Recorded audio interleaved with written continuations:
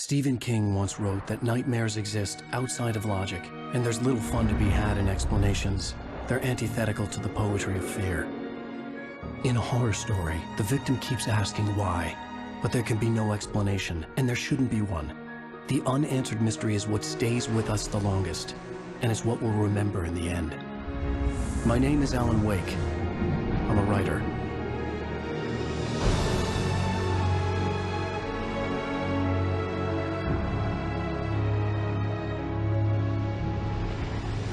I've always had a vivid imagination, but this dream unsettled me. It was wild and dark and weird, even by my standards. So yes, it began with a dream. Following a typical nightmare pattern, I was late, desperately trying to reach my destination, a lighthouse. For some urgent reason, I couldn't remember. I'd been driving too fast down a coastal road to get there.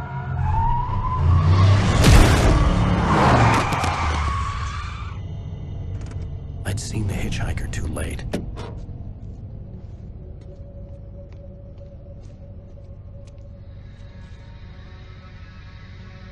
He was dead. I was convinced they'd put me in jail and I would never see Alice again.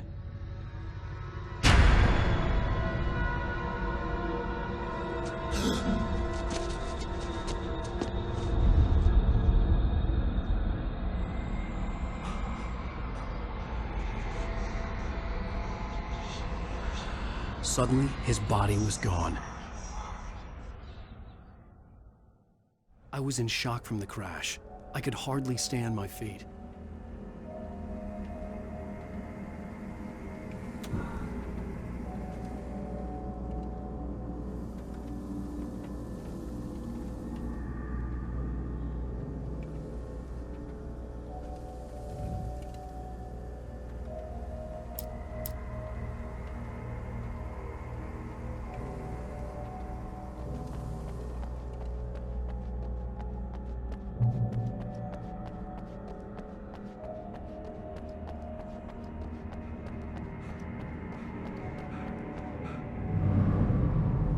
I had to go to the lighthouse. I knew there was something important waiting for me there.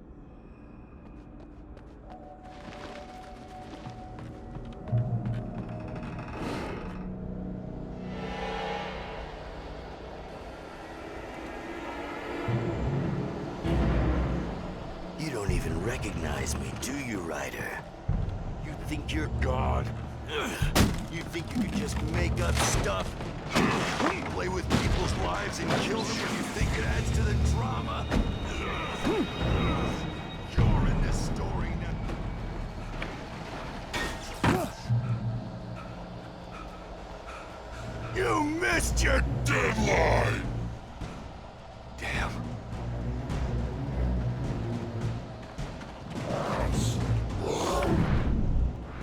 You can't stop me!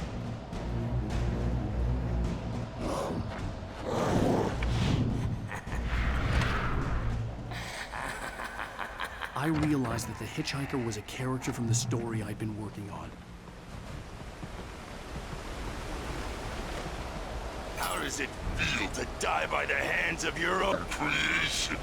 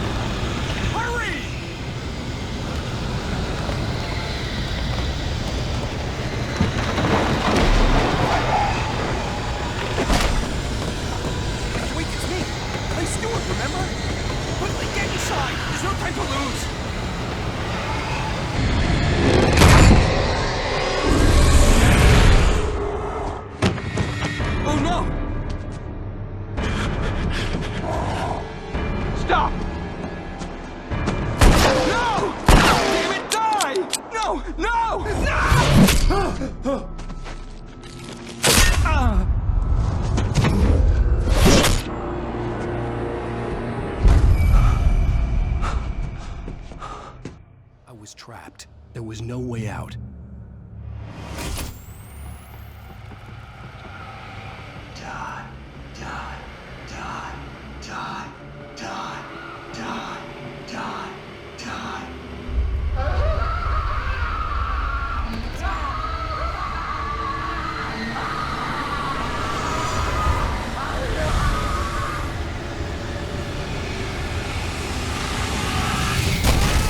The cabin was a death trap.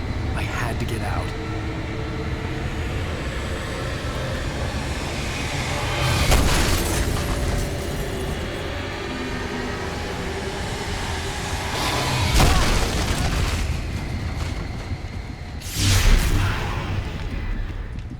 Follow the light.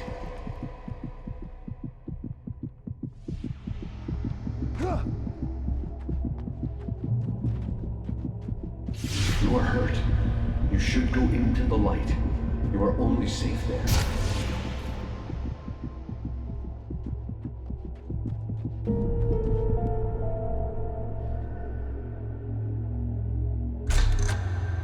Well done. I have something important to tell you. It goes like this. For he did not know that beyond the lake he called home lies a deeper, darker ocean green, where waves are both wilder and more serene. To its ports I've been. To its ports I've been. Do you understand? No. Follow my light.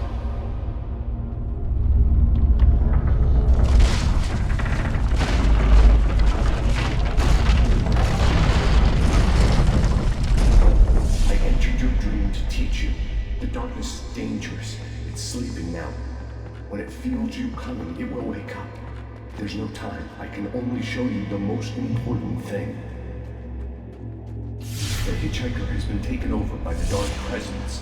You can't hurt him now. The darkness protects him from all harm. Only light can drive the darkness away and make him vulnerable again. Here, take the light. Turn your flashlight toward him and burn the darkness away.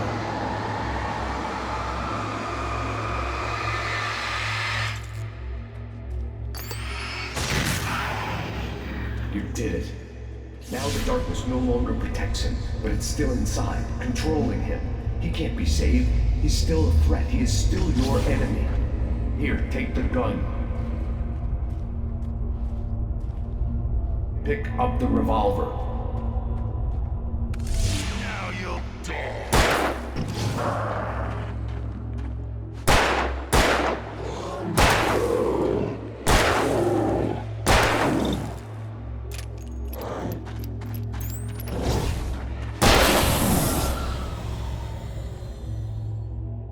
Good. You've done well. Remember what I've taught you. That is all. I will give you back your dream now. In the nightmare, a terrible darkness was taking over the world. The lighthouse was the last safe place on Earth.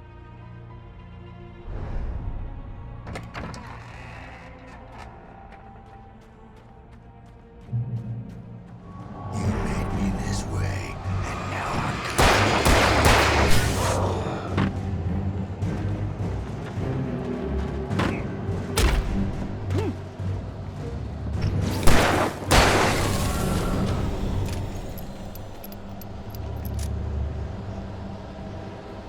This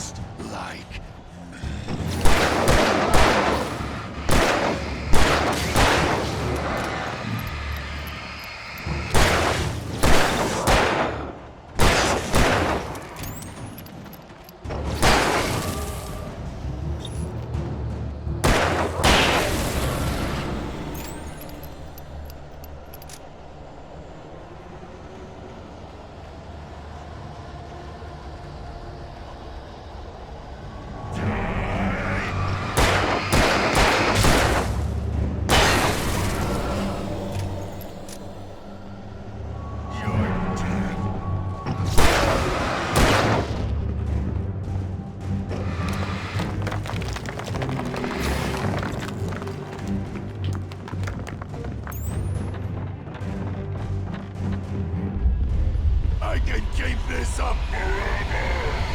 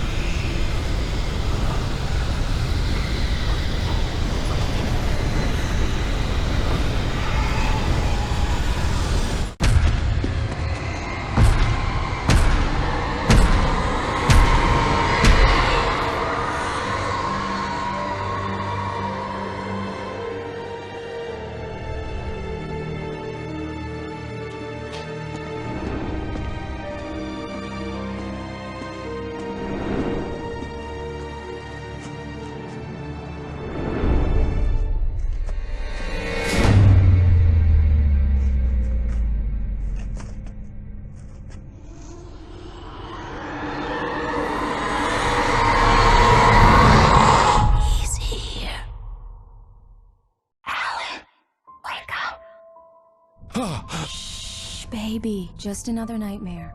Everything's fine. You dozed off. Right. Anything more than dozed off would be news for everyone. Cheer up, handsome. We're here.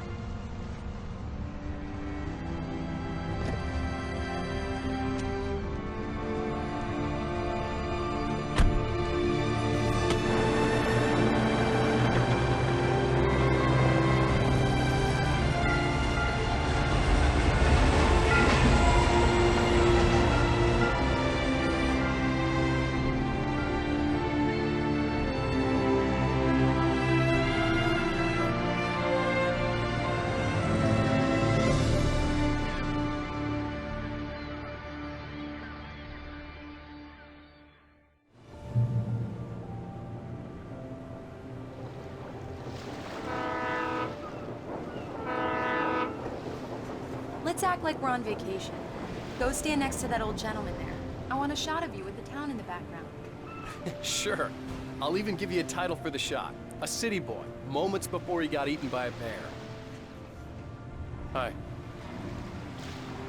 Hello there. You picked a good time to visit our town. Deerfest is just 2 weeks away. Deerfest, huh? Did you hear that, honey? You have a lovely wife. If you don't mind me saying. I'm Pat Maine, by the way. Nice to meet you. Yeah, I'm Alan Wake. I won't pretend I don't recognize a famous writer such as yourself, Mr. Wake. A pleasure. I'm an avid reader myself. I hope this isn't too presumptuous of me, but I'm the night host at the local radio station. Any chance I can get an interview? Look, Mr. Maine, I'm on vacation. In fact, I'd appreciate it if we could keep my being here just between the two of us. I'm sure you understand. Fair enough. You can trust me to be discreet. Not a hard man to track down if you change your mind, though. I hope you two have a lovely holiday.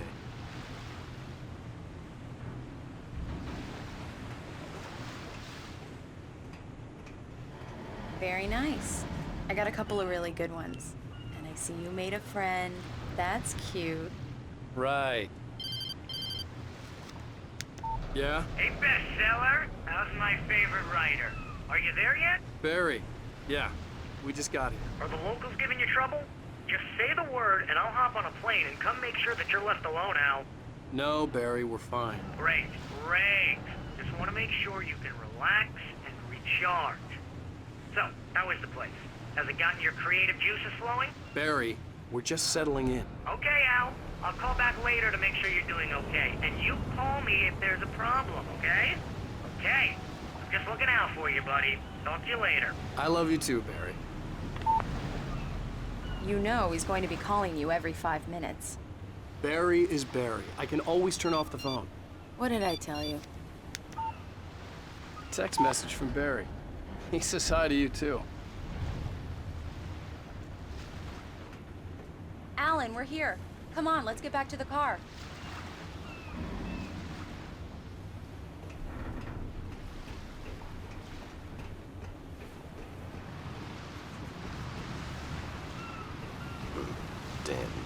please.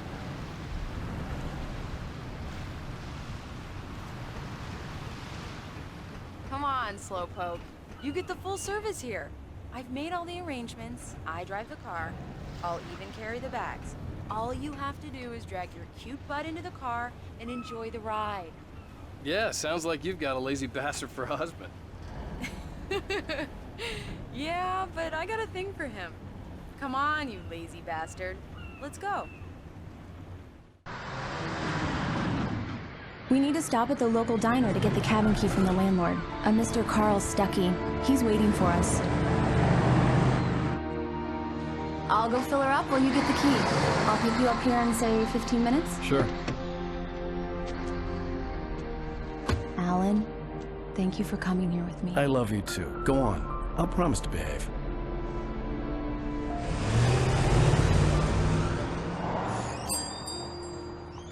I'd forgotten there were still places like this.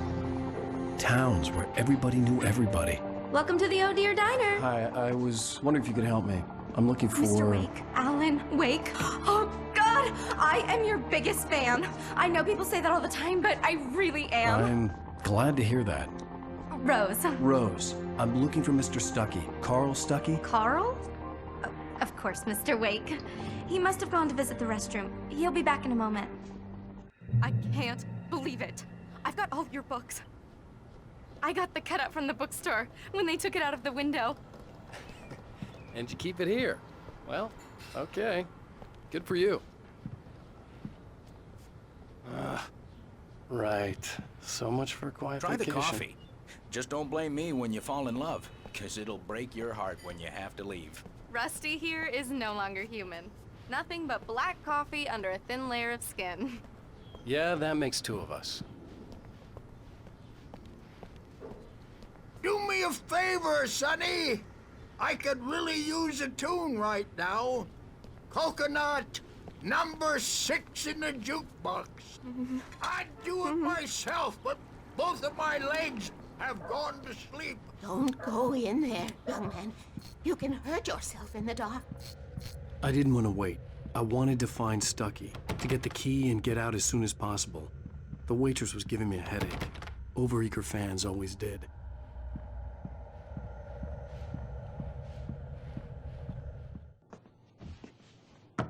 Hello? Mr. Stuckey? Carl couldn't make it. Unfortunately, he was taken ill. But I have the key for you and instructions on how to get to the lake. Okay. I wish you a good stay in my cabin. I'll come by later to check how you've settled in. And to meet your wife. I insist. Thanks.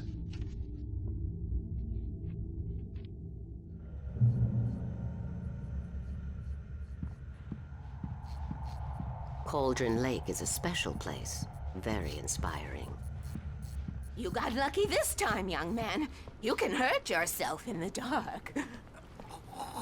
Even that sounds better than your singing. Are you all right? The Andersons, they're, local musicians. We're waiting for Dr. Hartman to come pick them up. They wandered off from his clinic at the Cauldron Lake Lodge. Bye, Mr. Wake. Mission accomplished. The key and the directions. My hero. I got some flashlights, just in case. Hey, wait! Mrs. Wake! Your keys!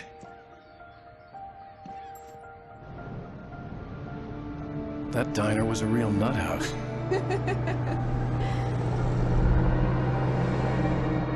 Can you believe this place? This would make a wonderful setting for a book. We're supposed to be on vacation, Alice. I'll figure it out when we get back home. Okay? Okay. We can talk about this later.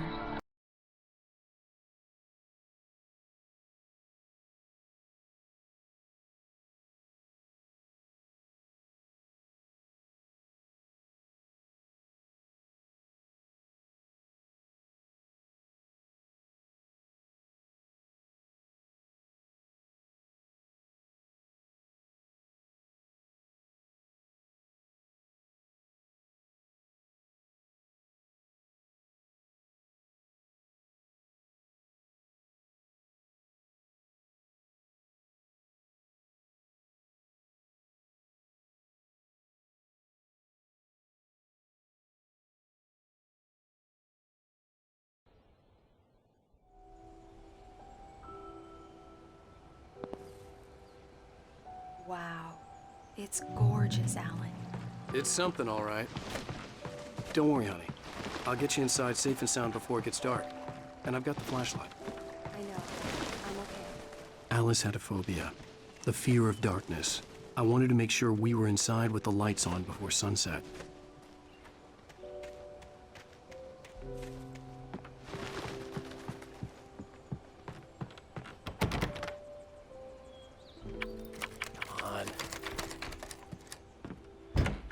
It's dark in there. We need lights. Can you figure out how to get the power on, honey? A shoebox filled with books by Thomas Zane sat on the shelf. I'd never heard of him before. Hello? Anyone here?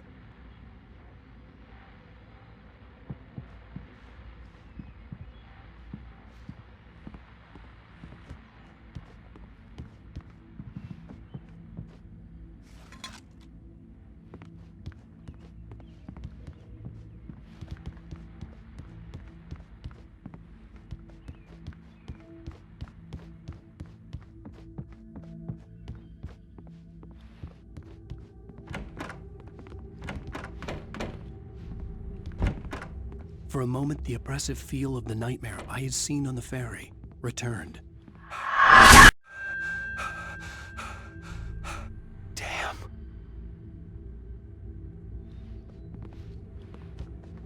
I needed to get the power running in the cabin. There had to be a fuse box or a generator somewhere on the island.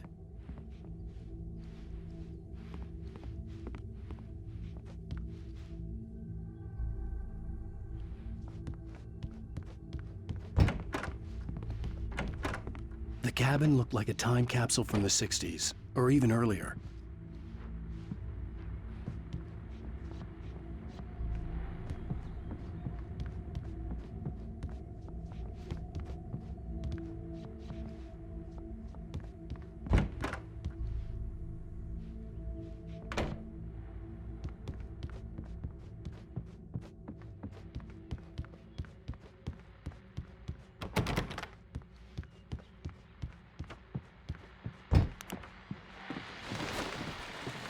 The Deer Fest guests have already started to arrive. Just ran into one on the ferry. A famous artist, no less than. We'll see if we can rope him into an interview later on. Now let's go to the phone.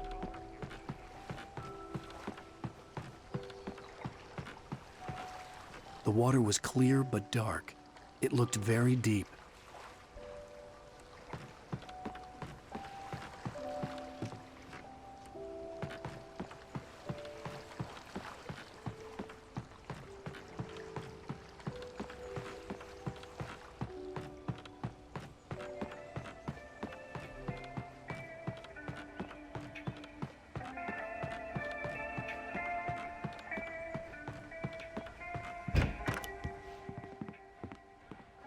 The power cable goes to that shed over there.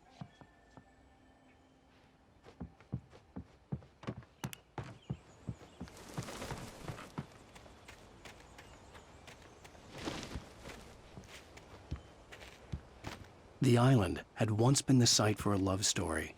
Maybe it would be that again. An old generator had been connected to the power cable.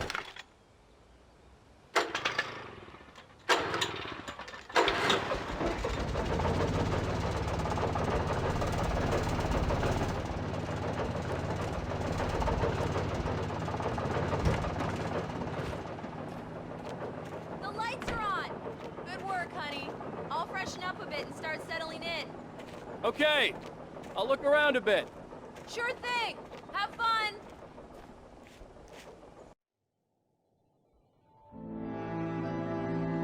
It was a beautiful place. I told myself I could rest here, sleep here, and forget about my work. I thought we could be happy here.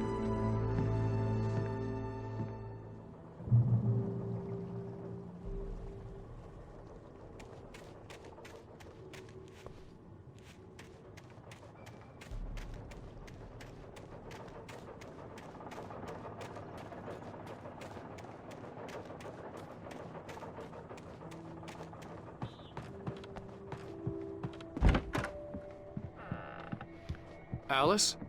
Honey?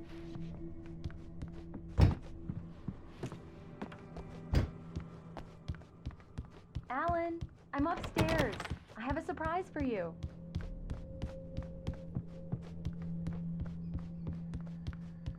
Well, hello there. I'm not the surprise. It's in the study. Go take a look. Okay.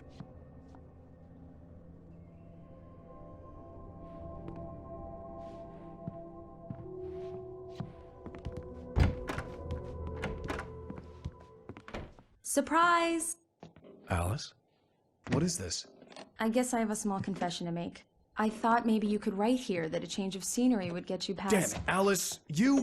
Everyone keeps— Hey, just hear me out! There's a local doctor, Dr. Hartman. I read a book of his. He has a private clinic here. He specializes in helping artists. Maybe— So now you want to get me committed? No! It's not like that. That's not— Alan?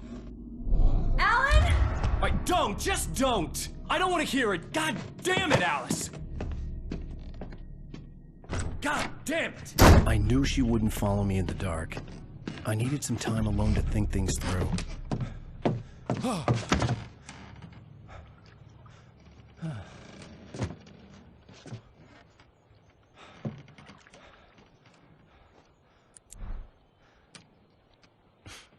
Damn it.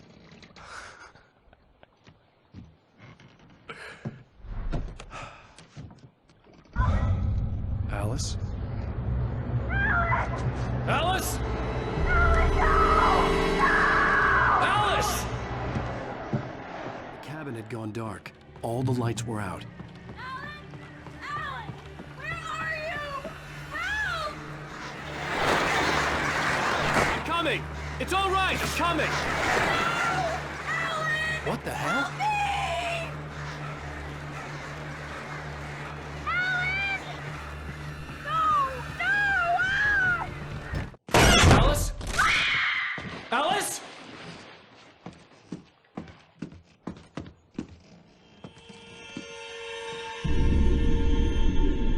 Oh no!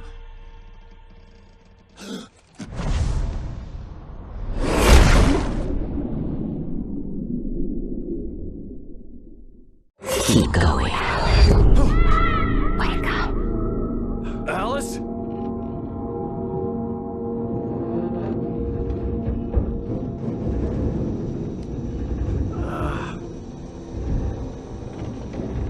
Waking up in the crashed car felt like I had woken from one nightmare and entered another. I couldn't remember how I got there. All I knew was that something terrible had happened to Alice. The phone was dead. I'd have to find help on foot.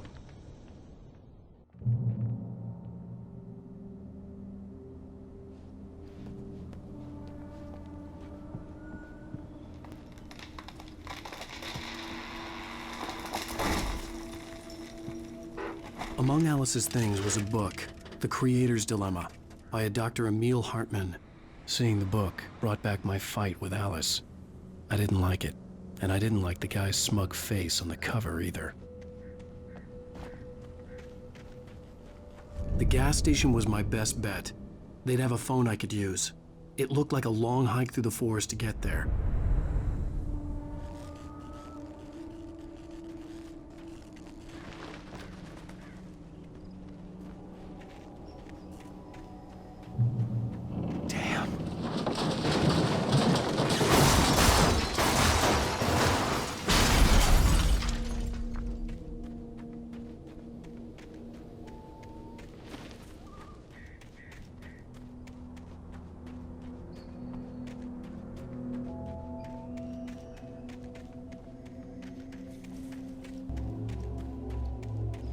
Hello? Hello? Is someone there?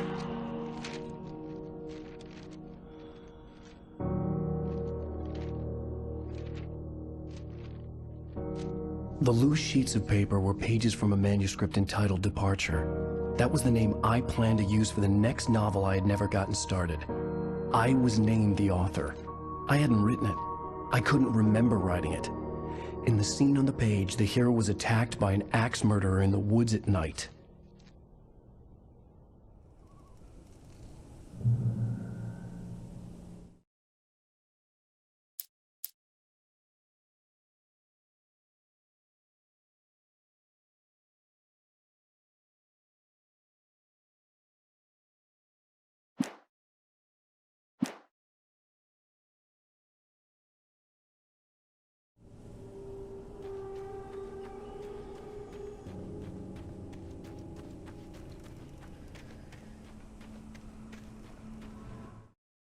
The man turned to face me.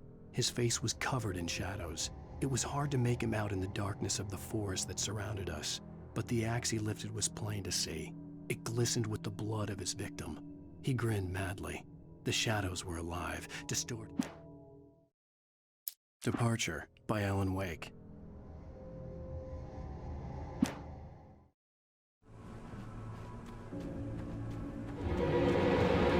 Anybody there? Please, I've been in an accident.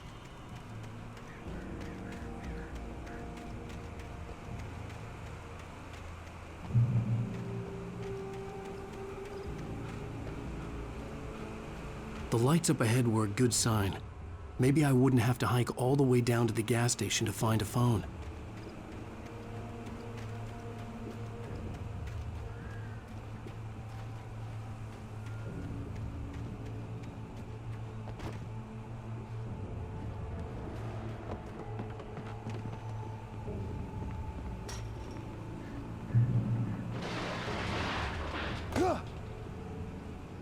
Anybody there?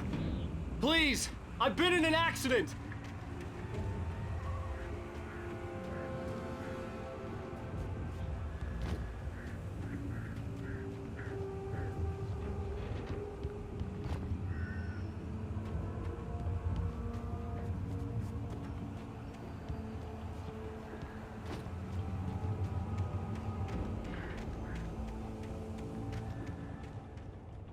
Hey!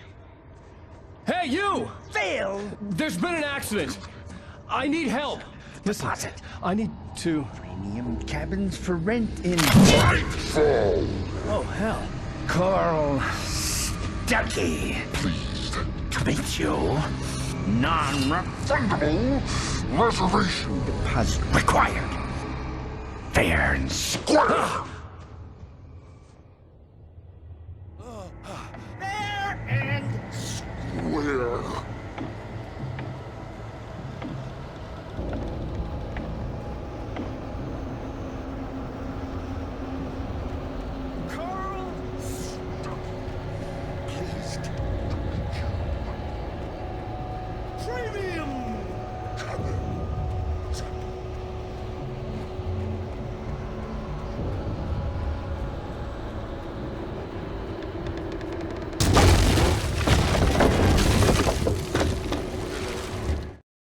The Taken stood before me. It was impossible to focus on it, as if it stood in a blind spot caused by a brain tumor and eye disease.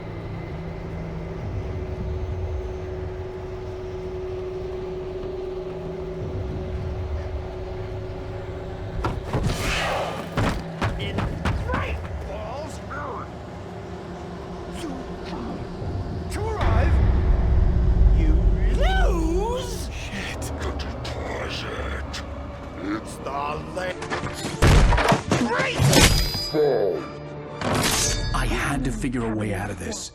Any second now, and Stucky would be knocking on the door with his axe like Nicholson in The Shining.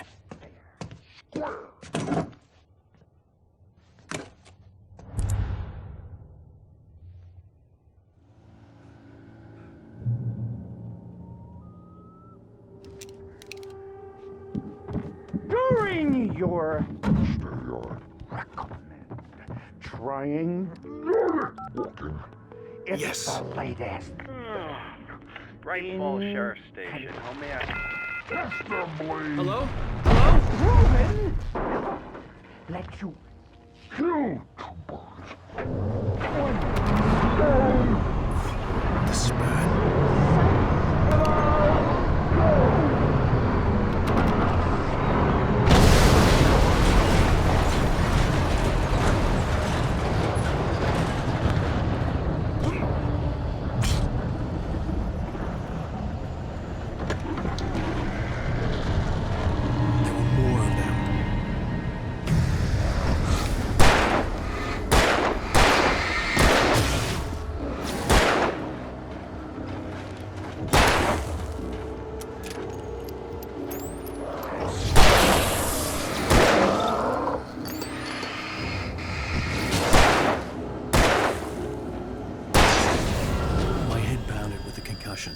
I'd never fired a gun outside a shooting range, and now I just killed someone.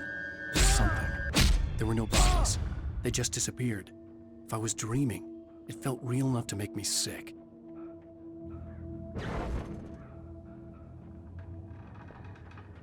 The dark forest was the last place I wanted to go, but I had no choice. I had to get to the gas station. It's rabbit season.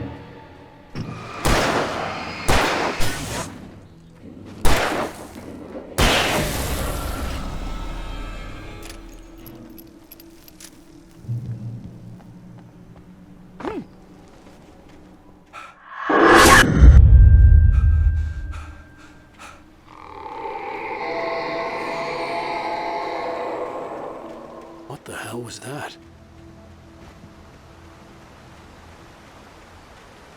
When I saw the river below, something uncoiled itself inside my head. I realized that I'd have to find a way across. I didn't even want to look at the water.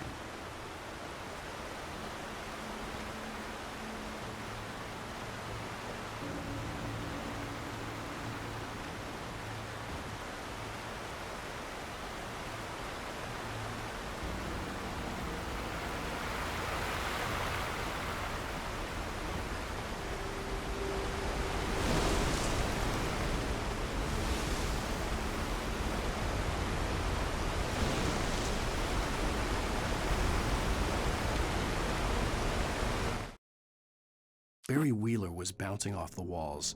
He jumped on a plane after his calls were ignored by both Al and Alice for several days. It could mean that they were...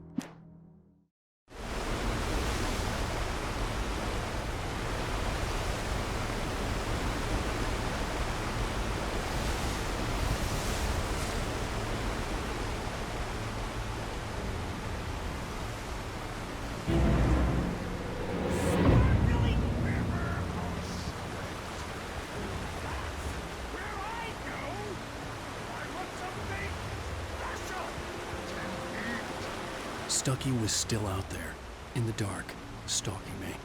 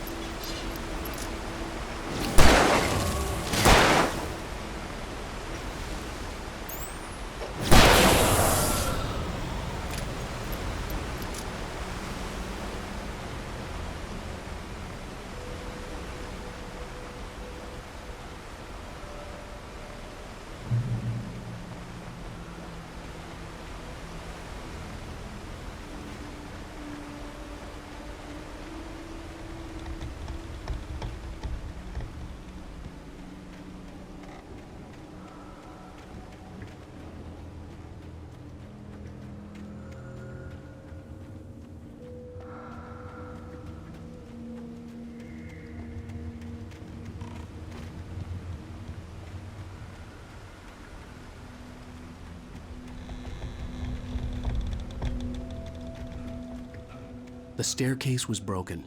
I had to make my way up some other way.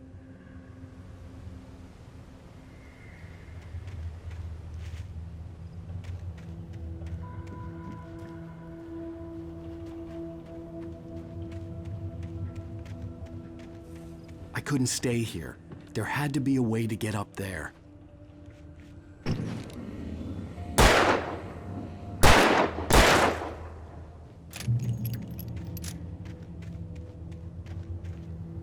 There was no power. There was bound to be a generator somewhere at the logging site.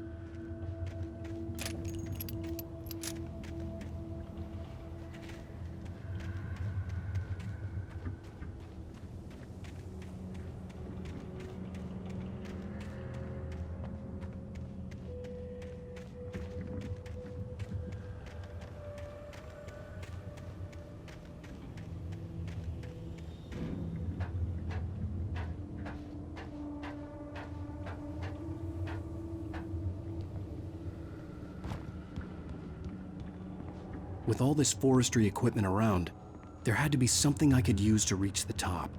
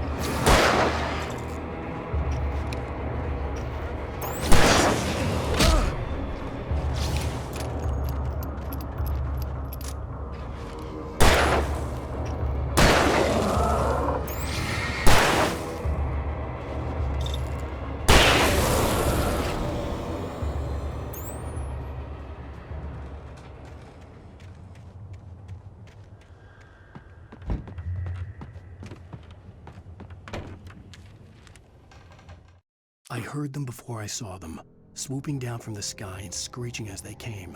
I spun around just as the cloud was upon me. For an instant,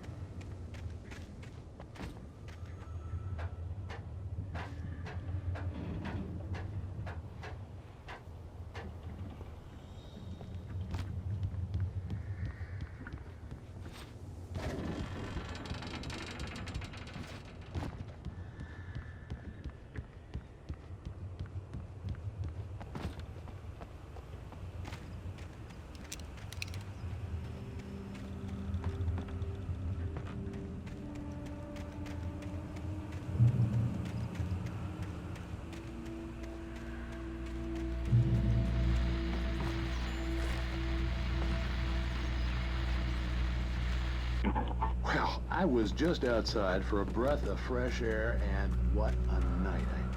I know most of you are probably in your beds by now, but if you still are...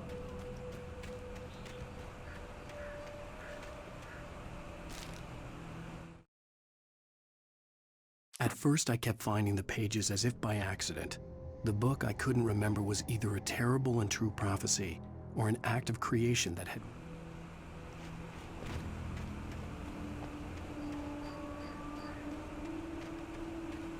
The gas station was closer now, its light welcoming in the darkness. Paul makes the best dogs in the state. Belly Burster is the best with no contest.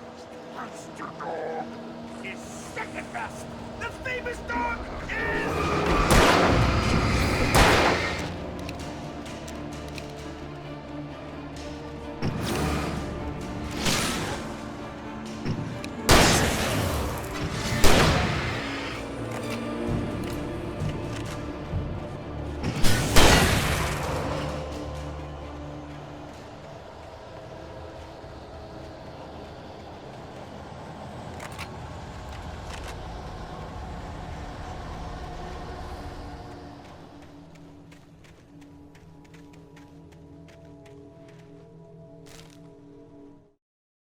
I stepped into the gas station's garage. It was dark and quiet. The place was a mess. It looked like someone trashed the place or that there'd been some kind of fight. Light spilled into the room through an open...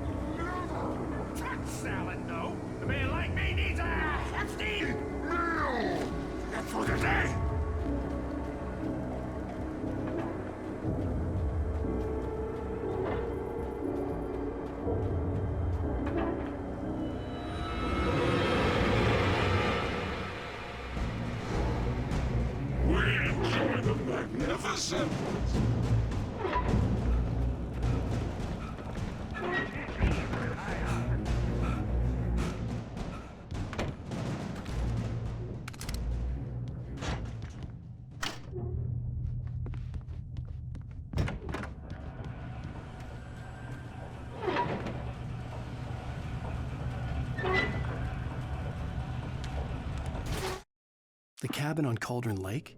She asked. The sheriff looked at me suspiciously. The early morning light flooded through the office windows.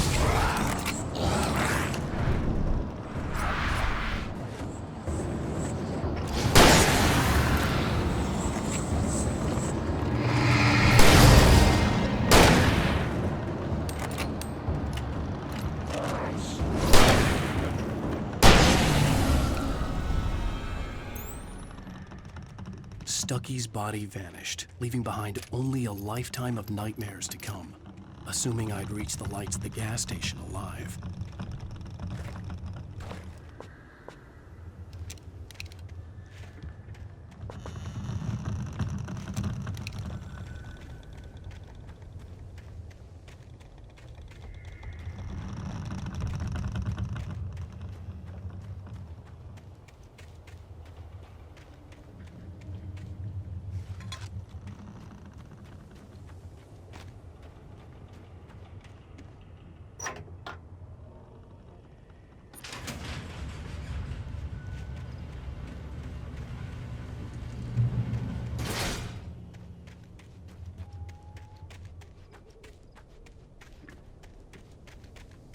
I recognized the parade float I had seen in Bright Falls when I first arrived with Alice.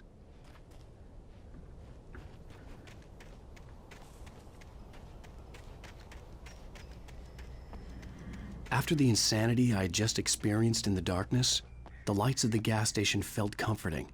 At least for a moment, the sane world reasserted itself.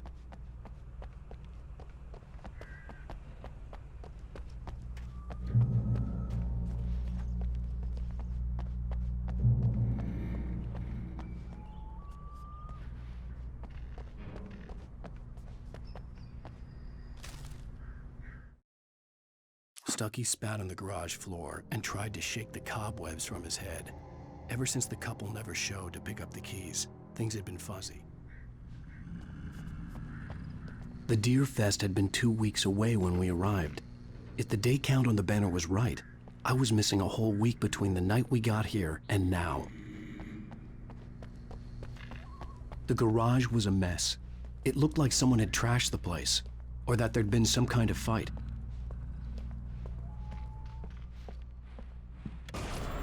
All right. I'll keep writing. Outside, there's only darkness. Outside the cabin, outside the story, there's only darkness. I can feel her presence in the dark. Just now, I could smell her perfume in the room. I'll reach her, I'll fix it up. I'll bring her back. The story will come true. If I stop, she's lost. I don't believe this. It'd been me on the TV, talking crazy. Was I losing my mind?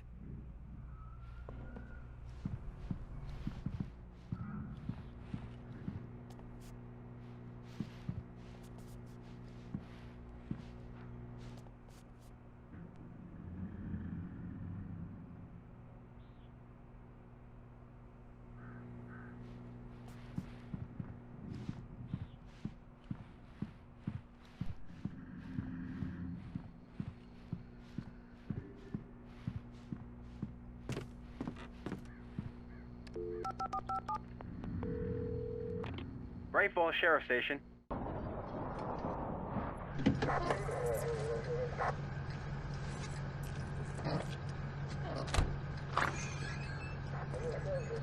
Oh, thank God, Sheriff. Sheriff Sarah Breaker.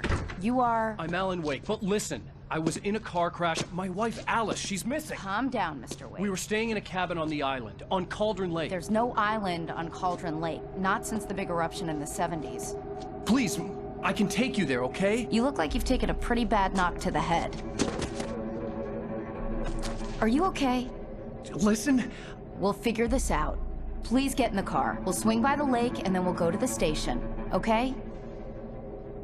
Mr. Wake, have you seen Stucky, the guy who owns this place? I realized I couldn't tell her what had happened in the forest. She wouldn't have believed me. And then she wouldn't have helped me with Alice.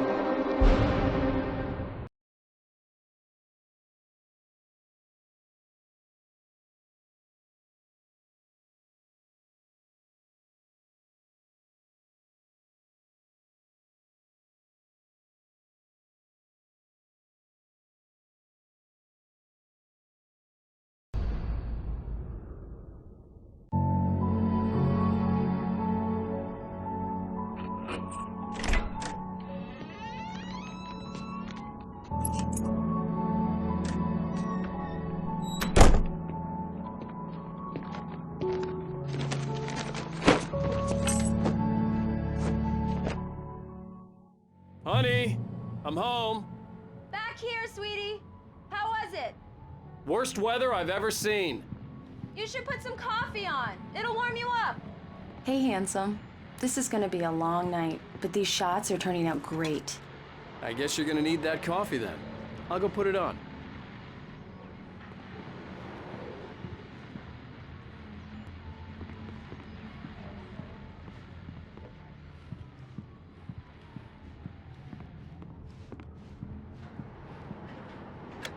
Coffee's on. Great, thanks. I'll need it if I'm gonna finish this by tomorrow.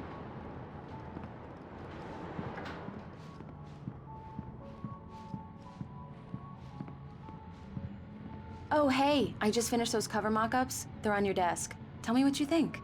No kidding. I didn't think you'd get them done this quickly. On occasion, I can perform all sorts of miracles, my dear. Oh, really?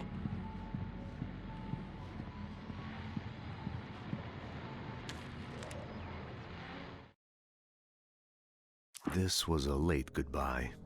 13 years after I'd gotten my revenge, it had finally caught up with me. It had been a long time to bear the pain. My blood painted the snow red.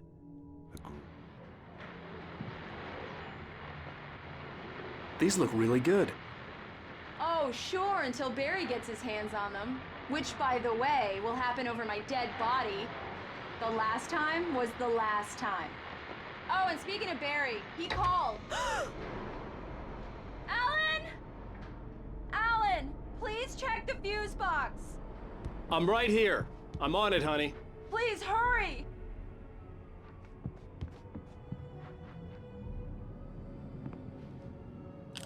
Honey, it's a power outage. I've got the flashlight. Okay. Hi. You okay? I'm sorry. It just really spooked me. Don't worry. We'll just break out the candles. I know it's stupid, but it's just... especially when I'm not prepared for it, you know? It gets to me.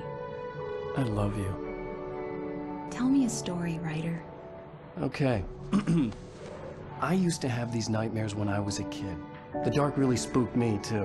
When it got really bad, my mom gave me this old light switch. She called it the clicker. The clicker, huh? Yeah. If I ever got scared of the dark, I could just flip the switch and a magic light would scare the monsters away. Oh, sure.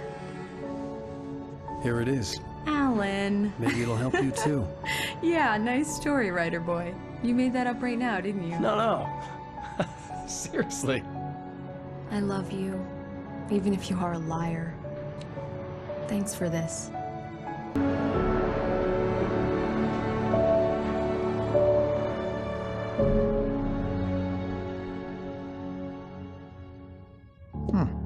How do you feel, Mr. Wake? Any nausea, disorientation, anything like that? Mr. Wake, how are you feeling? I'm okay. My head's fine. I had to lie about my headache and memory loss. He'd send me to a hospital for tests. I couldn't leave without Alice. Very well. I don't think you have a concussion, but you've obviously been through quite a shock. You should take it easy for a couple of days. Thanks. Well then, Mr. Wake, we're done here. If the pain gets any worse or you experience any other symptoms, you should come see me. I'll let you get on with it then. Sarah, Sheriff Breaker, is waiting for you. She's very good at her job. I'm sure she can locate your wife in no time.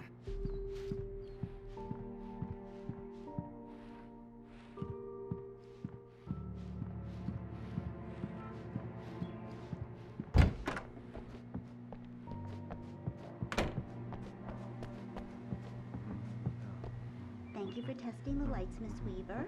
Everything seems to be fine. I don't have the luxury. Come in, Mr. Wake. Your phone's on the desk. The battery was dead. It's charged now. I'll be sure to take care of it, Miss Weaver. Have a nice day now. Have you started looking for my wife yet? My men are already on it. Now, can you tell me what happened? I'm not sure. I can't remember. We were arguing. I walked out of the cabin. The cabin on Cauldron Lake? How did you end up at Stucky's gas station? I wanted to tell her what had happened last night, but I couldn't. She'd lock me up. Excuse me. I need to take this. Hello? Alan, please help me. Alice? Stop talking to the law. You'll do exactly what I say if you ever want to see your wife again. Who is this? Go to the back lot. There's a hole in the fence on the left. Look inside the junker. I left a little something there to convince you we're all on the same page here. After you ditch the cops, you're gonna meet me in Elderwood National Park. There's a spot called Mr. Wake, can I help you with anything? Midnight. Don't do nothing stupid, pal. We're watching you. I need to get some air. The sheriff said I could go out back. Of course, Mr. Wake. You can get there through the cell corridor. It's Mulligan here. I'm at Stucky's gas station with Thornton. There's no sign of him. Oh, wait. Yeah, this is Thornton. Alice looked through the viewfinder, lining up the shot. Cauldron Lake was breathtaking. Something caught her eye. A figure standing in the shadows behind the cabin, like a thin woman in a black dress. She looked. Look, we've located the brake float. It's here. That's Damn the it! goods, right? I don't want to be alone in here! Hey! I never said that. I never said I Hey! Hey, mister! Hey, can you turn the lights on? The deputies, they don't understand. They won't listen to me. In spite of its human mask, to describe the dark presence as intelligent would have implied human qualities on something decidedly inhuman. Nonetheless, it found the one spot in the diner that was dark enough. Some light. I need it to be bright in here. Hey! Hey! The early morning light hurt my eyes and made my head ache. The man on the phone had said, "Go through the fence on the left."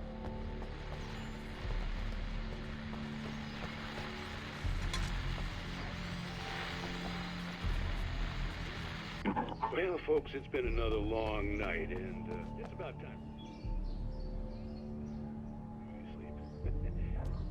Just one more item before I go. It's been a busy night for the sheriff's department. We've had a few broken windows, even a report of shots on Main Street. Deputies Mulligan and Thornton.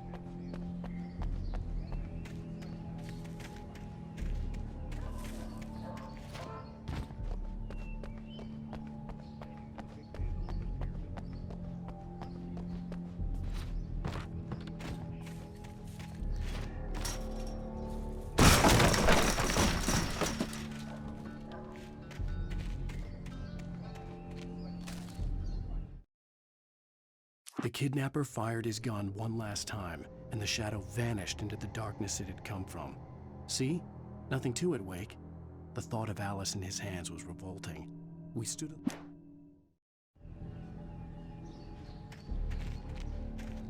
The caller had told me to find a hole in the fence behind the police station. There was something for me in an abandoned car. Alice's driver's license had been placed on the front seat. The caller meant business.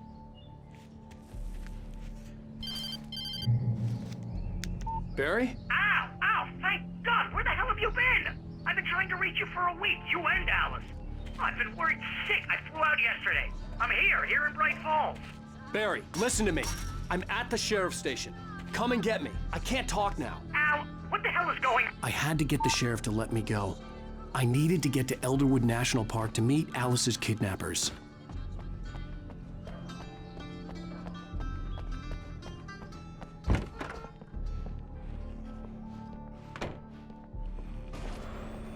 A writer is a light that reveals the world of his story from darkness, shapes it from nothingness. The way a sculptor carves a statue from a block of granite. If I stop, the world I'm making dies. Darkness will reclaim it. It's a long, hard journey into the... Marvelous, Sarah. I just wanted to settle all the damage the Anderson brothers might have inadvertently caused on their recent and regrettable little outing. They are not accountable for their actions, of course. Are you feeling any better, Mr. Wake? I'd like to leave. Am I free to go? Well, we still need to talk about... Am I under arrest? No, of course not.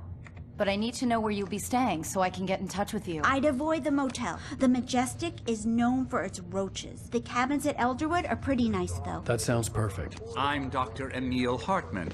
I'd like to invite you to stay at Cauldron Lake Lodge. Did you talk to my wife? I had the pleasure of discussing your situation with her on several occasions. Did you set something up with her? I invited her here. My clinic is a place where... Oh! Hey! Oh, my! Take it easy. Hey, nobody move! Get your hands off of my client! Who are you? I'm Barry Wheeler, his agent. If you have business with Mr. Wake, you talk to me. You yokels won't know what hit you once I sick my lawyers on your asses. No harm done, Sarah. I'm all right. I don't want to press charges. Mr. Wake, my offer still stands. Get me out of here. What the hell was that about, Al?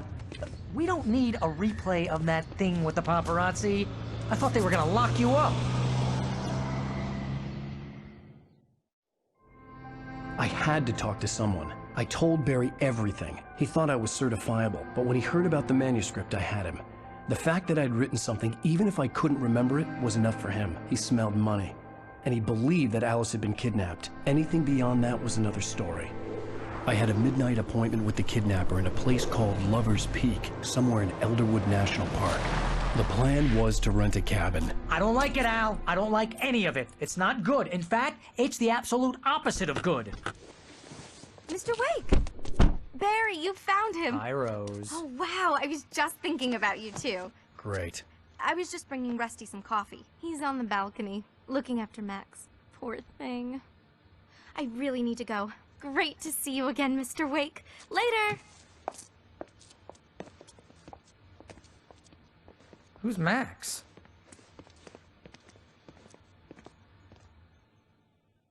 What an airhead. Jeez, Mr. Takes a swing at everybody. This is not her fault. She's a very nice girl and, more importantly, a fan. She even has a fan site dedicated to you. And she was very helpful when I was looking for you. Seriously, Al, what you were saying in the car, just listen to yourself. What, you shot a guy and his body just disappeared? When was the last time you slept? What, are you high? Have you been drinking?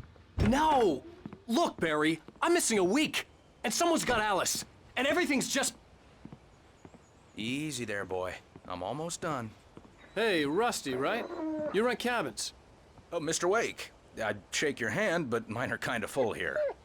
Actually, I'm sorry about this. Would you mind grabbing the registration form from the desk? It's just across from Bucktooth Charlie. Okay, sure. What happened? Crazy poachers. Max here got his foot caught in a trap. They're illegal to use here. Hell, you're not supposed to hunt within the park at all. But that doesn't stop some lowlifes. Well, at least Max is gonna be okay. He got lucky.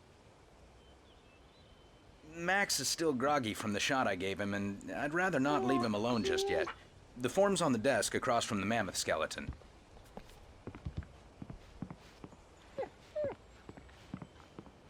Okay, boy, we're almost done here. Do you understand what it sounds like when you say stuff like that?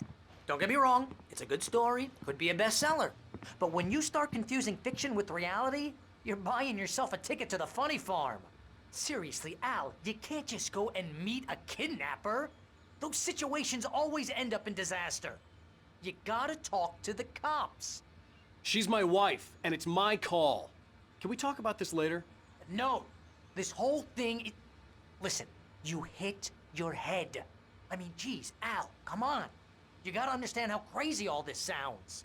If you're trying to pull a joke on me, freak me out, it's working. Ha ha, let's have a laugh on Barry. Well, you had me going there real funny, Al. You can quit it now.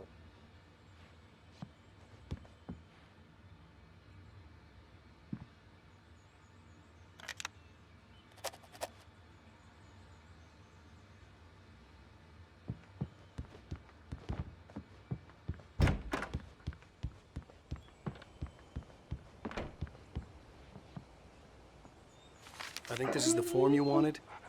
And here are the keys. Okay, you're all set, Mr. Wake. Glad to have you staying here. Thanks.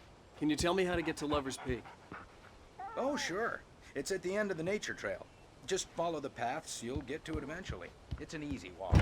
Nice Look, spot, Al, too. You're asking me to believe that you shot a dude who went poof into thin air, a guy who was bulletproof.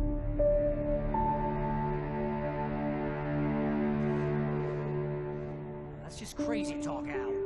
Al? Al? We should go to the sheriff or call the FBI. Damn it, Barry, they'll kill her! This is not a goddamn debate, Barry. I'm going to Lover's Peak.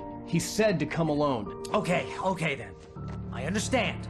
But you're my best friend, and I'm worried that you're not right in the head. Tell me what to do to help, and I'll do it. You stay here, and if I'm not back by morning, call the cavalry. Achoo! Just be careful with the natives, Al. These yokels are dangerous. Everybody hates a tourist, or it'll be Deliverance all over again. Achoo!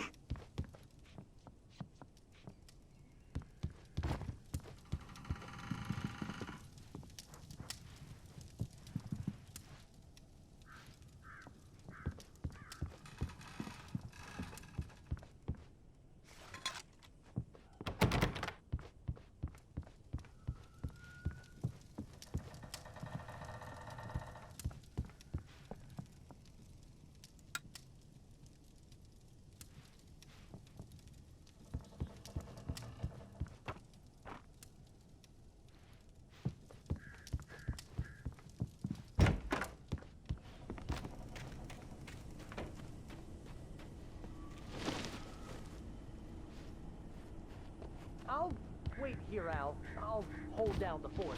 I'll be with you in spirit every step of the way, Al. Locking the door now.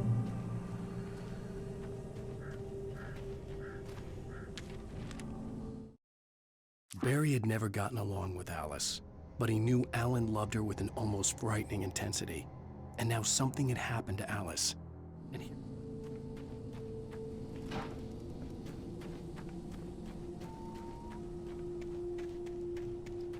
I knew I should have gone to the cops. This wasn't the smartest thing I'd ever done, but I was still angry with Barry for trying to talk me out of it. These people had called me right in the sheriff's station. The cops wouldn't scare them, and they had Alice.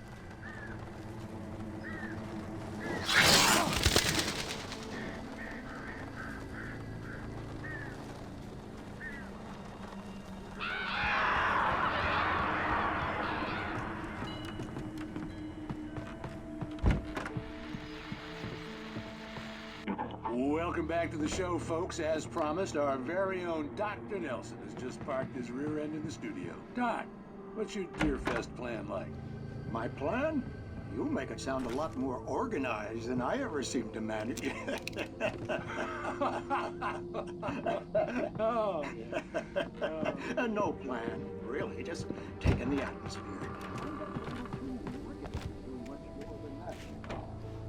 Tell me about it.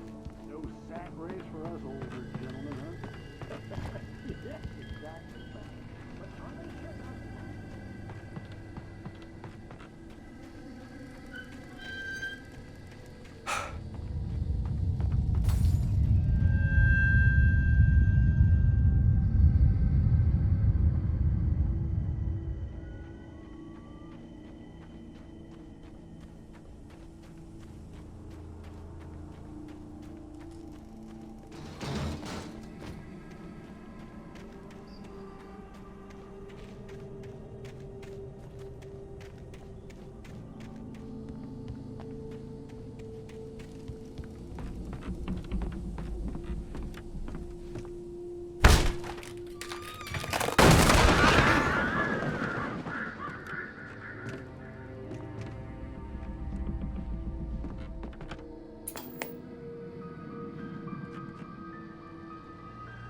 Crime and punishment.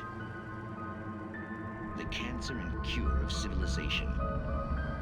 But some crimes are impossible to punish, especially in Night Springs. Tonight's episode, The Man in the Mirror.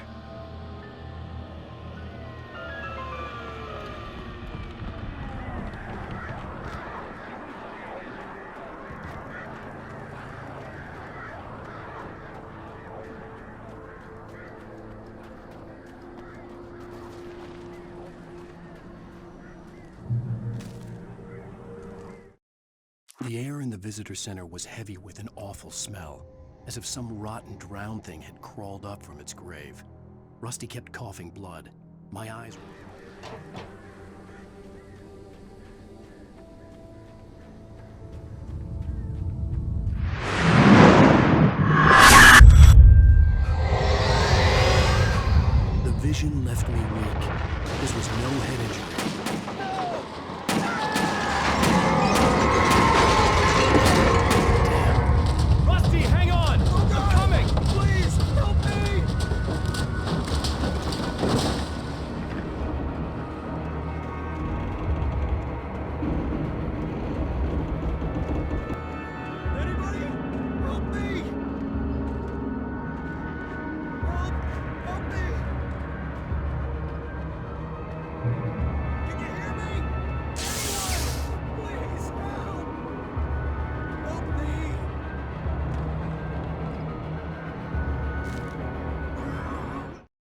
The visitor center was sturdy, but the impact turned the front of the building into splinters. Rusty was thrown across the lobby like a rag doll and hit the far wall hard. The ranger's office was locked. I'd need a key to get in.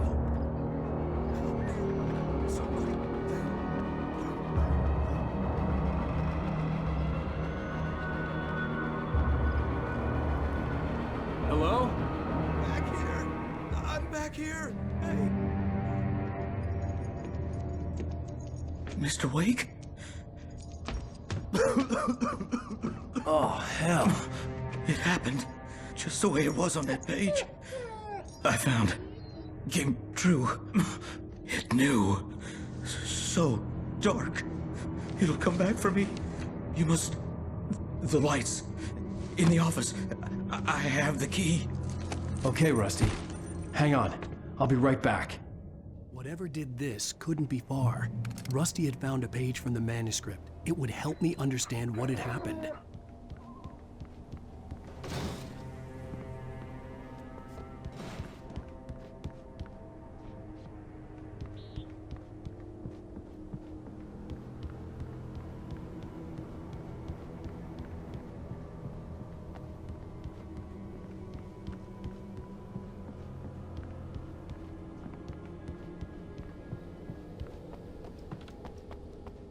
The only way to make sure that Rusty was safe was to get the power running and the lights back on.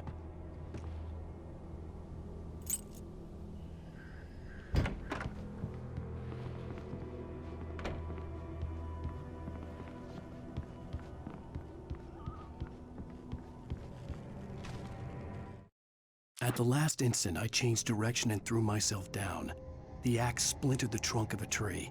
I stumbled into the pool of bright light. My lungs...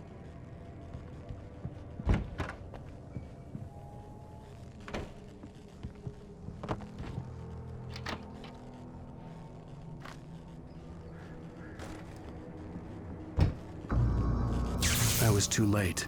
Someone had destroyed the circuit breaker. There was no way to get the lights back on.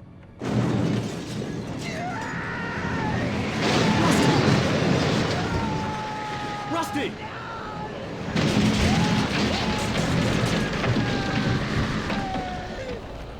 The ground was covered with oily patches that looked like liquid darkness. I just need my licenses.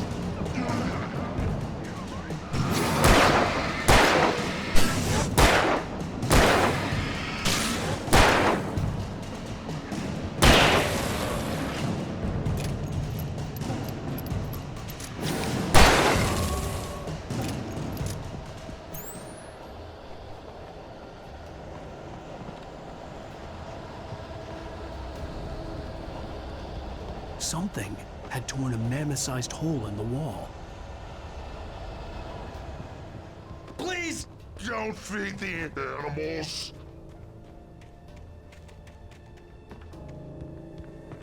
Fishing is only permitted for those visitors who purchase a park fishing license. Obey! Ranger's instructions. At all times. No! Never! Two bears and wolves never approach any other wildlife closer than 25 yards.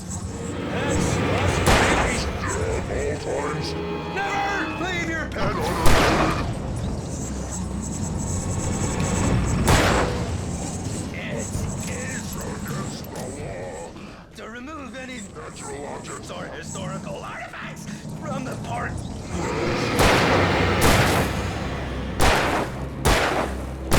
This includes even rocks. You may Find along the river. or even simple berries.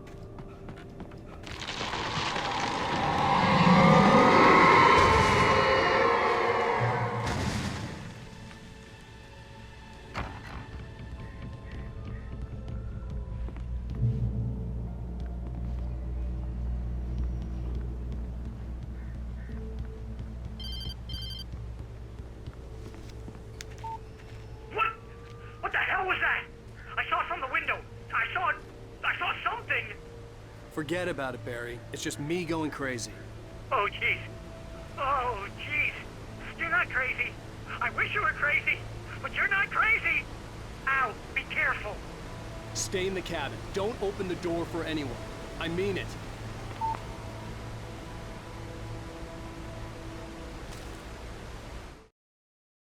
In that last instant of consciousness, Rusty thought about Rose. He was older than she was. Rose was barely out of her teens, but she made him feel young and forget what a train wreck his long-dead marriage had been. He still wore the ring.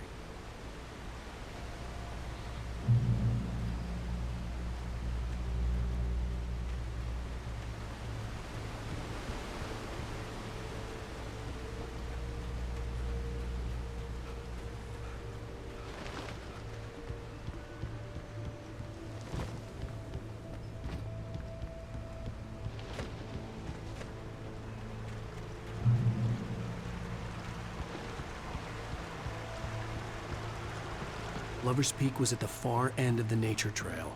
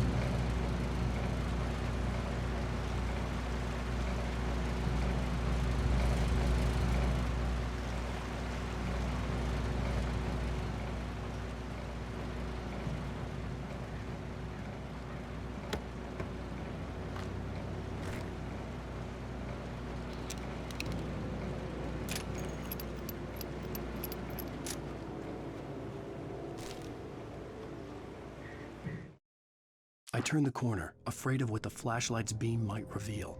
Suddenly, a roughly painted symbol of a torch glowed in the light. Behind it, hidden by a rock, sat a battered metal trunk. It was here for a reason, packed with supplies.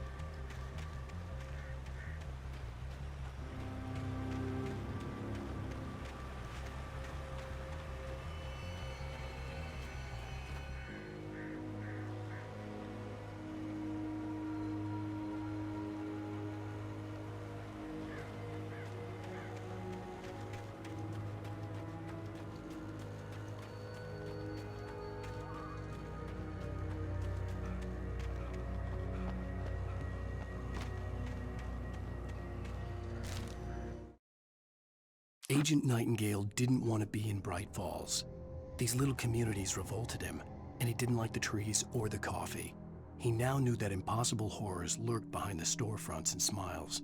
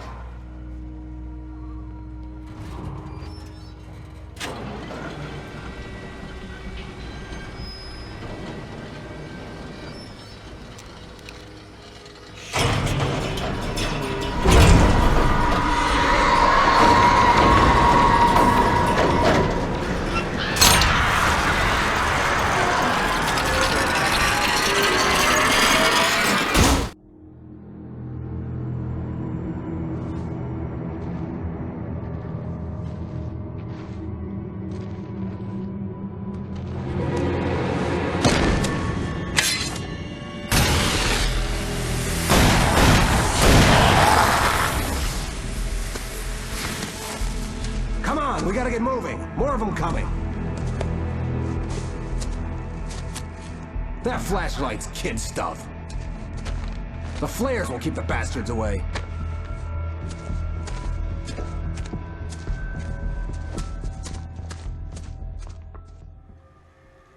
You can see them too? Hell, of course I see them. Come on, we gotta move. Why? Because that's the way the story goes. Yeah, but... Let's move! I lost my gun back there. Oh, I've got a gun.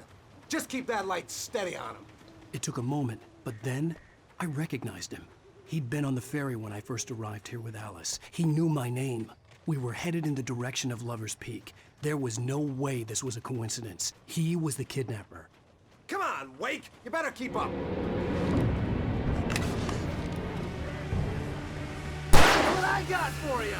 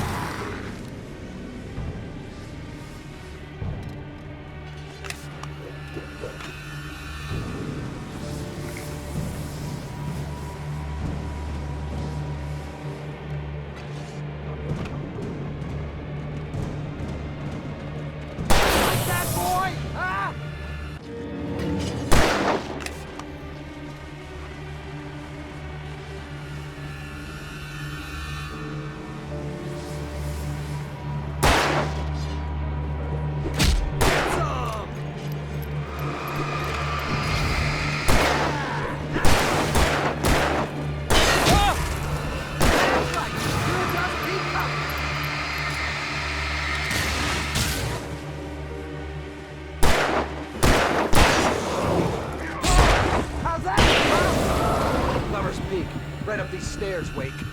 Use the flares from the emergency box to hold them off while I get these boards off. Give me the gun. Yeah, no can do, Wake. Are you kidding? Give me the gun! No time for back talk. Hold them off, damn it!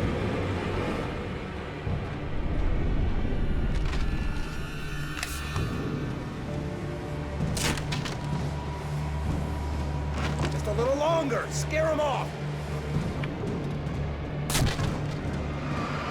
Get some light on those bastards. That'll keep them off us.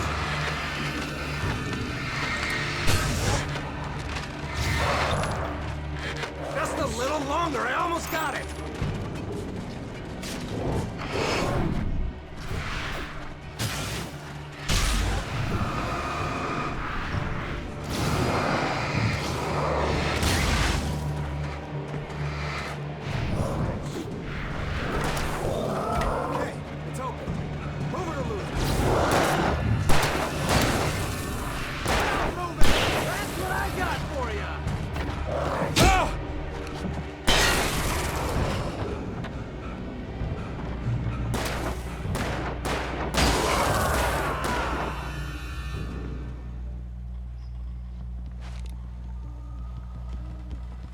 Oh, you feeling better now, Wake? All cozy and safe.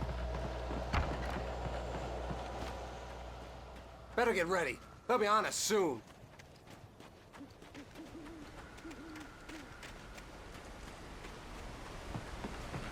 This is it, Wake. The last stand. There's more flares here. Get ready. We fight them as long as they keep coming. Give me the goddamn gun! They're coming! That's not how this goes. Get with the program, Wake.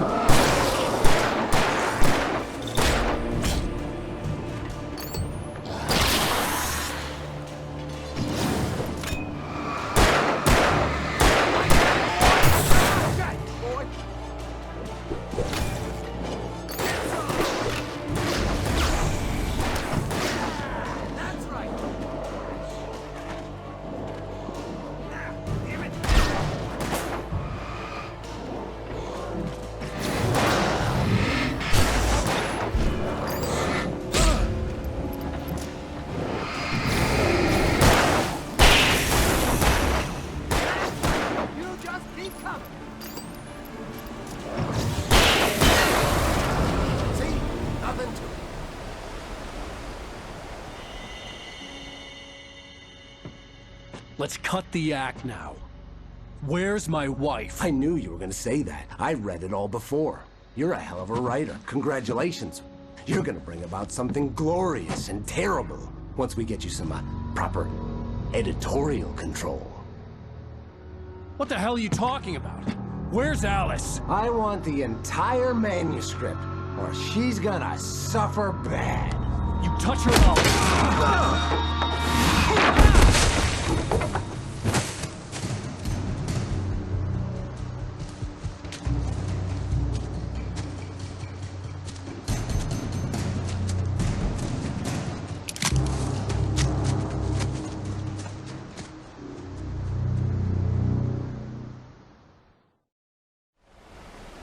You're gonna give me the manuscript or you'll be sorry. No! Come back here! I swear I'll kill you if you hurt Alice! Do you hear me?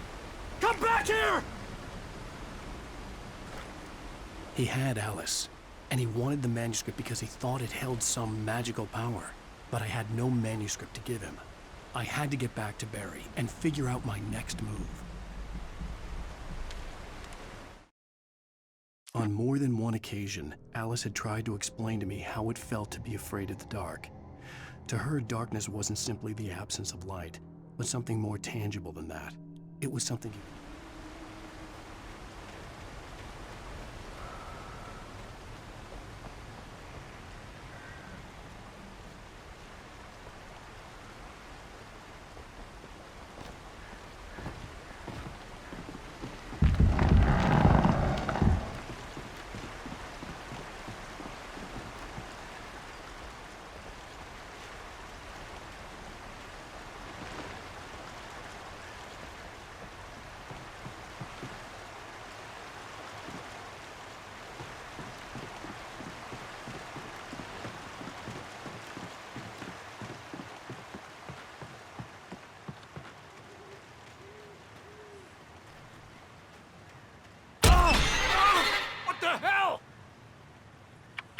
Rusty had warned me about these traps. It hurt like hell. I was stuck.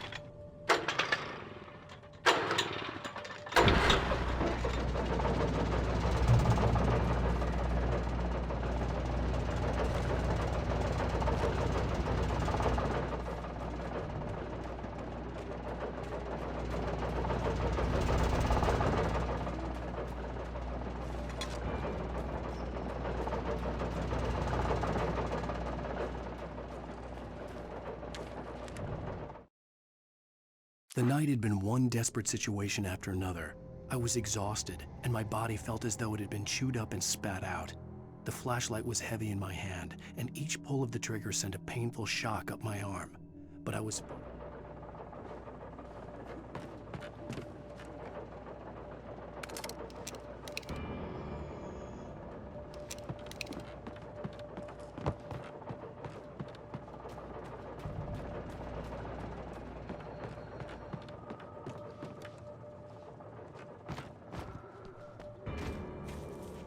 I had heard the plane fall. It made no sense. It was clear that it had just fallen here, but it was very old and obviously hadn't flown in decades. Looking at it sent a shiver down my spine.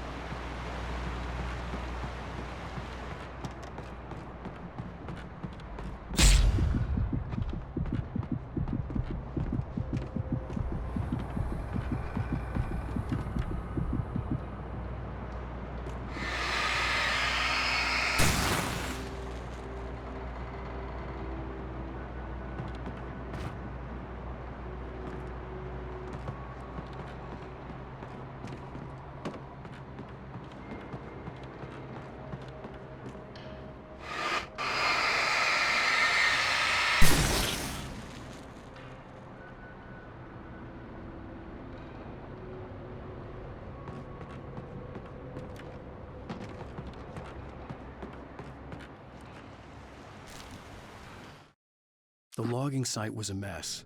The modular office had been pushed off the cliff. Deputy Thornton climbed up from the wreckage excited, breathing hard from the exertion. Nobody...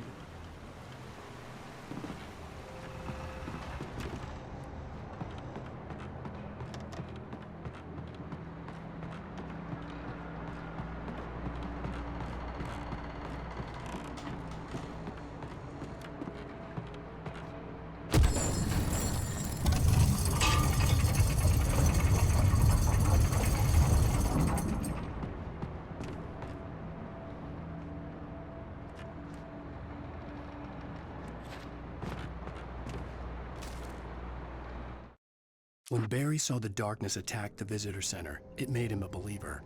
The men Al said he'd shot, they hadn't been just locals on crank. Somehow the world had changed, like the channel had been switched without warning. You think you're watching...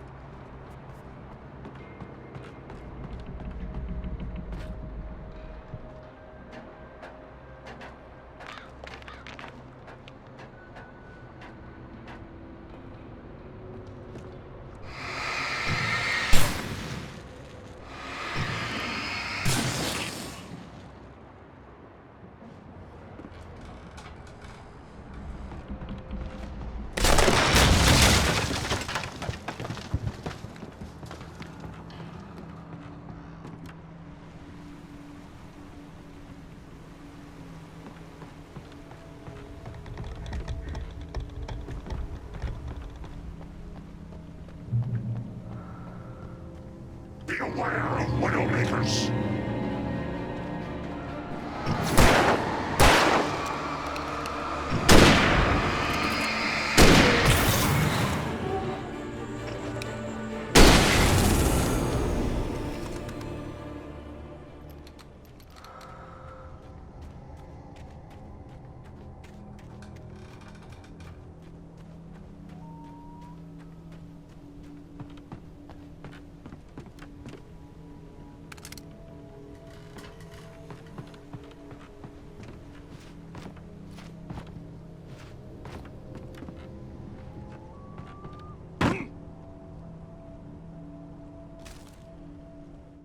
Shadows stirred and the wind picked up as I ran through the forest. I felt the dark presence turning its gaze toward me. Then the moonlight was blotted out by dark shadows that raced above.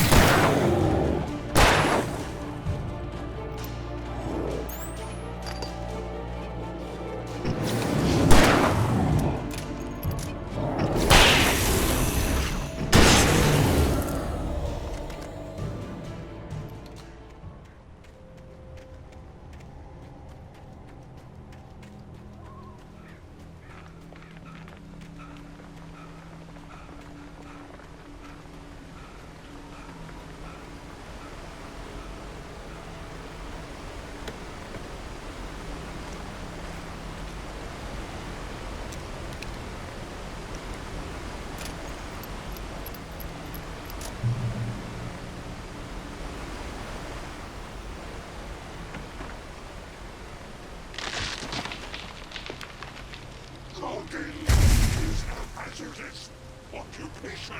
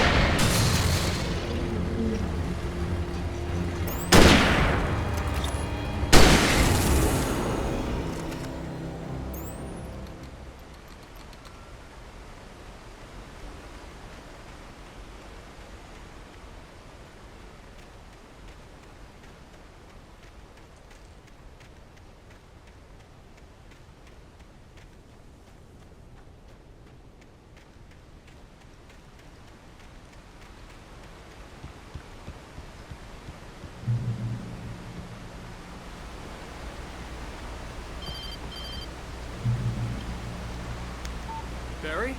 Ow! The porch is covered with birds. They've got all Hitchcock on me. Stay out of sight. I'm on my way. Don't open the door. What, am I crazy? Stay hidden. I'll be there soon. Just make sure you keep the lights on.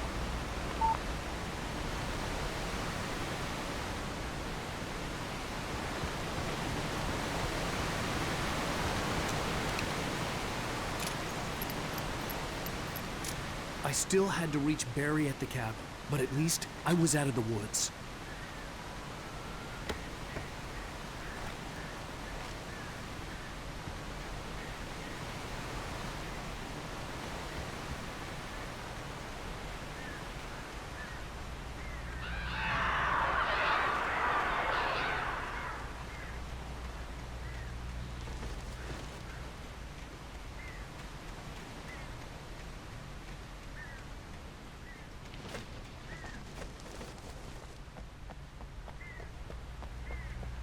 I'd have to get the car from the locked garage. It would get me back to Barry faster, and the headlights were a welcome bonus.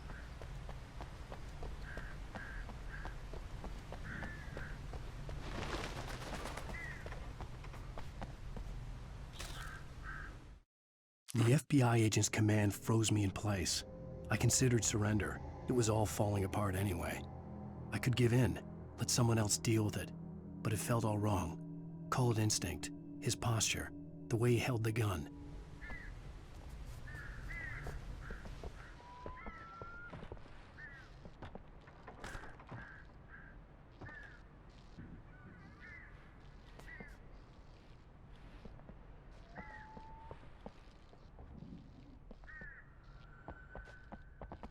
I had to find the key to the garage.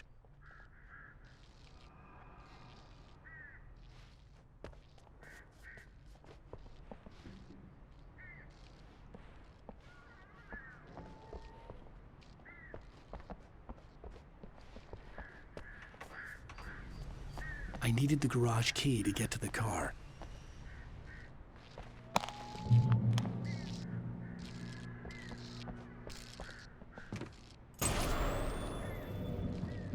A story is not a machine that does what you tell it.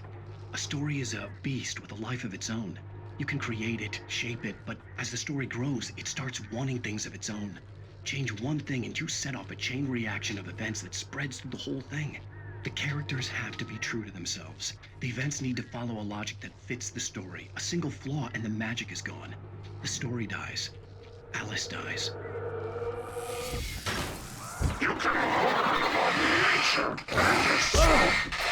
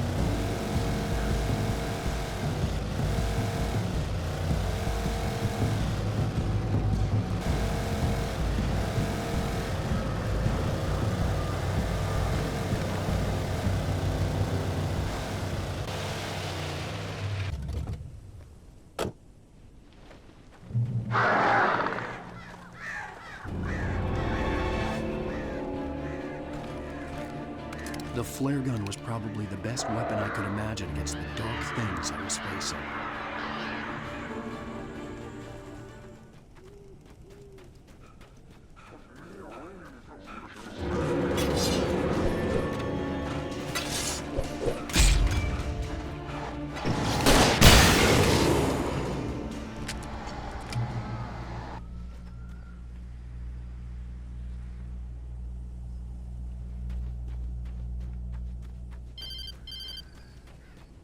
It was the kidnapper.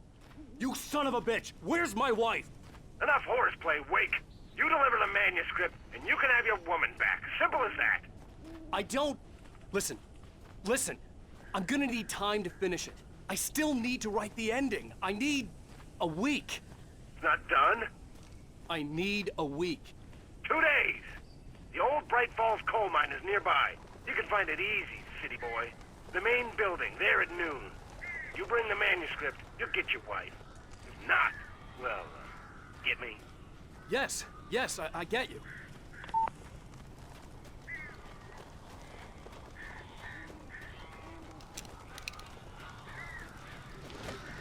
Barry had talked about birds over the phone.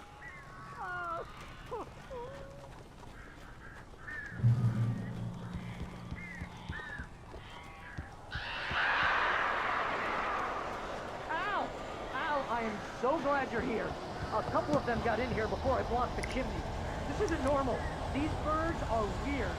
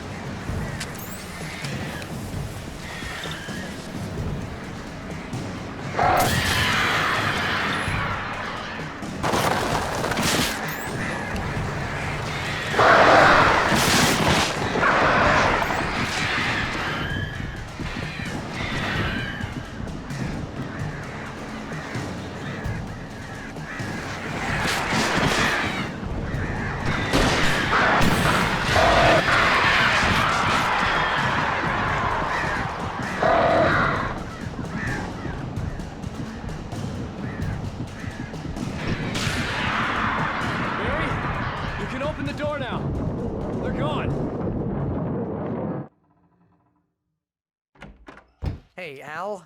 I'm sorry for thinking you were having a psychotic episode, man. I sent Barry to the town to ask around about a man fitting the kidnapper's description. He'd go through the archives of the local paper. Perhaps he could learn something. Anything about the island and the cabin that had disappeared. The man wanted a manuscript. I had to try to write him one to get Alice back.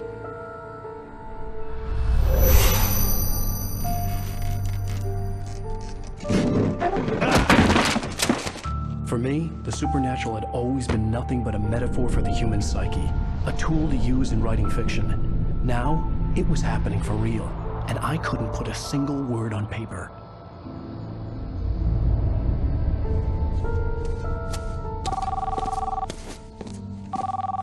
Barry Wheeler speaking. This is Rose. Rose? I found Mr. Wake's pages. Oh, you sweet, brilliant girl. Could you and Mr. Wake come get them? I live in the trailer park outside the town. We'll be there in less than an hour. Bye now. See you soon. Have a great day. Hope you come back soon. Welcome to the Oh Dear Diner. Good girl.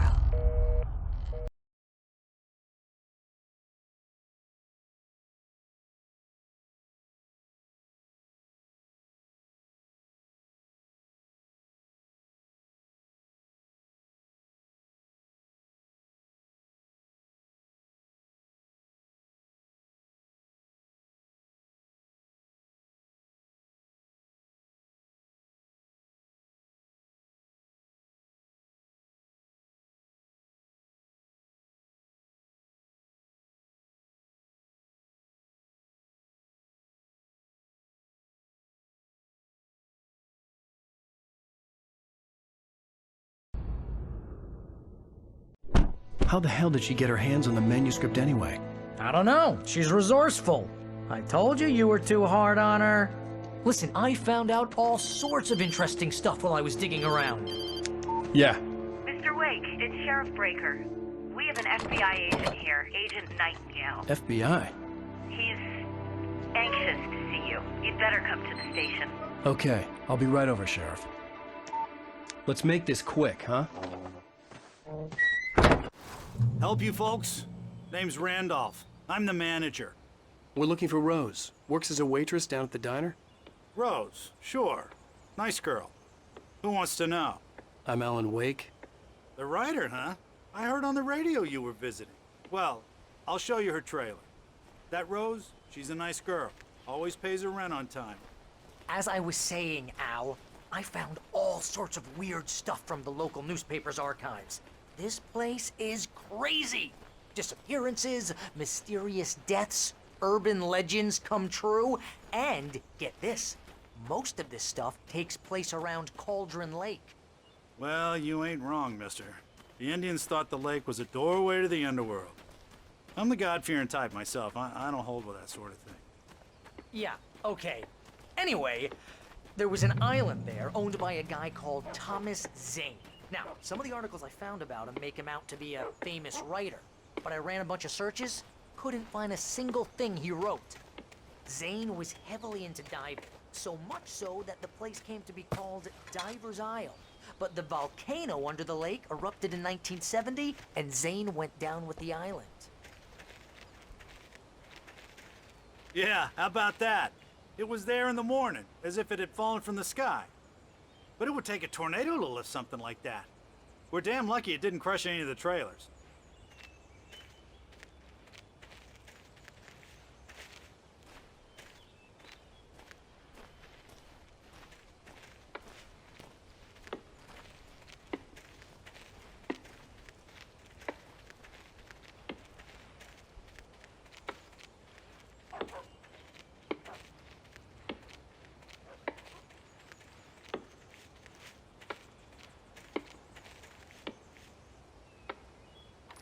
Gets better. A local girl, Barbara Jagger, drowned in Cauldron Lake just a week earlier. They were lovers. Sure, Jagger's a local spook story. The Scratching Hag comes for you in the dark. Childish stuff like that. Anyway, Al, I'm just getting to the best part. all of the articles about this stuff were written by Cynthia Weaver. I asked around, and she's that crazy bag lady you met. What, the lamp lady? She can be a little loopy, but she's not homeless or anything.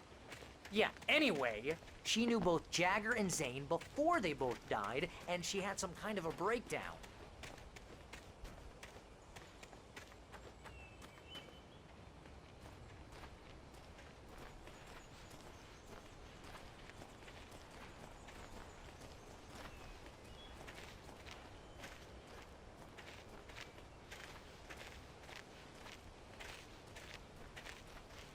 Well, mister, this here's Rose's trailer.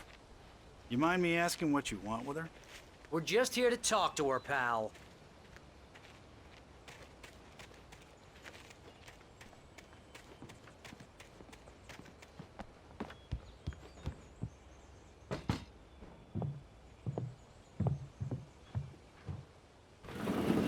Welcome to...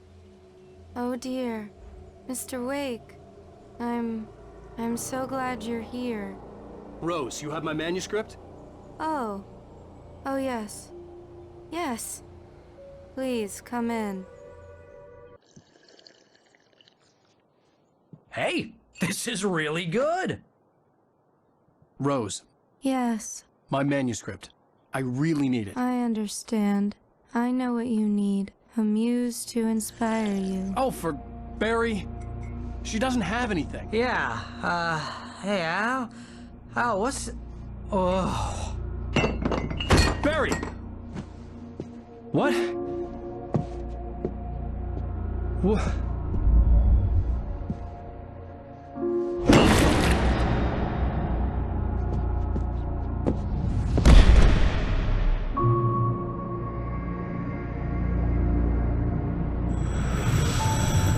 It's coming for you, hiding in my barber's skin. I'm too weak to stop it. You must turn the lights on. I promised I'd come visit you and your lovely wife. You must finish what you started. I insist. You must turn the lights on. Turn the light on. Back to work, boy.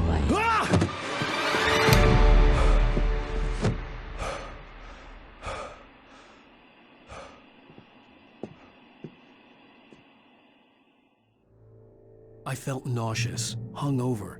Only anger kept me going. I can't tell reality from dream anymore, but it seems I have an imaginary editor to help me. She's an old woman in a funeral dress. I call her Barbara Jagger. She's very strict. I'm writing faster and faster. My manuscript is being heavily revised. The edits are getting very aggressive, and each day there's less of me and more of her. I hate it, but I know she's right. She promises me I can Rose save took a day Alice from this me. way. I had less than 12 hours left to meet the kidnapper. All I could do was get Barry into the car, work something out once I got on the road. Under similar circumstances, Thomas Zane. Barry was out of it. He was way too heavy to carry. You're right. I deserve more money. I'm so handsome. My gun and flashlight were gone. I'd have to find a way to get Barry into the car as quickly as possible. There was no time to waste. Mr. Randolph liked Rose. That little smile she had. How she was still sweet when life had tried so hard to make her bitter. It wasn't any of his business what she did in her trailer.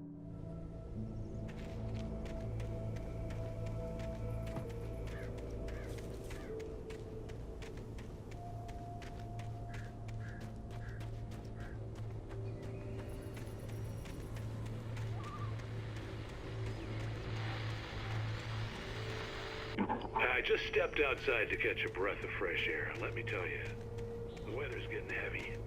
Nights like this make me especially glad I'm here talking to you and not home in bed. Once the weather takes a turn like this, I can't sleep at all. It's all tangled bed sheets and dark thoughts.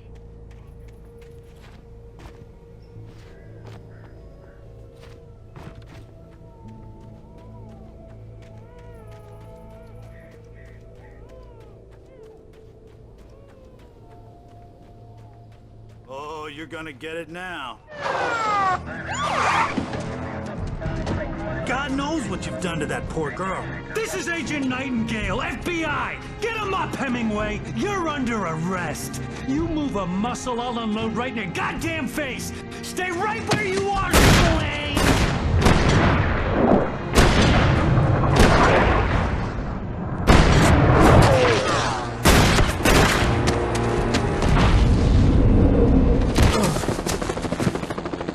What are? I'm standing right here, you goddamn maniac!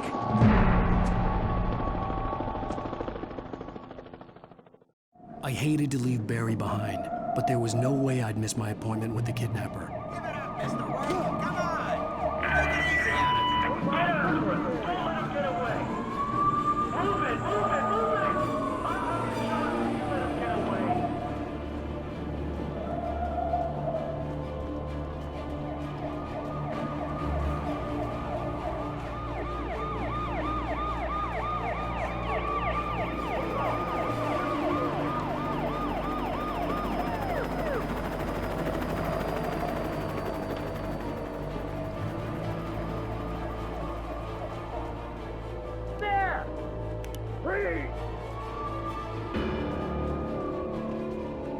Okay, men, keep your eyes peeled. He's gonna try to make it through here.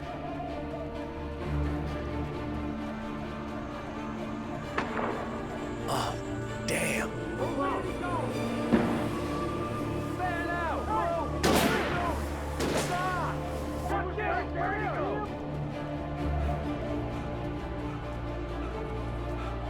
God damn it! Where'd he go? Away! Keep an eye out!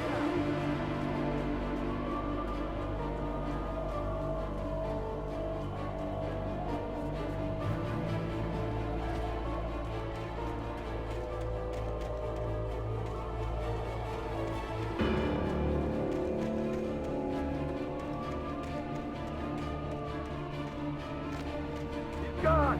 Come on, guys! We need to head him off!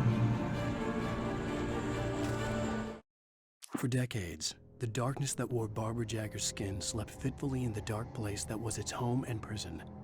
It was hungry and in pain. It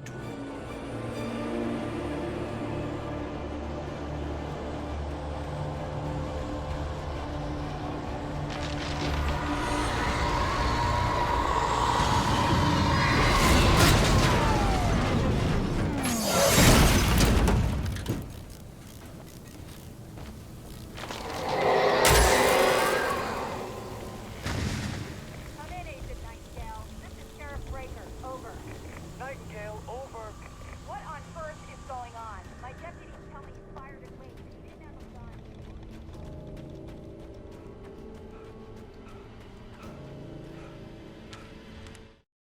Rose didn't know how the strange old lady got in her trailer, and she looked wrong somehow. The woman showed her teeth in an approximation of a smile and traced a finger down Rose's.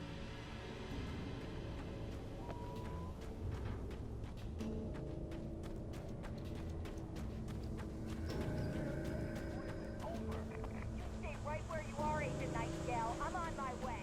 Out.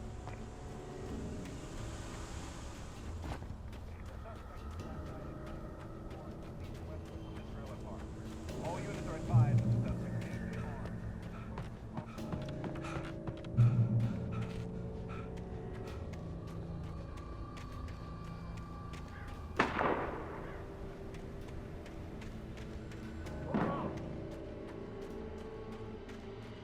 Search the area.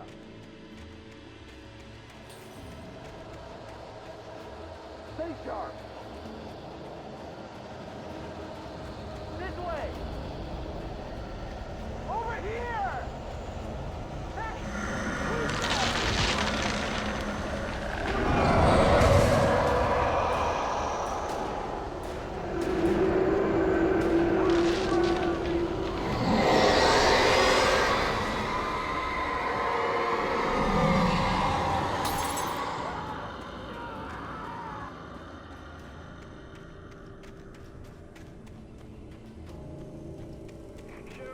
This horror was everywhere I went, circling me. The cops didn't stand a chance. They were after a writer, not a monster. Ryder just took out my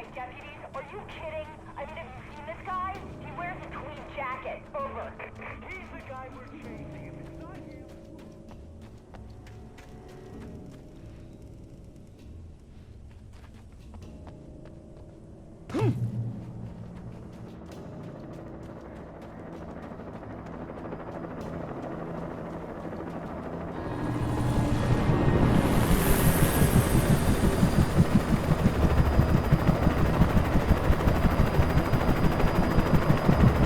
You on the ground. Hold it right there. There's nowhere to run. Freeze!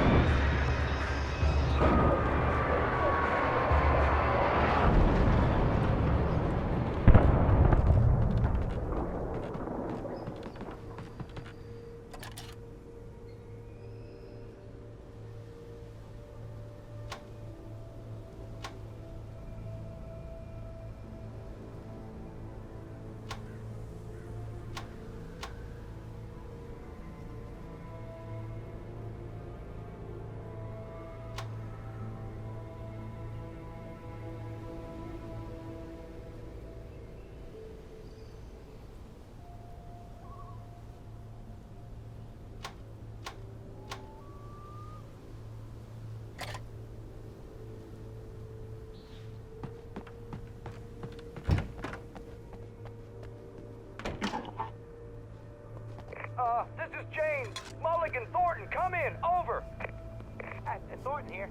James, we got both Wheeler and Rose. They put up a fight or anything. Why, they were... Hey, come on. Sit down and give me that. James. I could see the lights of the radio station in the distance. Go ahead, Mulligan. Over. We got Wheeler and Rose here. Wheeler's drunk or hopped up on something. Speaking of which, that Fed had a pretty distinctive whiff of Otis Scotch about him, you know what I mean. Over. I don't have anything on that, Deputy Mulligan. Over. Well, whatever. Anyway, Rose is just being plain weird here. You better get doctors to take a look close. Over. I imagined that the broadcast tower in the distance was part of the local radio station. Maine seemed like a decent guy. Perhaps he could give me directions to the coal mine.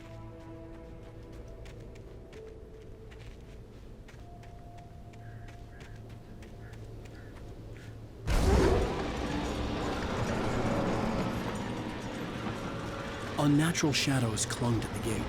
The darkness that was after me was trying to stop me. I wouldn't get through.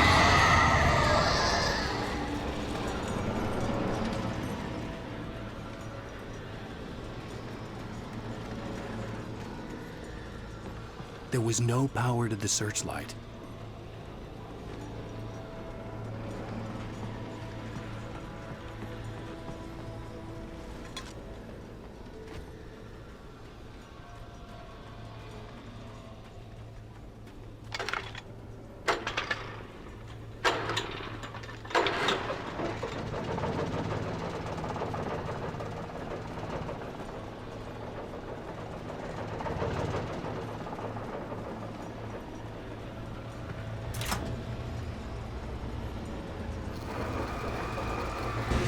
The old generator conked out. I'd have to see if I could fix it and try again.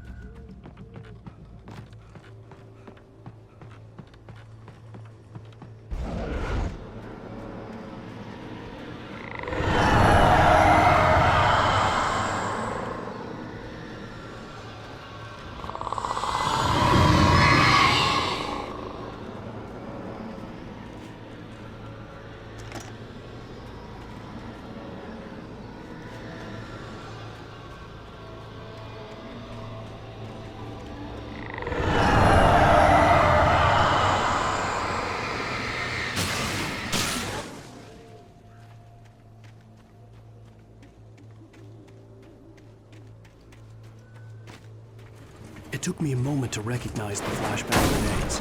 They were an ideal weapon for my situation. Team 1, come in. Over. Team 1, this is Sheriff Breaker. Report. Over. Team 2, come in. I need a report. Over. Come on, guys. Talk to me. Come in, please. Over.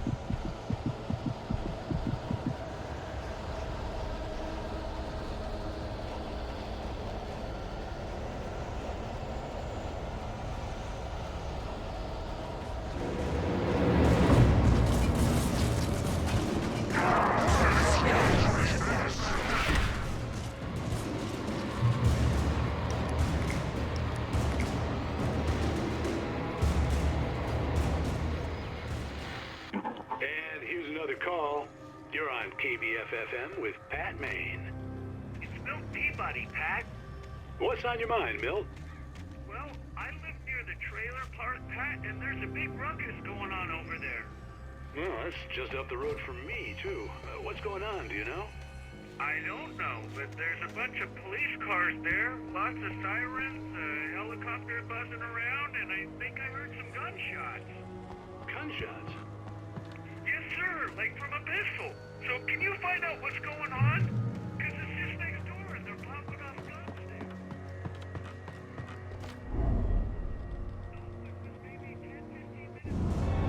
You're under arrest.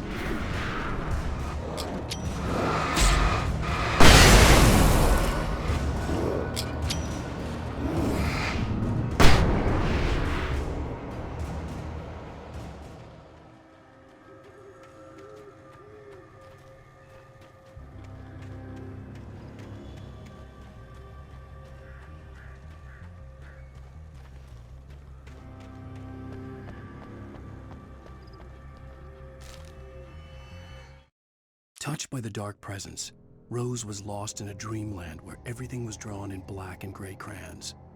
The old lady had promised her that all her wishes would come true. She would be...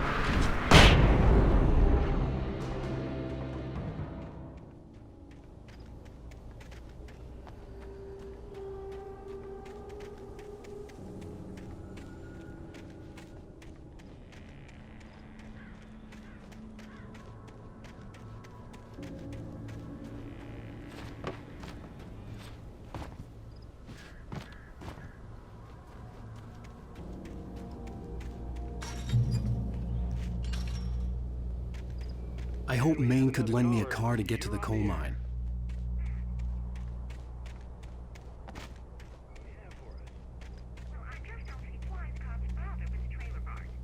What do you mean? It's a trailer park. Of course you're going to have trouble in a place like that. I mean, what do you expect? The sheriff should be helping us normal citizens instead of wasting resources on them.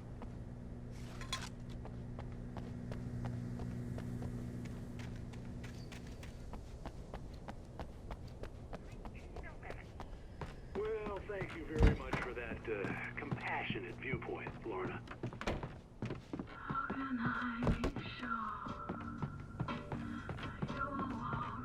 Oh, here's a little surprise. The famous writer Alan Wake just walked in. Folks, I'm going to see if I can talk him into an interview. Come on in, Mr. Wake. Oh, I'm so glad you could find the time to do this, Mr. Wake. Nowhere to run now, Dan Brown. You back away from me. Don't hurt her. Whoa. Everyone calm down. Put the gun down. We're all friends here, right? Cool your jets, Nightingale. We got him. Dude, freeze! What the hell's the matter with you? There's a civilian in there.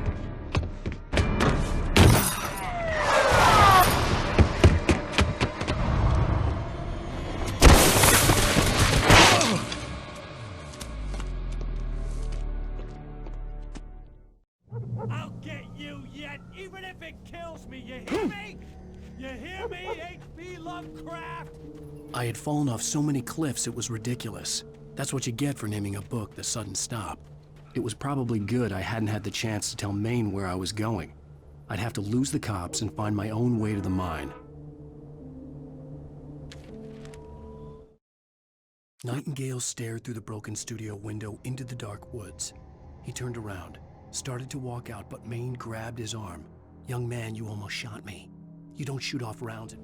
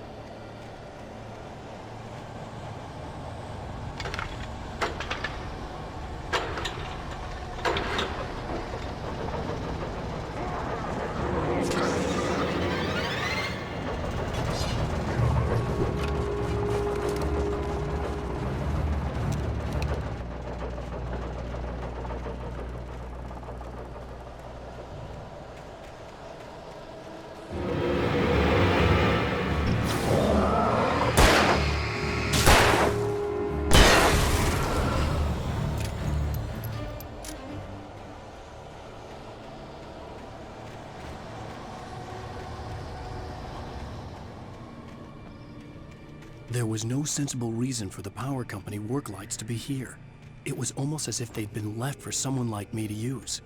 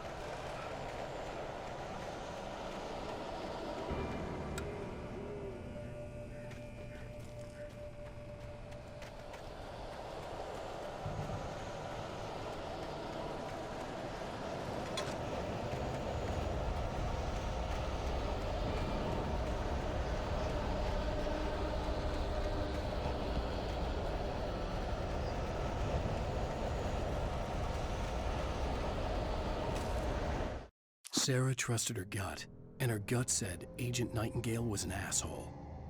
He felt wrong, and it wasn't just the smell of stale booze.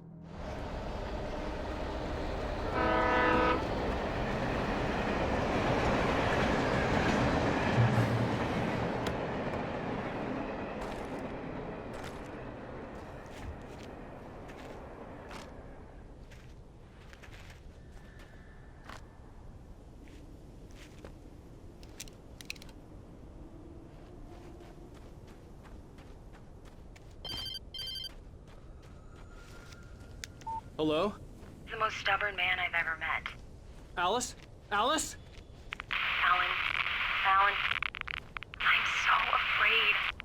Keeps me in the dark. Please help me. I look at you, Alan, and it's not you. Something else. Looking out from behind your eyes. Alice, I'm here. I'm so alone here. It's all gonna go to hell. You need to be careful. Cooperate.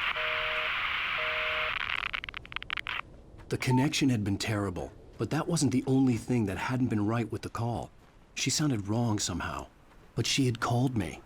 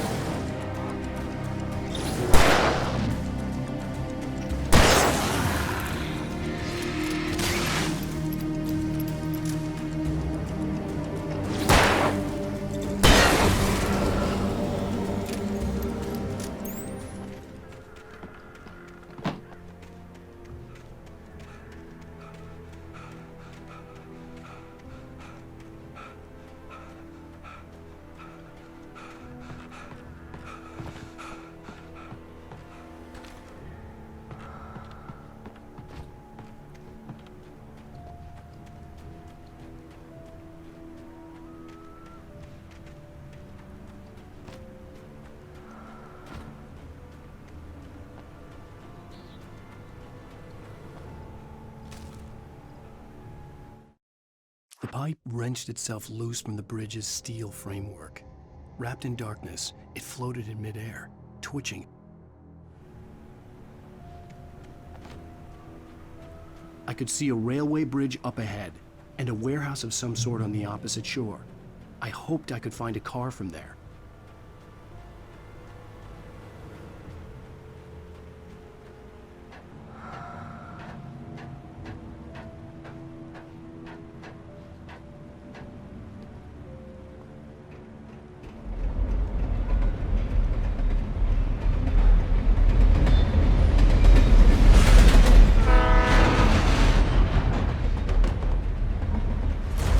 That was pursuing me was growing stronger, and it was taking over everything in its path.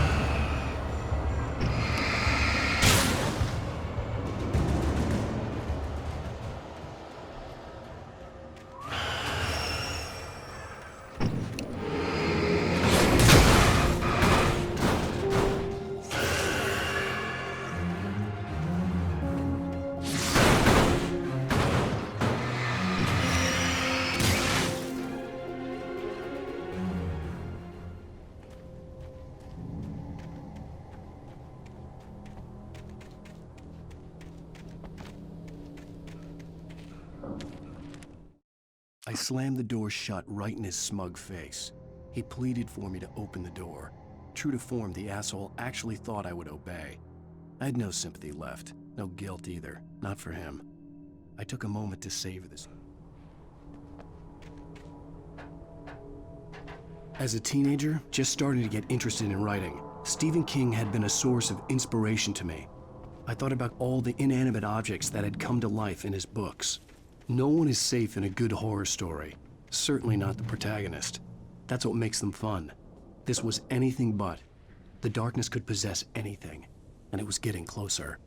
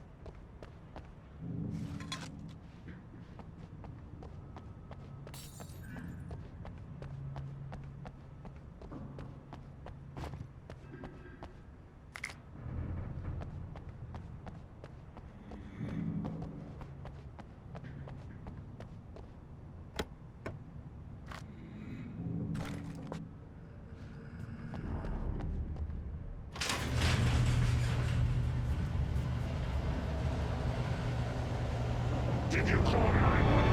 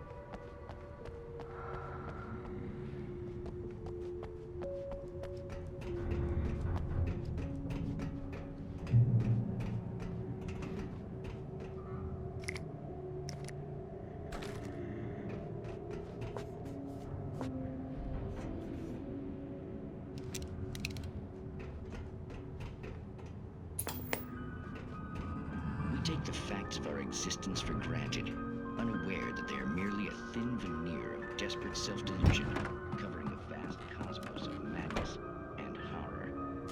All too often. The darkness surged towards me, sucking everything loose from the ground into its depths, tugging at my clothes. I saw the flare the kidnapper had dropped and threw myself towards it just as I felt my feet leave the ground. Stars are right. In Night Springs. Tonight's episode, A Family Occasion. Journalist Alvin Durlis trip to study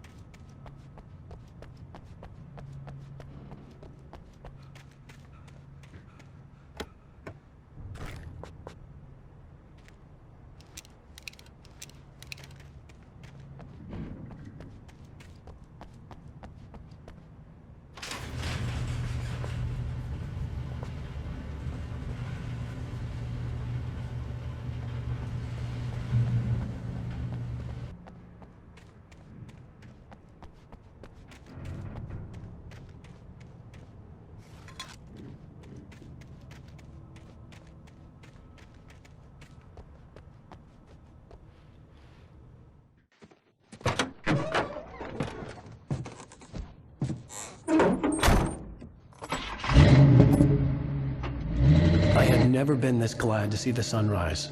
I had a couple of hours to get to the coal mine.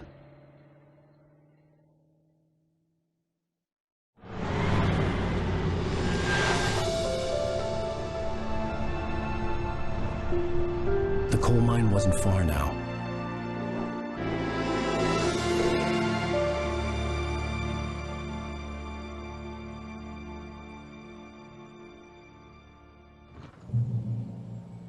Today, I would meet the kidnapper, and he would give me Alice. I wouldn't give him any other choice. A drowning man will clutch at a straw.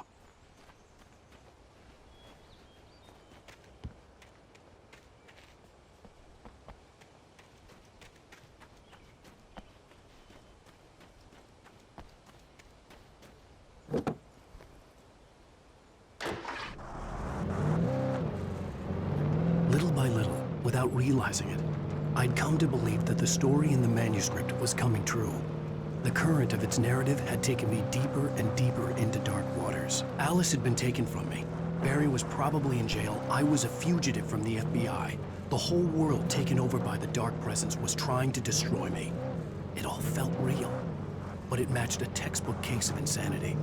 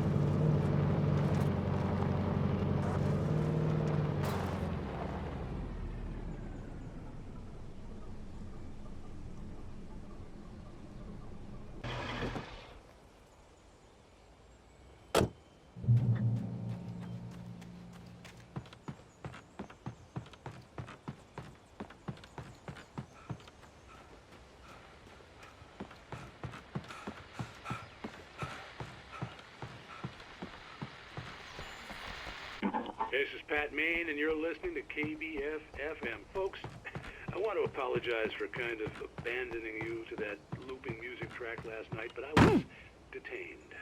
You see, I encountered a big-shot G-man with an itchy trigger finger who could use a lesson in management.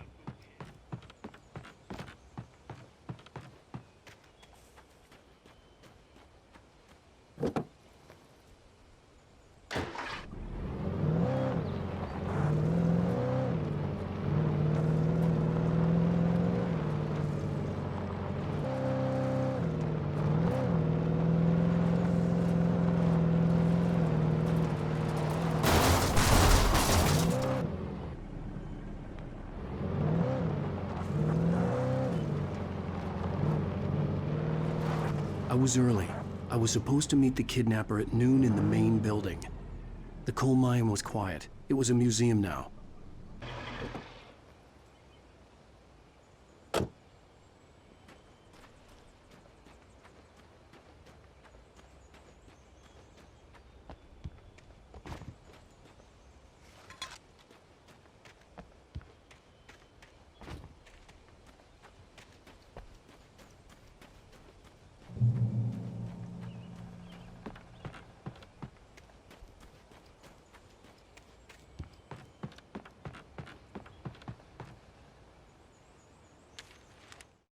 With Nightingale gone and the night wind blowing in through the broken studio window, Maine stared at Sarah.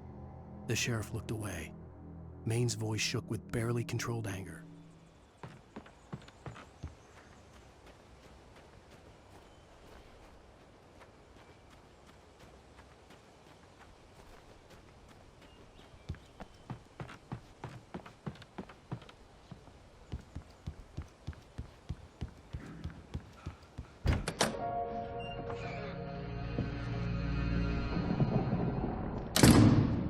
I didn't want to go outside. Cops had to be looking for me.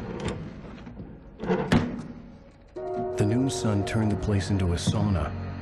The day dragged on.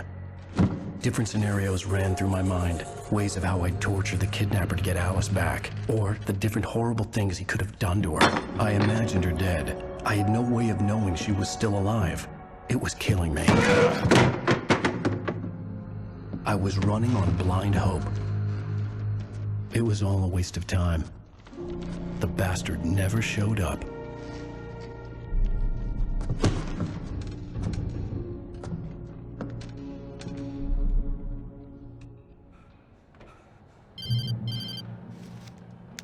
Wake. Where the hell are you? Change of plans. You know where Mirror Peak is? It's a big mountain north of where you are. You follow the path from the mine, you can't miss it. There's a lookout point there. I'll be waiting. I'm through being jerked around by you. You want to see your wife alive? Because if you do, you better watch what you say to me. Do we understand each other? I want to talk to Alice. Yeah, and I want the manuscript. Don't keep me waiting, Wake. Hello? Hello! Ah! I'm gonna kill him! I had to get to Mirror Peak.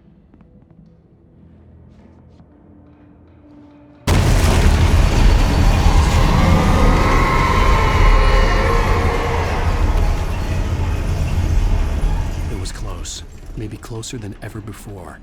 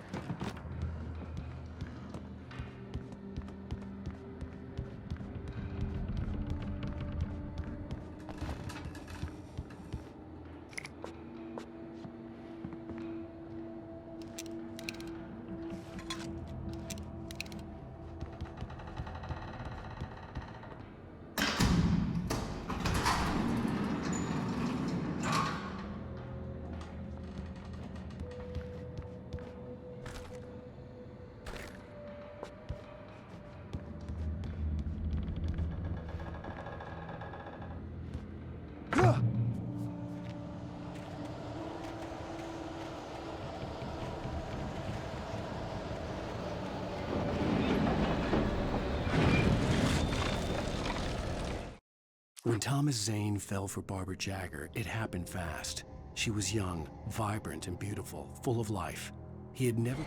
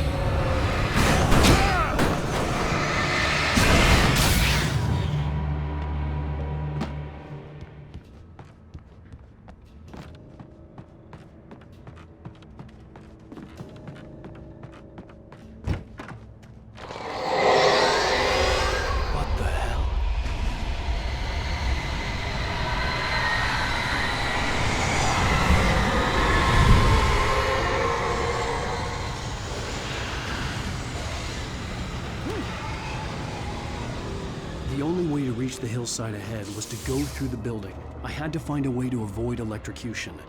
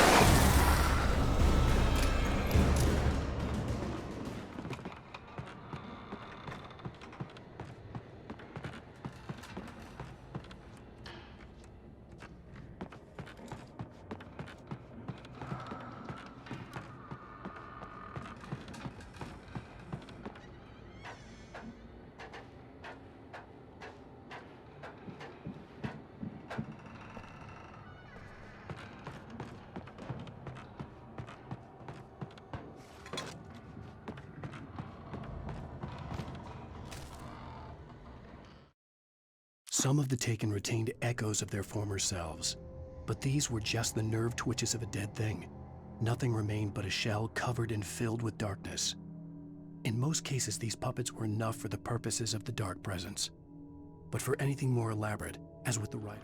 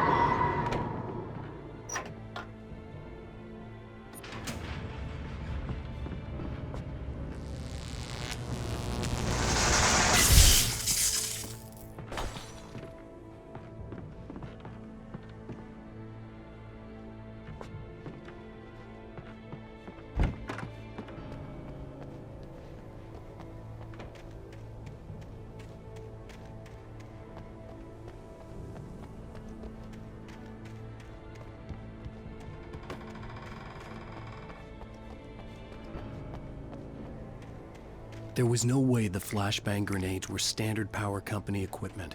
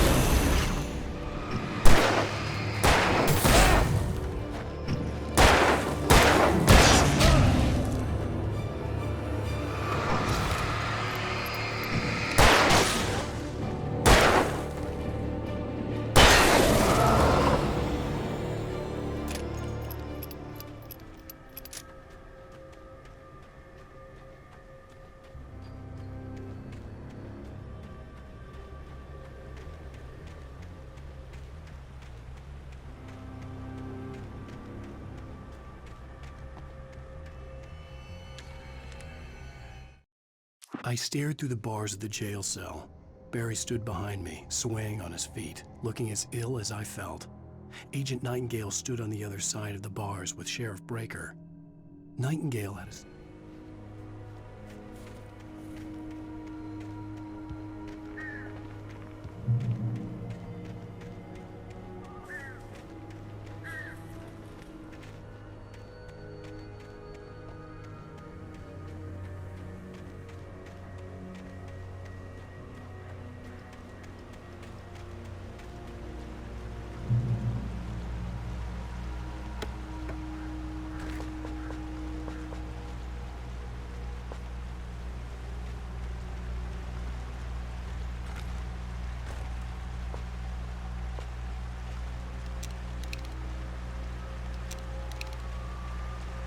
I had no real plan. I was going to give the kidnapper all the manuscript pages I had for Alice. If that wasn't enough, I'd hold him at gunpoint and make him talk.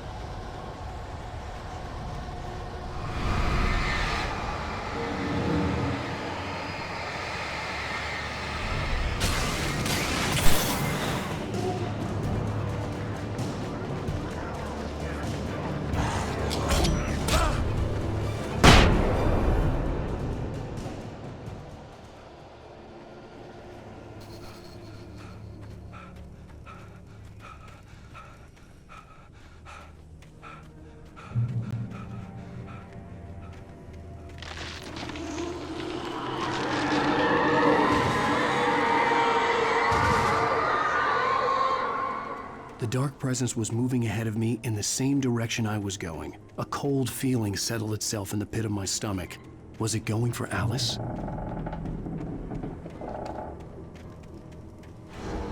The graveyard shift may cause cancer.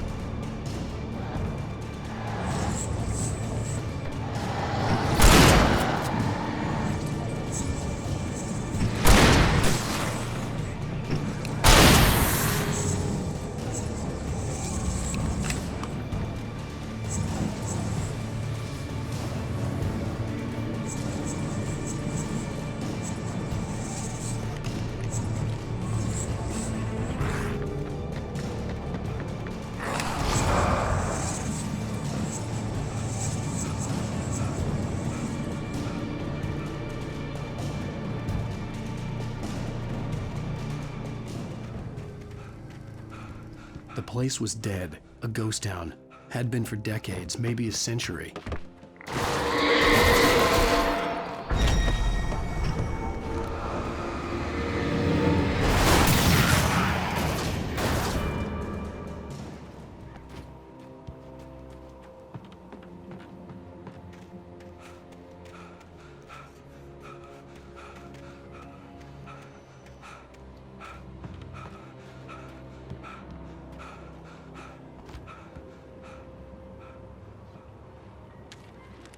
Things were never as simple in real life as in fiction. I had lost count of the times I had wished there'd be a clear reason for my writer's block. Something to fight, something to lash out on. There wasn't. I was filled with doubt. I was nothing like...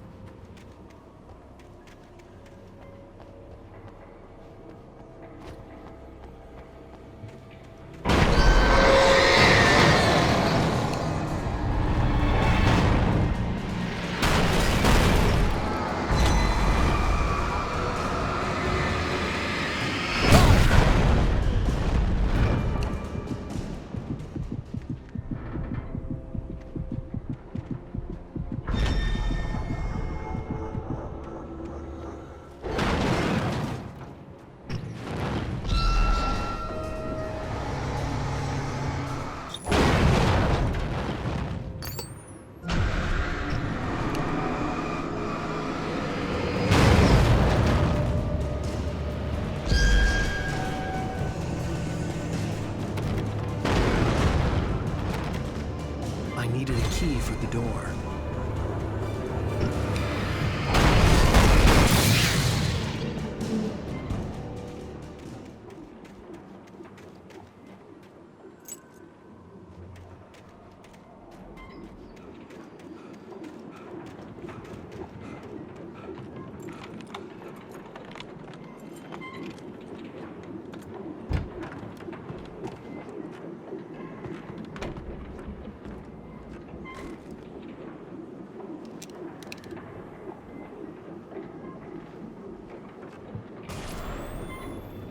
Anything outside of riding is a struggle. I feel ill. I managed to make my way downstairs. There's a shoebox filled with books and papers by Thomas Zane. It's very hard to focus, but I managed to read some of it. He's a poet, and a good one. He writes of muses and creators summoning fabulous things from a magic lake, using his powers to shape the world of a realm of gods and dreams and demons, dark things that wait for a chance to slip through, wearing the flesh of men as disguise. Zane writes about himself, his girlfriend being taken over by a dark presence, about growing scared of the lake. Zane believes it's a mirror to the gaping void of darkness above, where some Lovecraftian presence lurks. I crawl back upstairs. I'll borrow these things for my story. They ring true. They fit.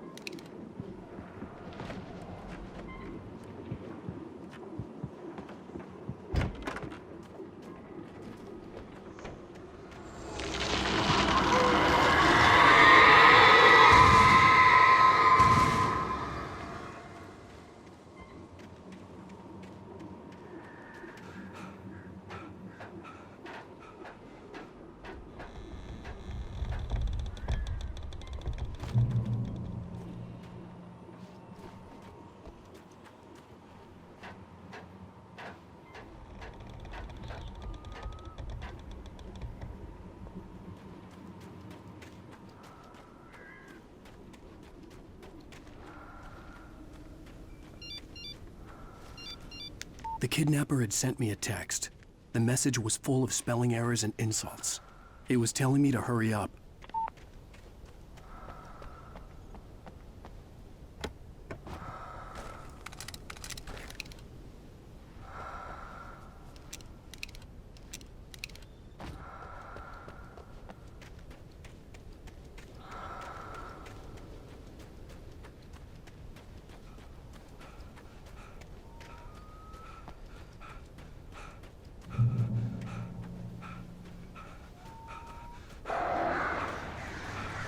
Birds.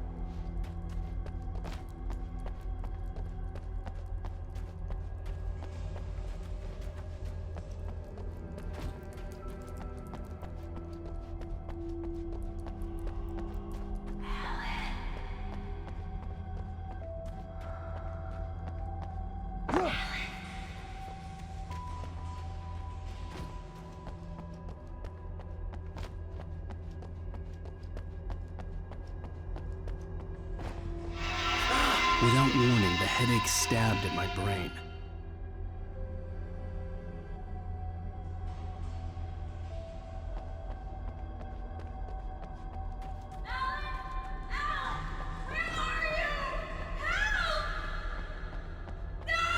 Alice? Alice?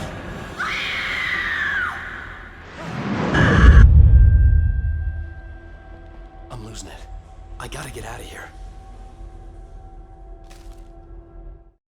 The hunters were big, thick-set men, confident and at home in the woods. They were feeling good, running on beer, ghost stories, and camaraderie late into the night. It did.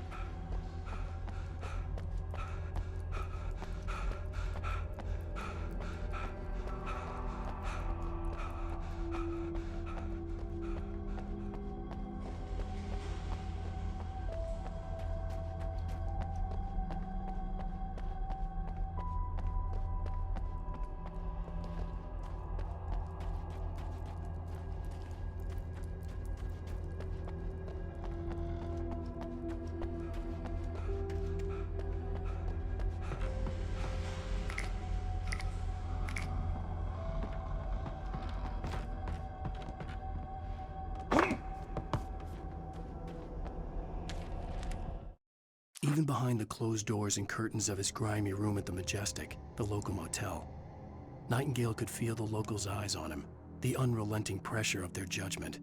He forced it out of his mind. For all he knew, they could all be under Wake's.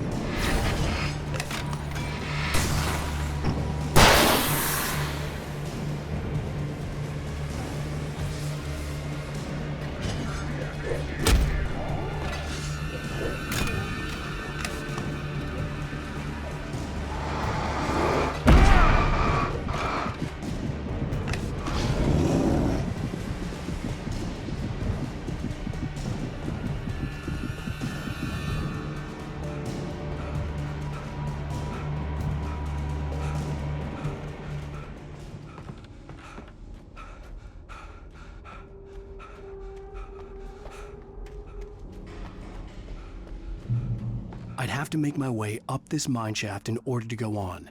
Maybe the machinery could help me with that.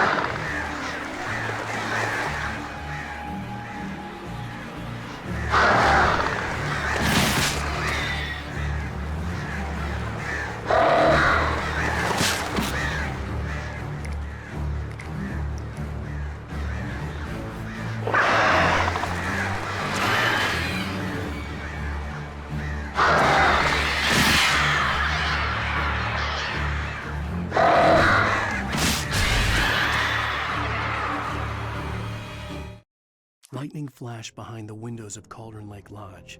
Tor Anderson laughed and held the steel hammer above his...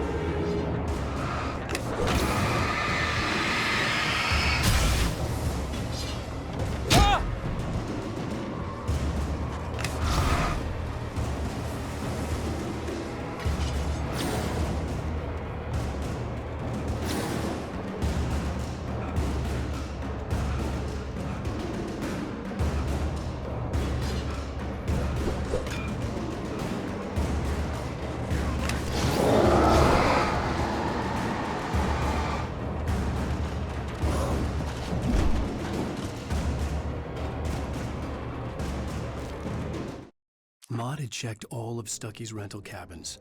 There had been no sign of the Wakes. It was dark when he'd found their car parked at the end of the road by Cauldron Lake. It made no sense.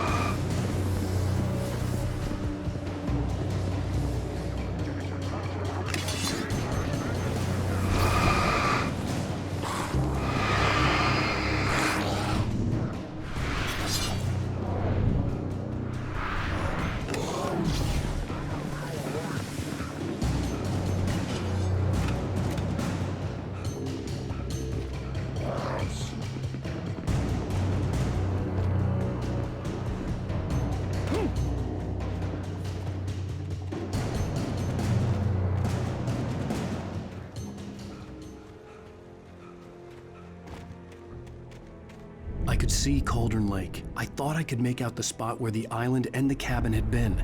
There was a light near it. It had to be a boat.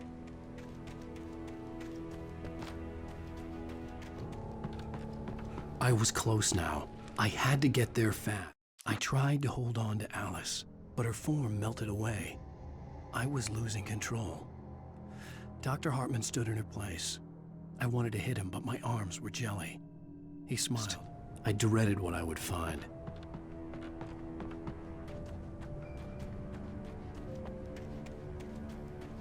Wait! Are you? Wait! Hey, I'm here! I'm coming! No! Get away! I'm sorry. Please, lady. The boss didn't know who he was messing with. I didn't know. I swear I didn't know. We don't have his wife.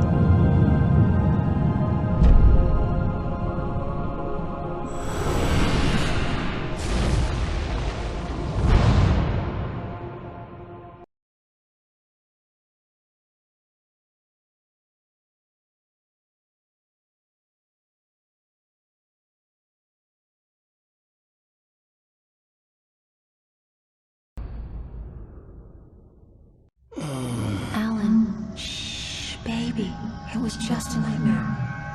Alice. There you go, Alan. Hartman, I fell. I had to give you a sedative. Don't fight it. You went through another rough period. What? Right now, it's very important that you stay calm. We don't want you to have another episode. You're a patient at my clinic. Have been for a while now. The shock of your wife's death triggered a mental illness. No, you're lying. You're suffering from various symptoms of undifferentiated schizophrenia. Bastard. It's okay, Alan. Just let go.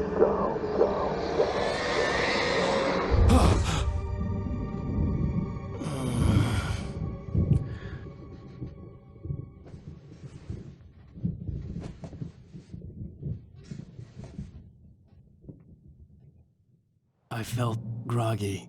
Whatever Hartman had bumped in me was making me numb. I felt like this was happening to someone else. Someone I was watching on television. I couldn't think. Couldn't focus. The door was locked. I was a prisoner here.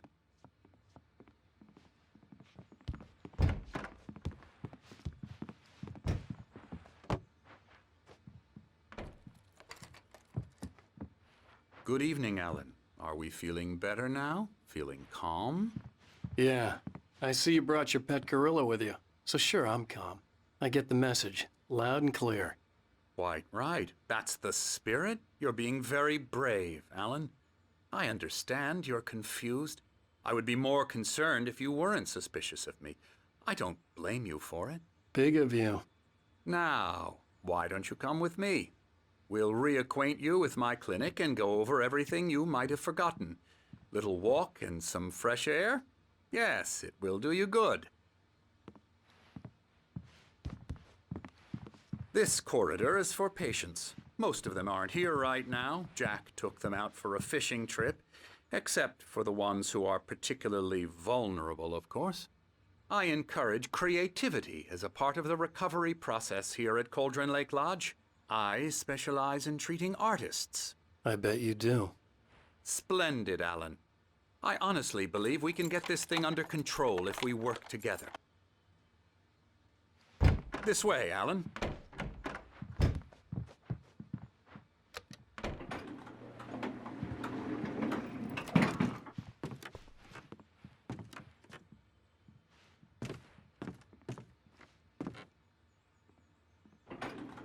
Now, Alan, from past experience with you, I know I need to get right into the heart of the matter as quickly as I can after an episode. So I'm just going to say this. Alice is dead. No. You're in a very vulnerable state until you understand and accept this. Alice drowned, and you couldn't face that. You're suffering from hallucinations, paranoid delusions, unusual thinking, an obsession about light and darkness, a feeling that everything revolves around you, your thoughts and dreams. Your mind has constructed an elaborate fantasy scenario in which your writings are affecting reality.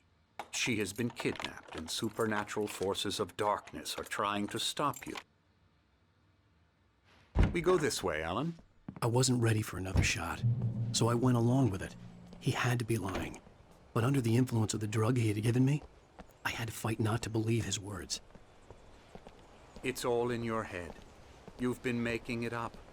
Apart from the tragic accident with your wife, no one has been killed. Your delusions are just a manifestation of your subconscious mind trying to protect you from the too painful truth.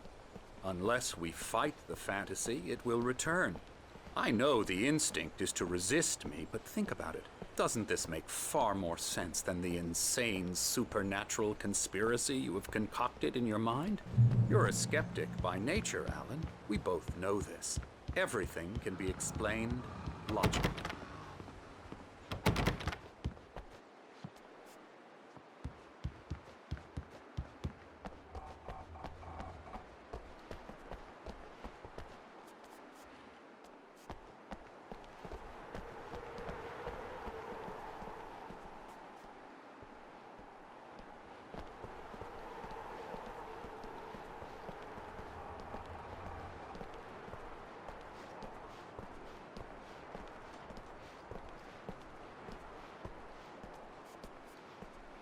I never get tired of this view.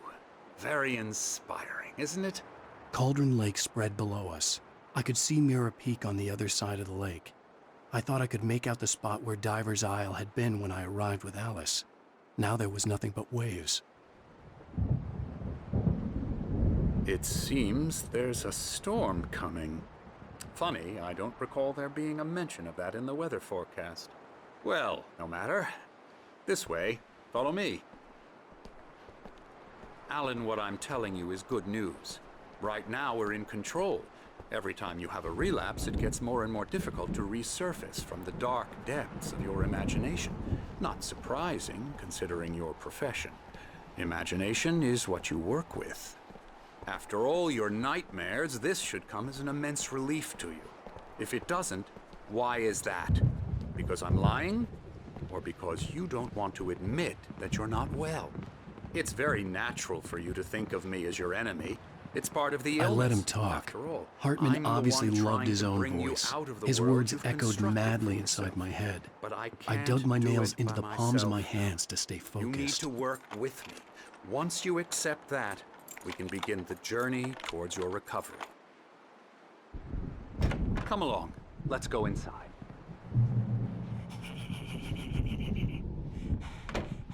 Now, here's the entrance to the office wing. That's for staff only. You were impressed by my trophies when you first arrived here. I do love to hunt. The great outdoors, man versus nature. It's wonderful stuff. Pretty damn wonderful, yeah.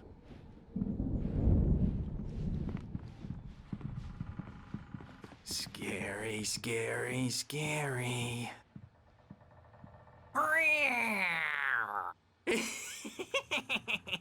Emerson.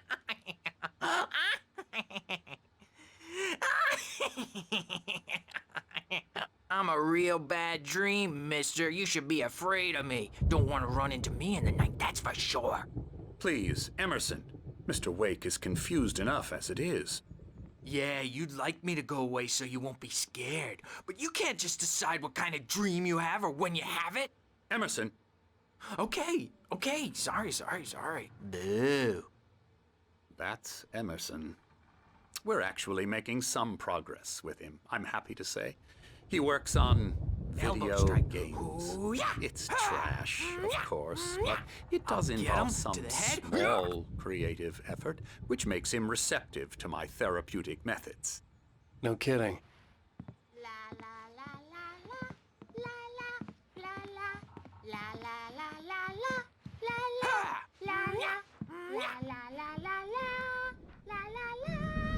Now, you might have noticed the typewriter in your room.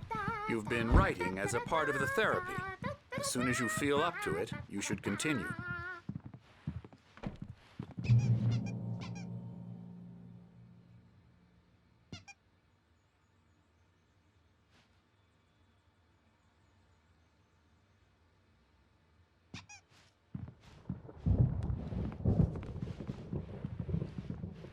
My rheumatism's killing me.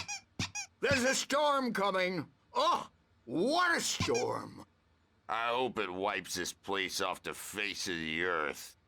And these two are the Anderson brothers, Odin and Thor. They had how should I put this?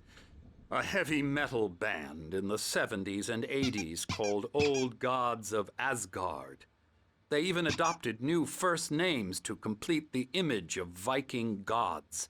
After the band broke up, they lived on a farm nearby. They are, well, in advanced stages of dementia. They're well cared for, TLC and all that. There's nothing more that can be done. I'm afraid that the rock and roll lifestyle has left its mark.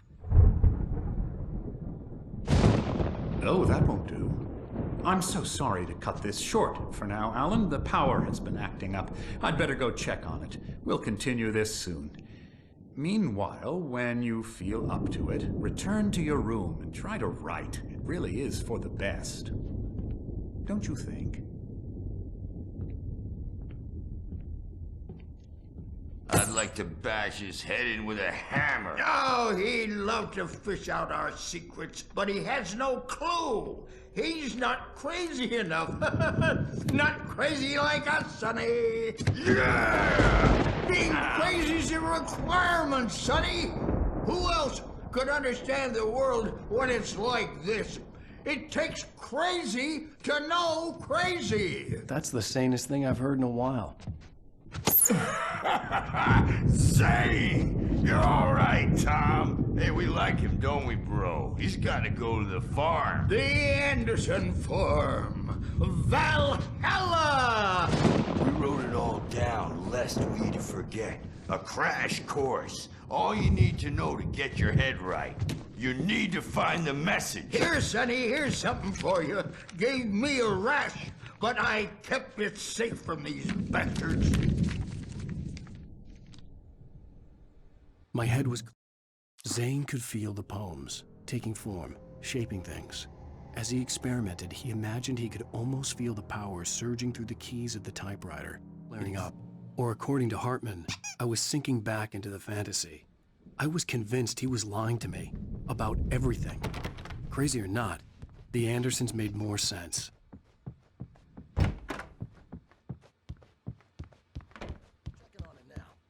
Yeah, good thing he's not overreacting or anything. Well, he's the boss. I may need a hand here later on, Birch. The storm's bound to make you-know-who jumpy. You know how they go. Something's wrong. Gotcha. I'm not myself. It's hard to think that there's a shadow inside my head. I can only focus on writing. Everything else is a blur. I'm trapped in this cabin. Have been for days, but it's always dark outside. My editor is real. I saw her again. She's not human. It's not human. A dark presence is wearing the old woman's face. She was covered in clinging shadows. There's a Hartman had mentioned that the power had been acting up. Maybe that was the reason for the generator and the work light on the balcony. The generator hadn't been activated, and there was no key. It's been lying to me, using me to get the story it wants, and the story will come true. The white glare of the blank page in front of me hurt my eyes. My hands began to shake uncontrollably. Everybody calm down. Put that down. Bert, I need help. Hey, Wake, you stay here. I'm gonna go see what's up. You just keep doing what you're doing. Be cool, okay?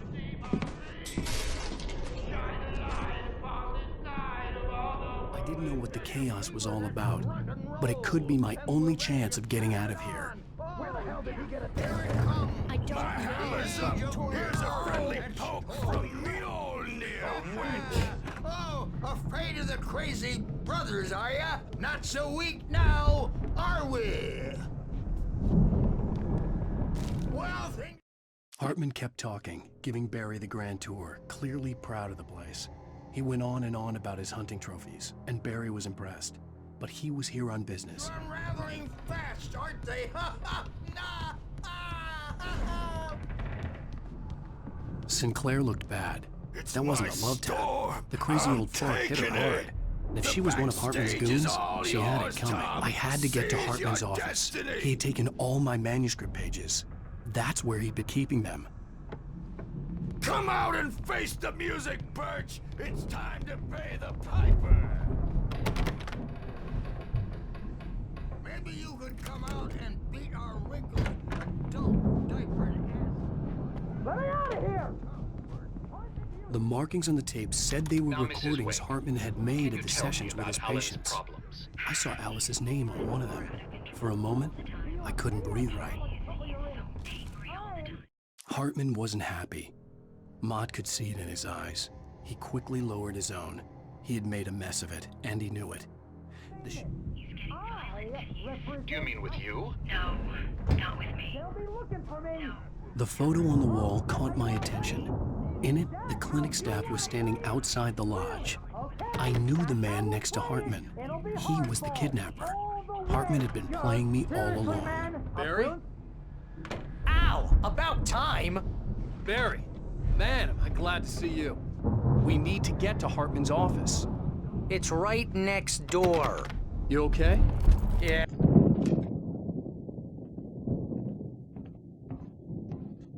These were all the pages I had on me. And more.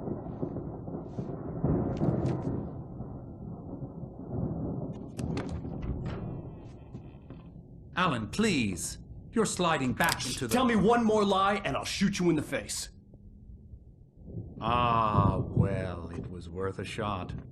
Really, Wake, come on. Let's work together on this. You have no idea... Hartman, shut up! Barry, get out of here. I'll catch up with you. Get a car. Oh, Al, let's just... Go! Wake, listen to me. This is a mistake. Don't you see? Together we can create something absolutely wonderful. With your ability and mine.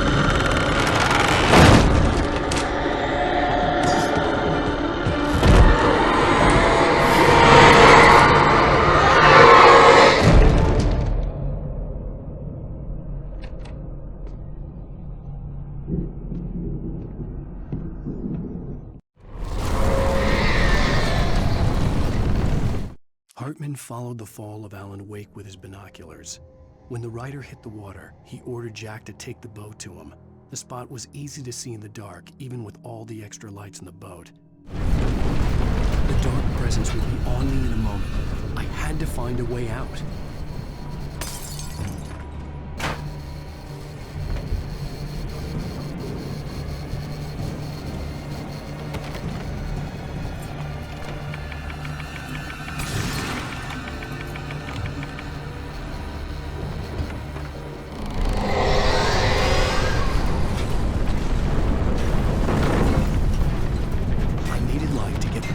Bookshelves out of my way.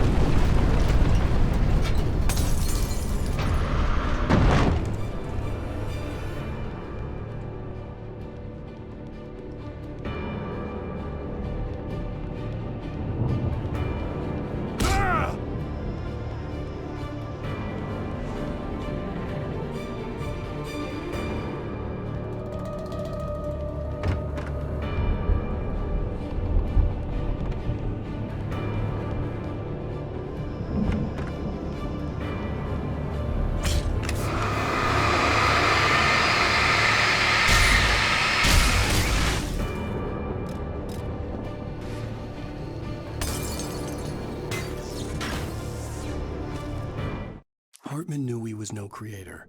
He had no ambitions on that front. And he certainly didn't want to end up like every artist he had worked with here, damaged in ways that were hard to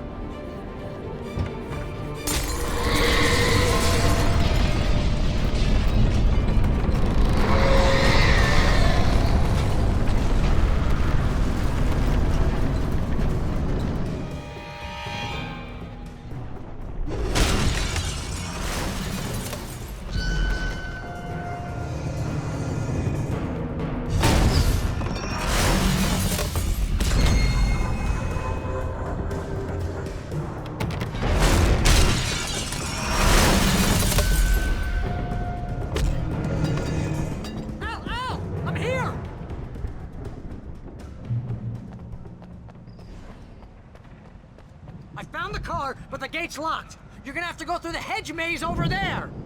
Barry, I don't have a light. Take this, Al! Oh, God! Look at the house, Al! Look out!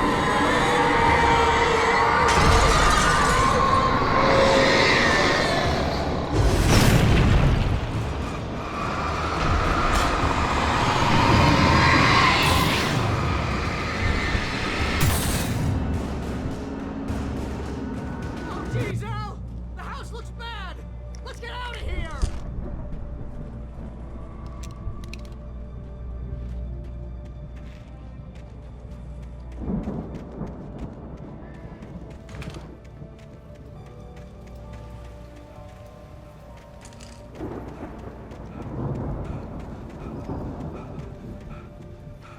Al, hurry up! I can hear those evil guys moving around!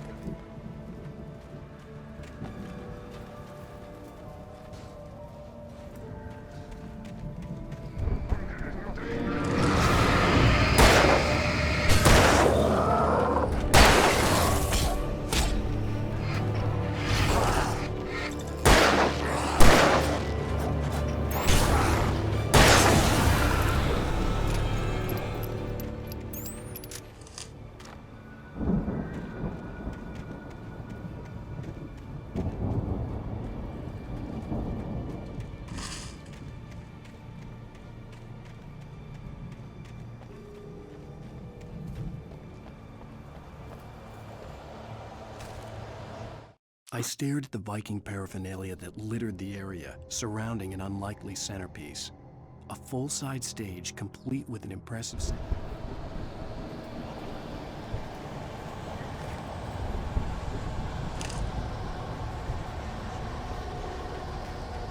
Al, be careful!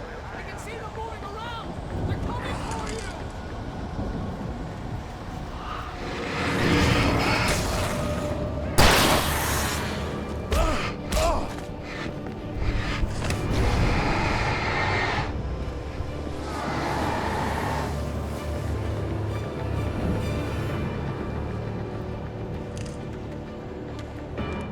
Hartman hurried down the corridor. He had disliked leaving Wake when he was surely at his most susceptible to therapy. But this was not an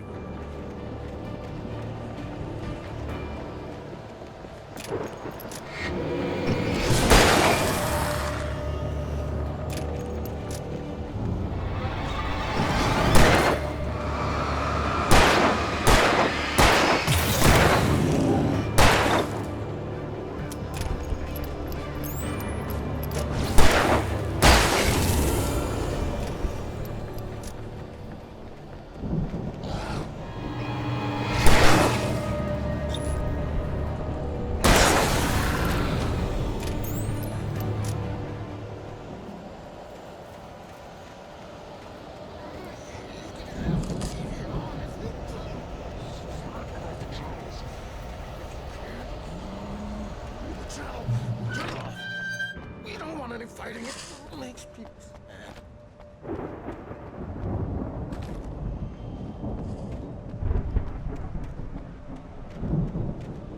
You get 2 pills in the morning, and then you'll be nice and calm all day long.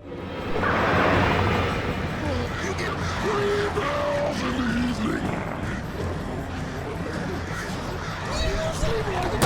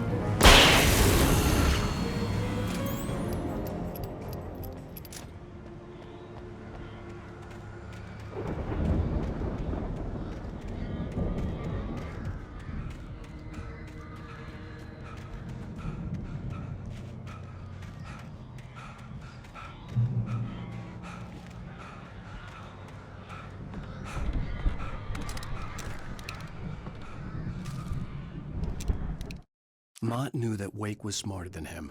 Wake had more money, a beautiful wife, everything. And Hartman said Wake was important. That made him better than Mott. But Mott was calling the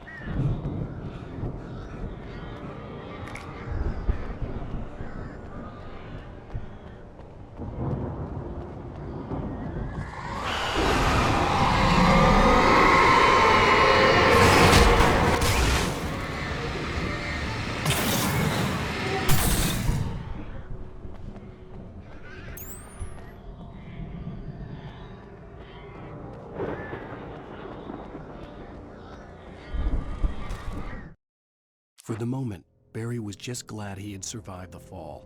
He had been separated from Al, and there was no easy way to climb back up. He told himself he'd be okay. Okay in the gloomy...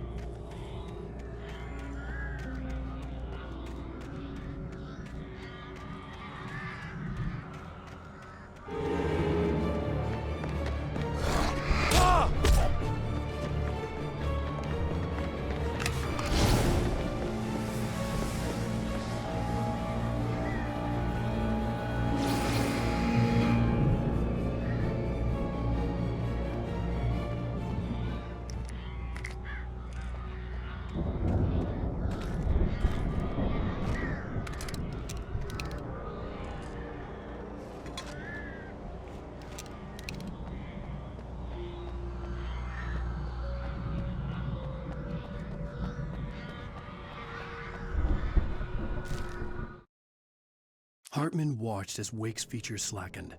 The man was bullheaded, no doubt. Even lying on the bed, he'd almost broken Hartman's nose the second time. But with a little time, he could break...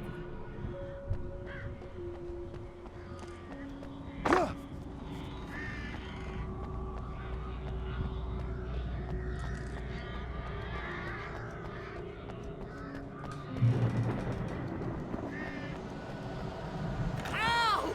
You're alive! Let's get out of here. Can you open this gate? Maybe. Barry. Well, I slammed it shut when the nasty showed up, and the key fits kind of loose in the lock, so, Barry! I'll find it! Don't worry about it!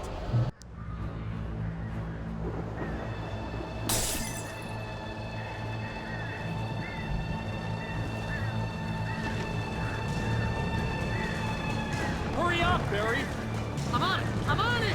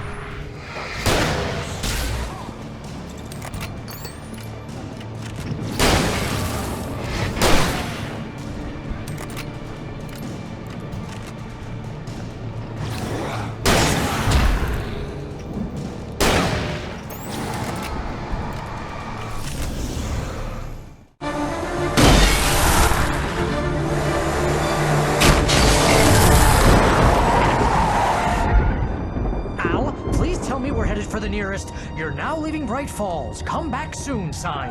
We're going to the Anderson farm. I knew you were gonna say something like that. You know what? You owe me big time for this. When this is through, if we make it, I don't care what anybody says, I'm done with darkness. You're gonna buy me a tanning bed as a gift, and I'm gonna live in it.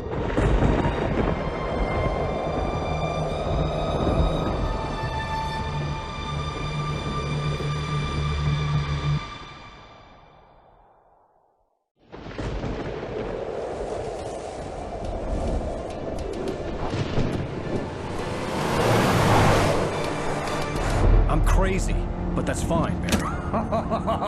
Oh, you got that right, Al. You're barking mad. You are by far the craziest— But maybe that's inevitable when you deal with crazy stuff like this. It helps. This is happening, Barry. Alice, they never had Alice. She's trapped in the darkness at the bottom of the lake, but she's not dead. Al, how can you know that? I know, Barry. I can— Al, No, listen. I can bring her back. I can find her. There's something special about this place. The lake, it does something to the works of art created here. It makes them come true. But there's a catch. The dark presence, whatever that thing is, twists it to its own ends. That's why all of this is happening. It's using my manuscript to take over everything. Al, I believe you. It happened to Thomas Zane before, it happened to the Andersons. I believe you. Crazy or not, you're not delusional. Weird shit's going down. That's a fact.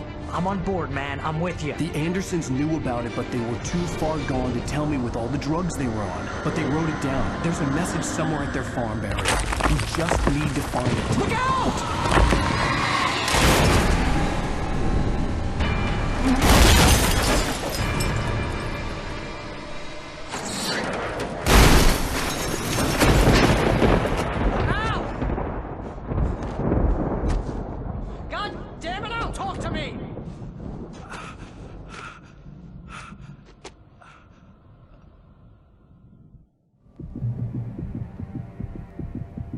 I had lost my gun in the crash.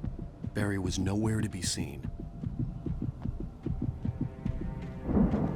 Barry! Barry! Oh, man, you're okay! Jeez, it's good to hear your voice! I was trying to get out of the car, but the ground gave way. Man, what a drop! Don't worry, your cutout is fine. Forget that! Are you okay? I hit some bushes, didn't get a scratch. There's no way you can climb down, though. It's like a sheer wall. Al! There's something moving down here! Barry, it's a taken! Use a flare, Barry! Yeah! Barry, are you all right? I'm good, Al! I'm great! Guess you never messed with anyone from New York City way around to the farm, Al! I'll be waiting! Barry, just wait for me, okay? Al! I'm not staying here! It's suicide! I'm going to the farm! I'm gonna go ahead and secure the area! You can catch up! Don't worry about it! I'm on the case! Now he's Rambo. This would turn into a disaster if I didn't catch up with Barry.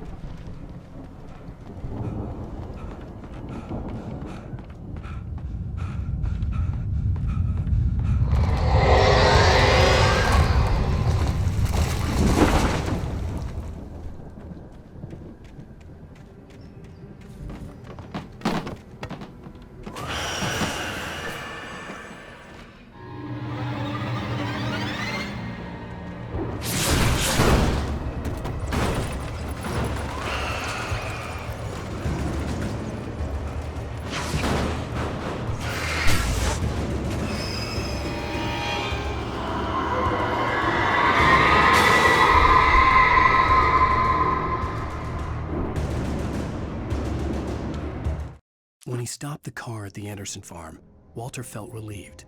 Oblivion was close at hand. The brothers wouldn't miss a jar of moonshine or two in the booby hatch. But then he saw the man on the porch, and he knew.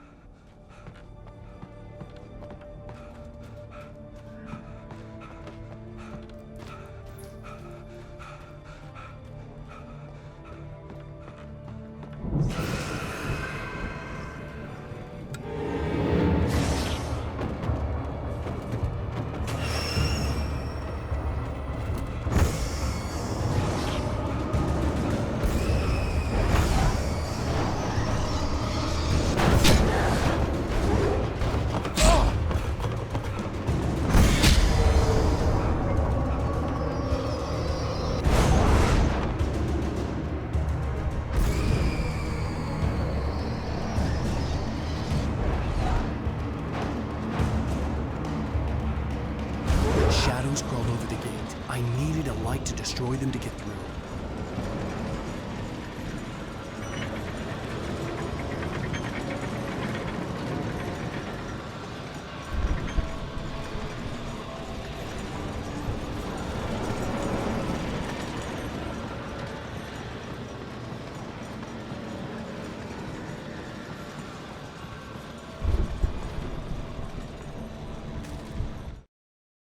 Agent Nightingale stared at the passed-out rider.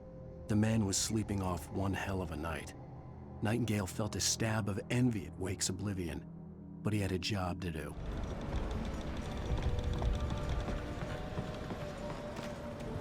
I hoped there'd still be a working generator somewhere around here to power up the old lights by the gate.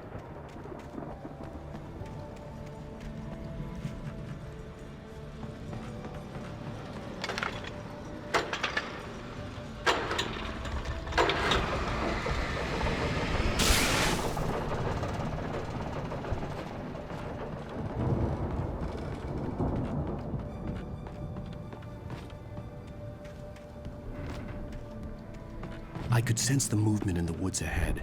Facing the enemy without a weapon was dangerous, but I had no choice.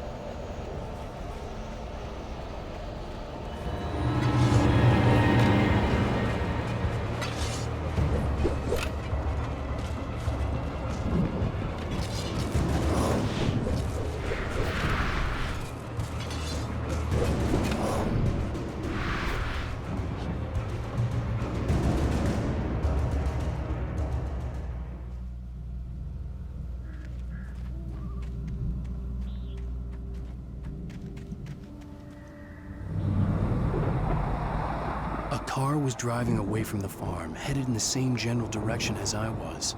For all I knew, it was Barry, caught in the consequences of leaping before looking.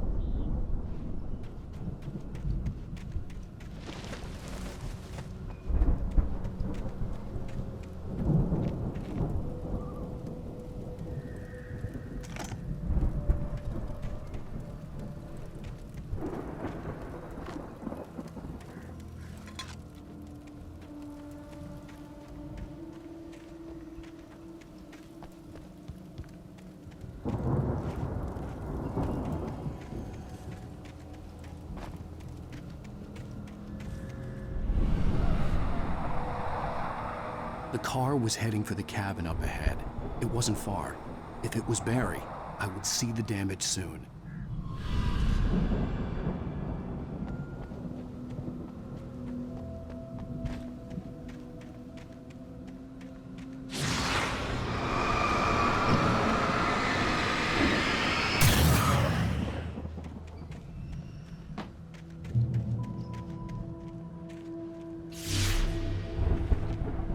I'm trying to deliver each page to the right time and place. I'm trying to show you how the story goes. I had seen glimpses of the light before. I had seen it in my dream. It was a strange space. The dark presence followed the choreography laid out to it in the manuscript, growing stronger and stronger, moving like a storm from one scene of destruction to the next. But it was still bound to follow the story and man or a diver in a bulky suit. He was the one who'd been placing the pages on my path.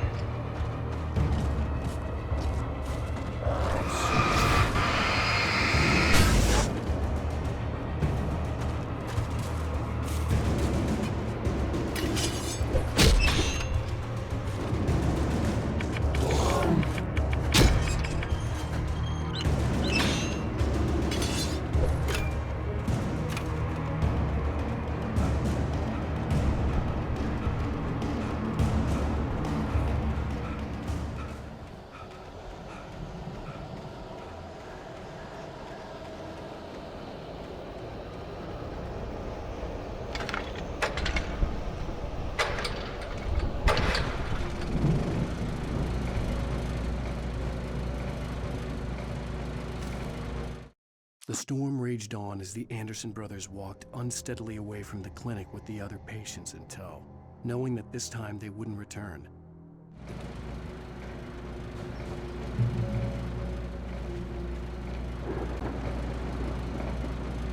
Someone had left a gun behind. Now I had a fighting chance of reaching the farm.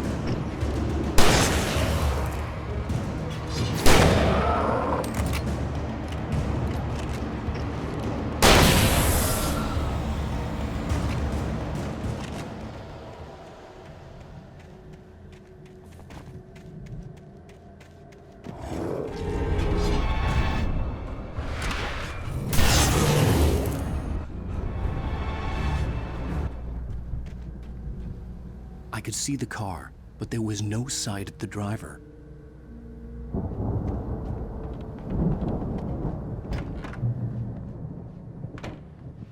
Hello? Anybody here? Barry! No! Danny, you're not! Please! What are you? No! Don't! I'm sorry!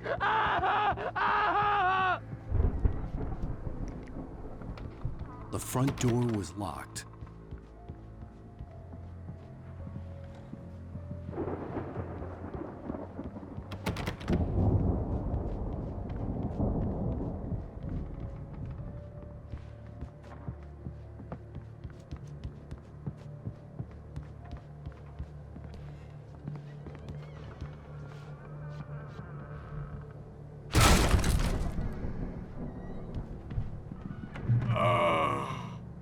I know you. You were in jail the other day. I went to the farm again for the moonshine, you know? It makes you see. They're not gonna miss it. They're in the loony bin. But my buddy, Danny, I lost him. Something's gone wrong with him. It's not him.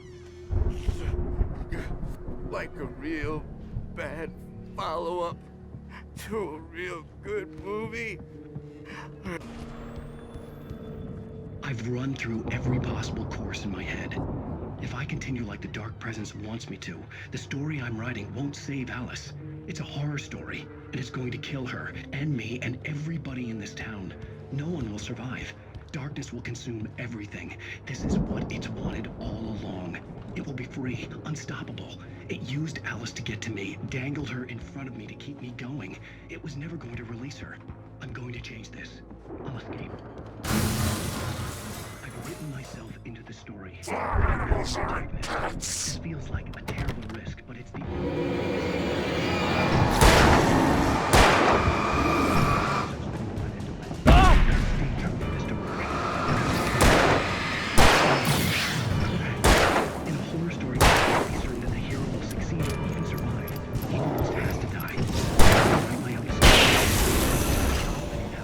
Let me guess. Danny, huh? I'll make it happen.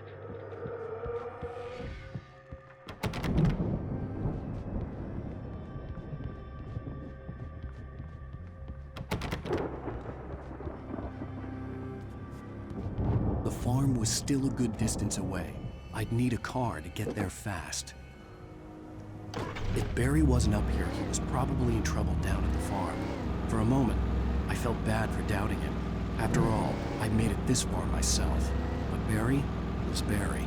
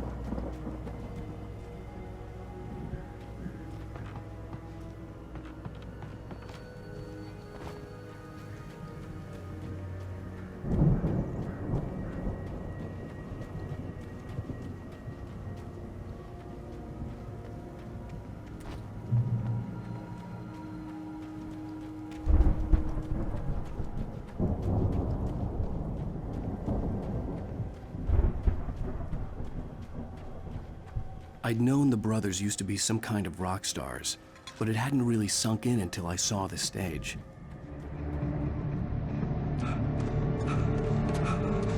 Al! Run! Incoming! There's too many of them!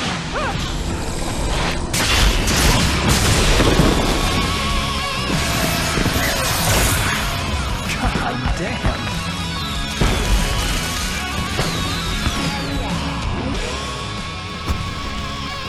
I'm so glad you decided to go it alone, Mr. Johnson. Shut up and shoot! Ow! We have to fight them off!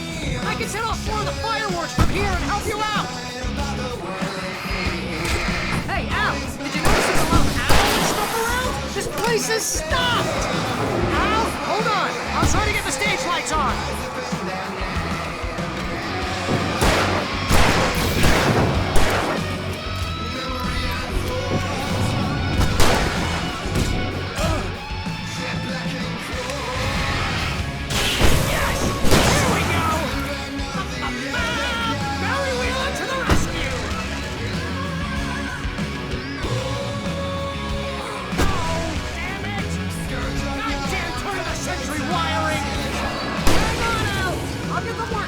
I promise!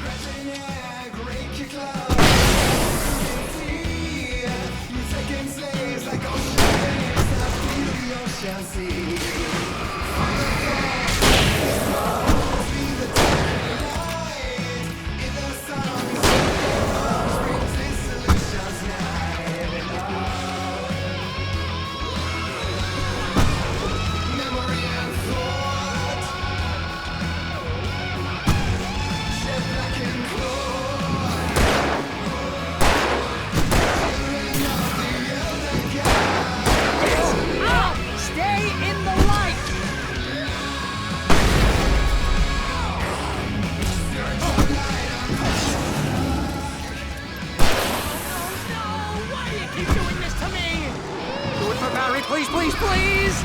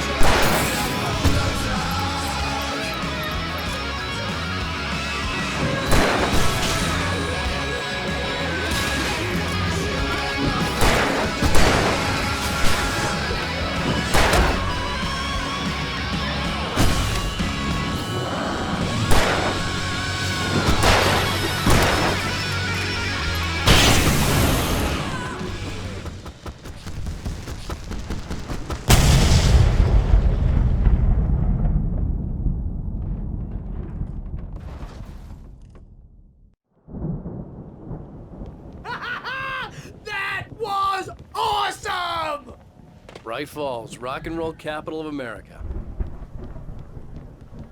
Hey, Al! This way to the farm!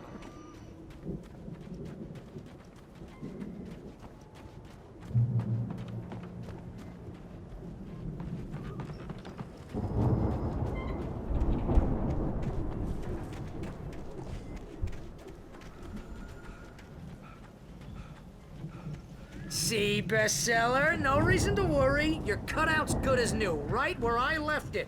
I'll come back for it once we have the place secured. Yeah, that's been my biggest worry all this time. We need to get this thing moved out of the way. This is as far as I got before they ambushed me.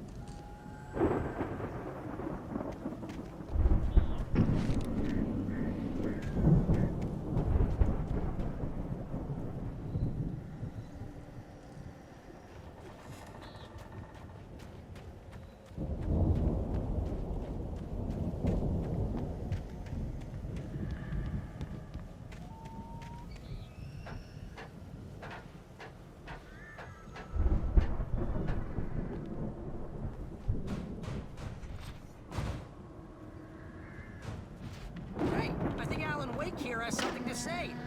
What's that, Al? I'm Alan Wake. I'm always right about everything. And if I don't get my way, I'll sulk all day long.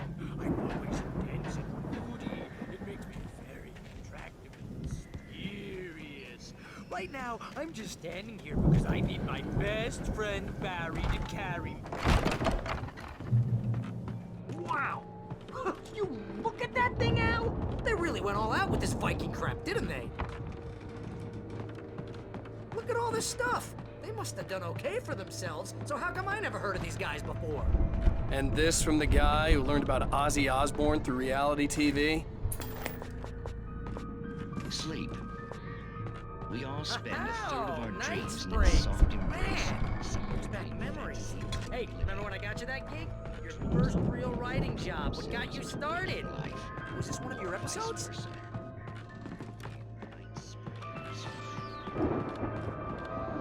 Tonight's episode, The Dream of Dreams. That's by someone else. We join Mr. Jones as he explores the endless dreamscape, only to be brought to a sudden stop. It's 1976. Madness reigns at the Anderson farm. Contrary to all logic, the headiest ingredient of their moonshine. A decidedly mundane situation. The Viking boat looked imposing, almost like a battering ram. Who's that? You don't know him. What are you, new? He's the guy dreaming us. Well, not just us. He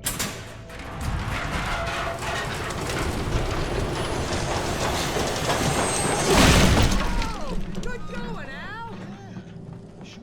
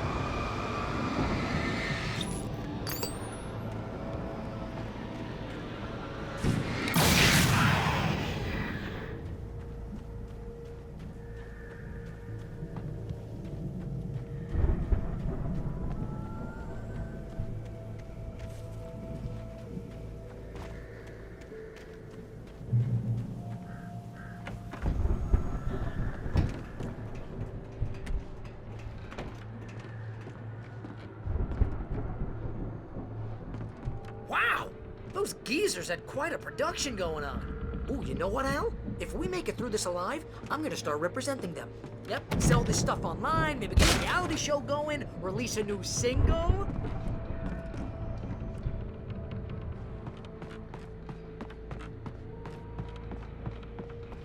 Be careful, Al!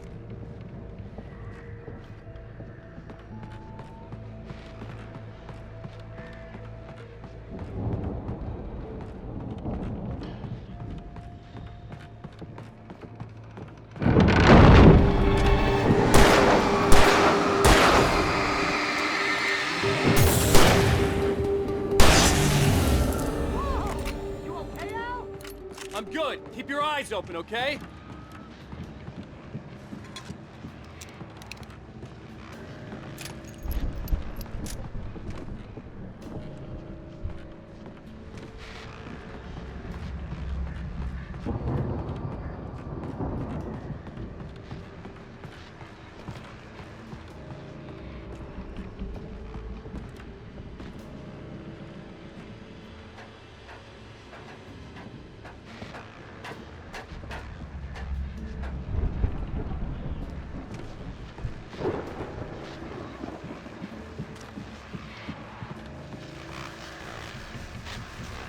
As you regular listeners know, I tend to work through the night, but I'm not the only one.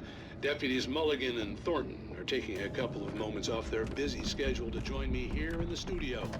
Boys, how busy are you now? Deerfest is almost here, isn't it? I bet that keeps you in business. Pretty busy, yeah.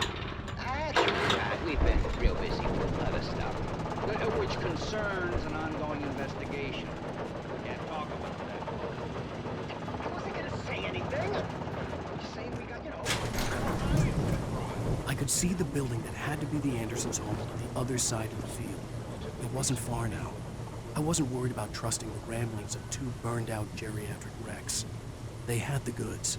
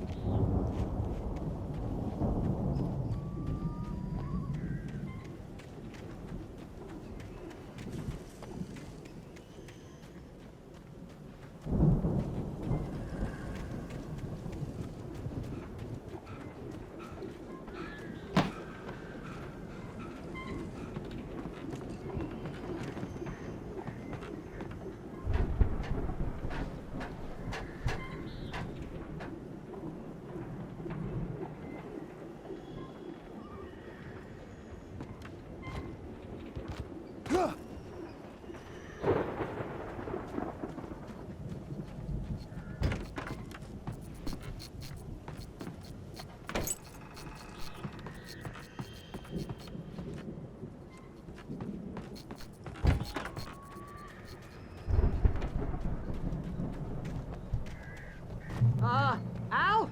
Is that you out there, buddy? Yeah, it's me. Hey. Hey, let's go, man.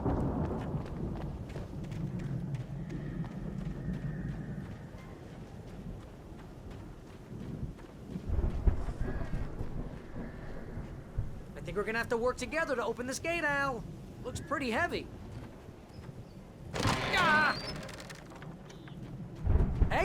think that's the farm on the other side of the field. We're almost there. This farm is a crazy place for crazy people. We should feel right at home then.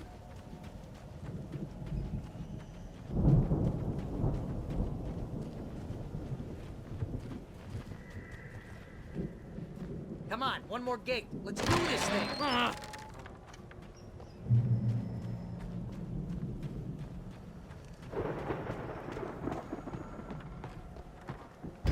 The lights are out.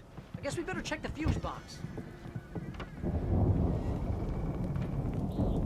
The power downstairs was out, but I was sure I could fix that at the fuse box.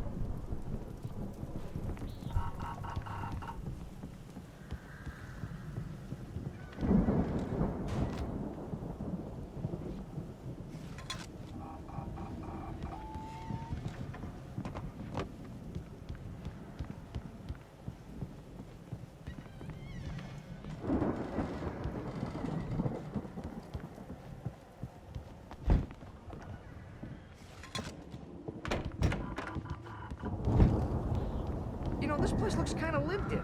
I thought the Andersons were in the booby hatch. Again, Alice's screams rang in the stillness of the night. I saw myself run toward the cabin, flashlight in my hand. I followed.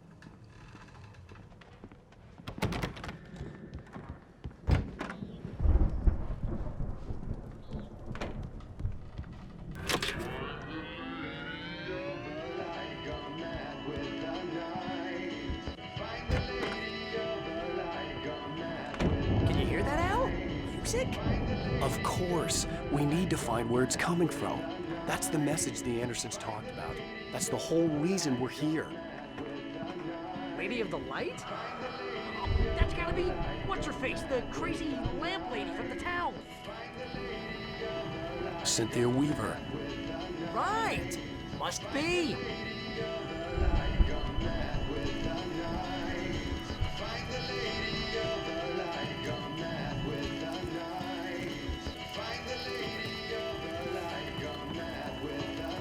Probably just a little dusty now. Give it a little thump. And now to see your love set free, you will leave the witches killing key. Find the lady of the light, gone mad with the night. That's how you reshape destiny. Okay. We need to find Cynthia Weaver. We'll stay here for the night and head back to town as soon as it gets light. Hey, Al. Lots of hours before dawn. Might as well get some rest. And by rest, I mean drunk. Come on, Barry, this is... Yeah, what the hell?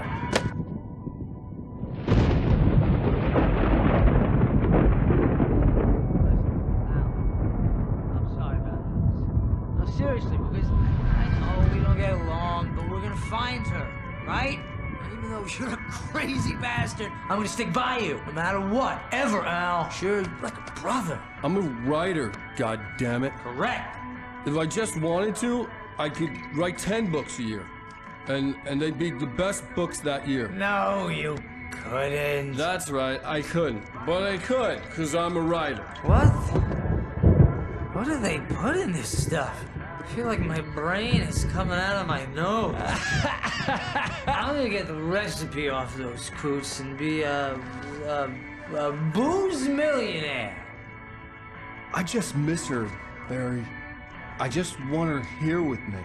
I know, Al. I know. It's gonna be okay. We're gonna make it okay.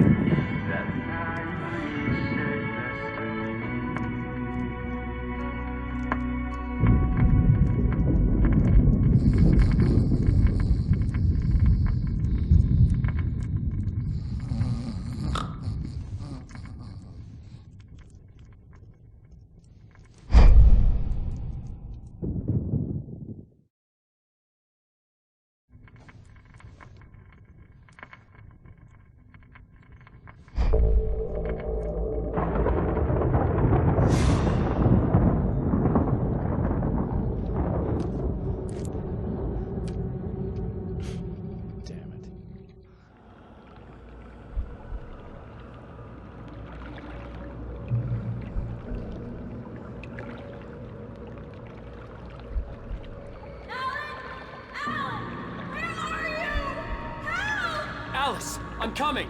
It's all right! I'm coming! It was a crazy, drunken dream, and yet it was more than that. It was the truth, a suppressed memory unearthed by the Andersons' moonshine. I was there, an out-of-body observer. This was the night Alice and I had arrived at Bright Falls, the night Alice had disappeared. I had a chance to find out what had happened. I remember being surprised to see the cabin dark. Alice would have never turned the lights off.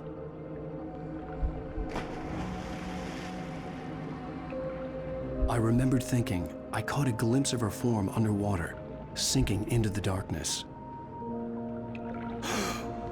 Diving after her was the last vague memory I had of that night. After that, the next thing I could remember was waking up behind the wheel of the crashed car and finding the first pages of the manuscript. Beyond this lost memory, there was nothing. I had to follow the footsteps of my past self to find out what had happened that night. I couldn't find her in all that blackness. I must have thought she drowned.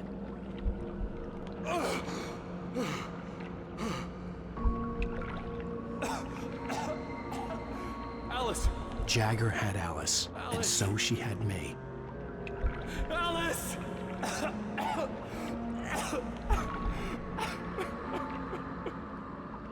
I'd been easy prey. Look at the cabin. Is there someone in the window? Alice? Maybe she didn't drown after all. Maybe she's inside. Alice! Yes. The dark presence had touched me. She had dug her nails into my brain and used me, made me her puppet.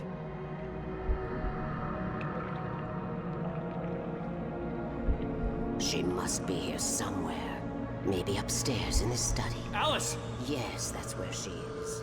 You can apologize. Alice! You'll laugh at the whole thing together and put it Alice? behind you. She's not here. You were foolish to think so. No, she's dead. She drowned. No, no, no! It's your fault your wife is dead. You are guilty. All she wanted was to help you right.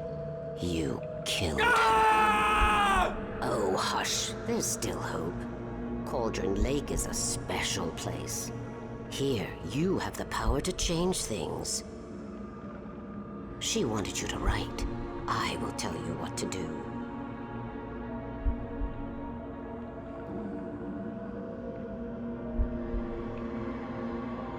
You can write her back. The story will come true, and all will be well again. She had Alice, and the manuscript was the ransom for her.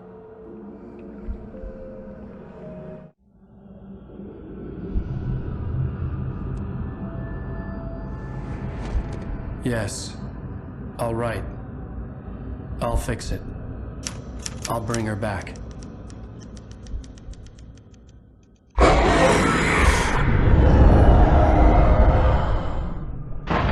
No. I wrote it. I remembered it all now. In the dark, I'd written for days, a week, almost a complete manuscript of a novel entitled Departure. Jagger had been my editor, whispering in my ear, making sure that the unfolding story would make her more and more powerful. I thought I was saving Alice.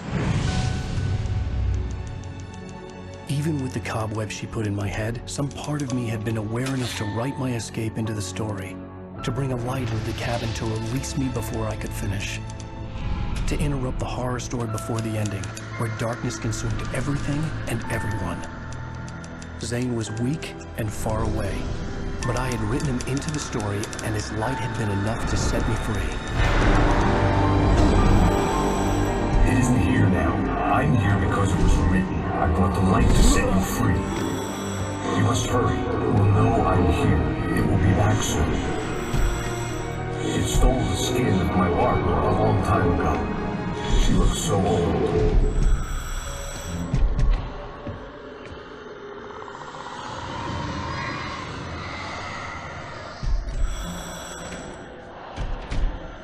I had woken up, confused and groggy, my mind consumed by darkness and fear. All I could do was to escape.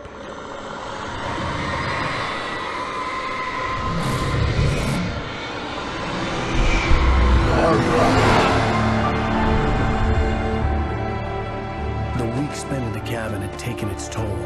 I was barely conscious, and fading fast.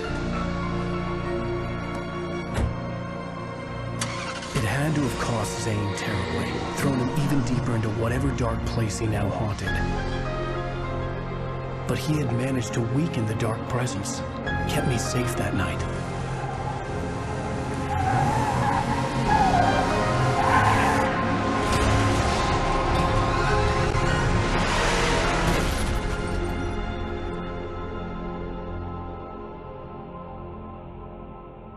I wrote it. It's my fault. That's right, James Joyce. It's your fault, and you're gonna pay for it.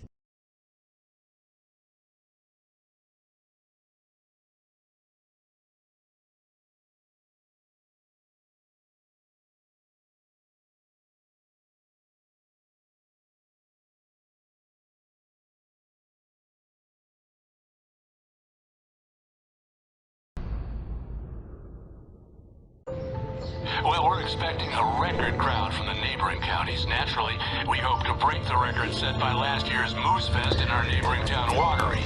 Ladies and gentlemen, some people have asked me, what's the big deal about Deer Fest? And I think that this sums it up. It's about friendship and community. We've got a great party coming up, but let's try to hold it in until tomorrow and get through the night in one piece, all right?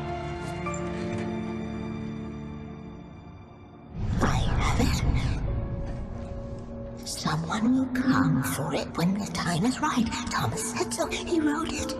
The key is insurance. It's my job to keep it safe. Safe in the light. Always in the light.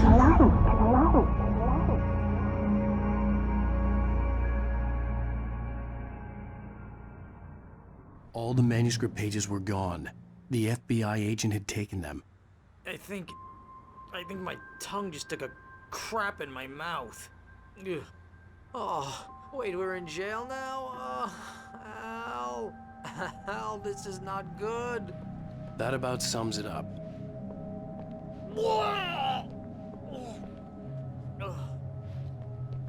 Oh, I am never drinking again.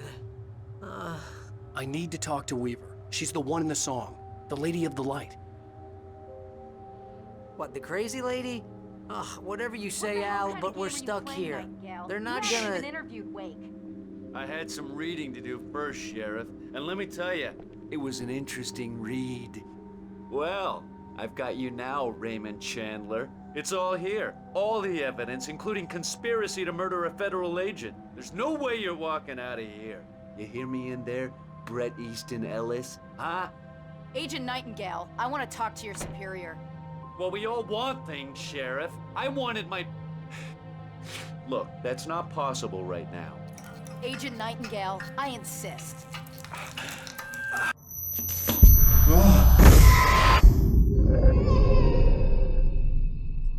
Wake, what's wrong? Lady, are you stupid? It's a trick. It's an obvious trick. Okay, I've had enough of this crap. Wake, I'm gonna trust you with this. You're joking. Agent Nightingale, your opinion would matter more if you were sober and if I actually believed you were here on official business.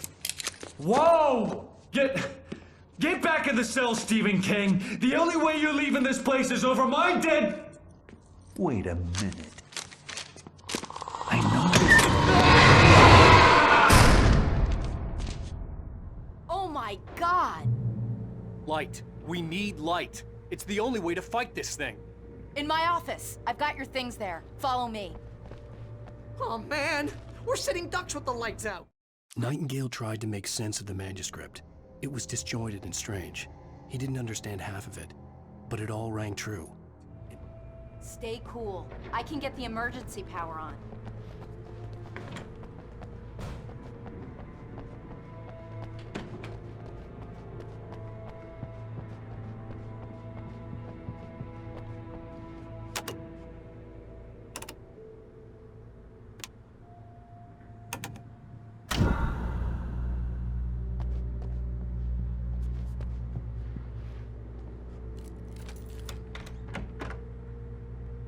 Here are your things. Wake, what do I need to know? What do you need from me? They can be hurt in the light, only in the light. And I need to find Cynthia Weaver. She can help me stop this. Light. Check. Cynthia. She lives in the old decommissioned power plant. I can get you there pretty quickly in the rescue chopper.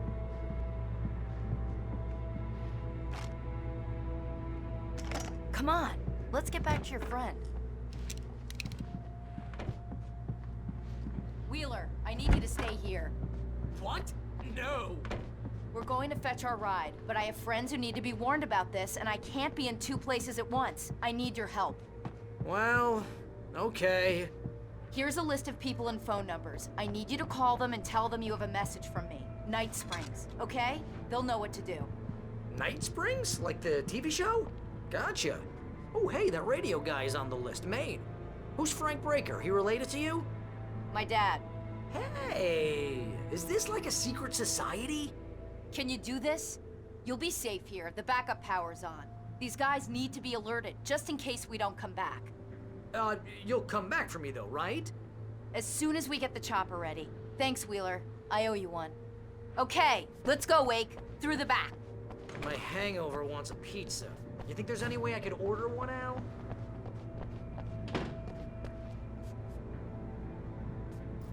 Hello, Mr. Breaker? Nightingale felt the situation veering out of his control, but the gun at least felt steady in his hands. He was ready to fire, resolved that he would let this happen over his dead body. Oh, hell. Whatever took Nightingale must have broken the gate controls. We can't reach the gate's control box from here. We need to get to the other side over the rooftop. I'll go. I'll open the gate for you once I'm across. You stay here in the light and cover me, Sheriff, okay? Are you sure? Okay then, but hurry.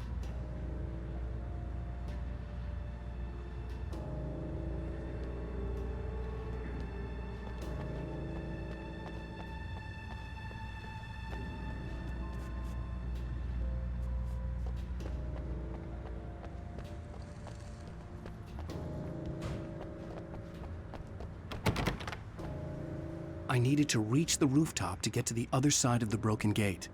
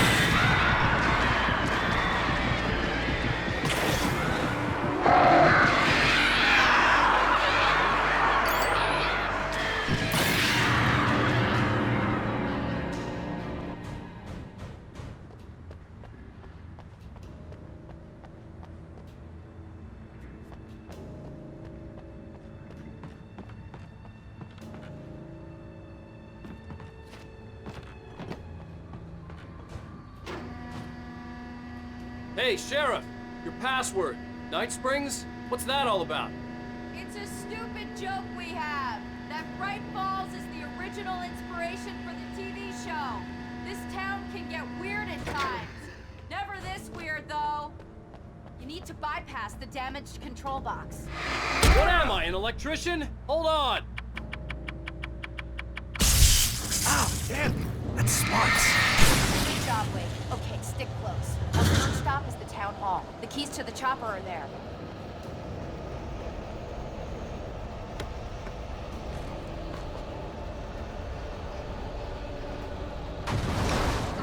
Shift may cause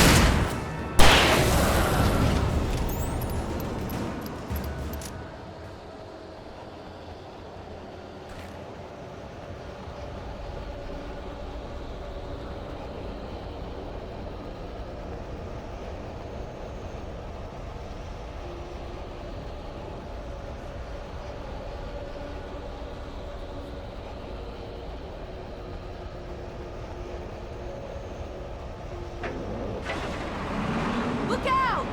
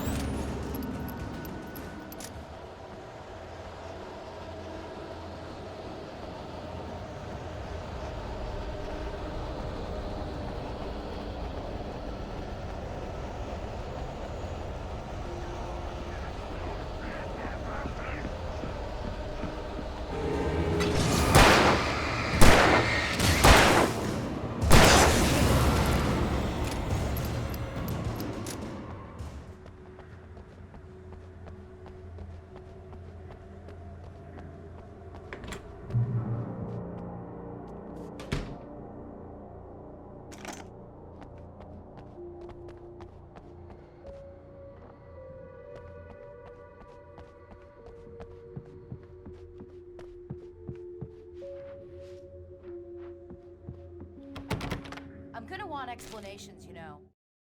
Barry was in his element, making calls, making things happen, even if he didn't entirely know what those things were. He wouldn't let the hot For sheriff... example, what the hell happened to Rose? She's seriously messed up now. The same thing I think happened to me after I arrived. During this week, you can't remember? Oh, I remember now.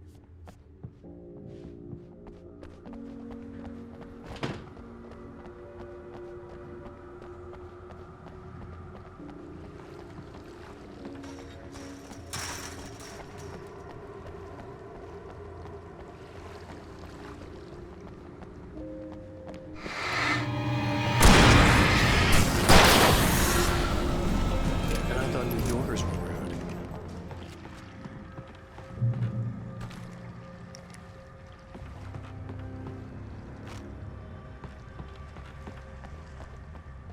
You have the right to these rights.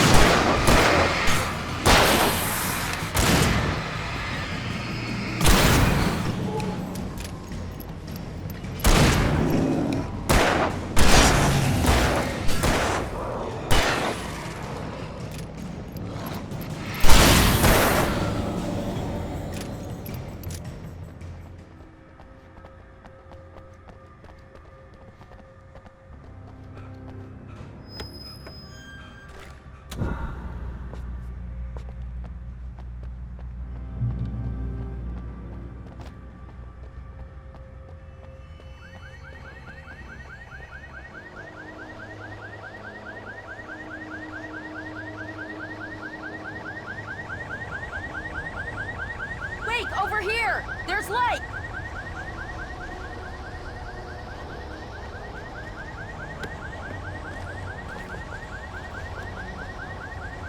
I have a key. Watch my back, Wake.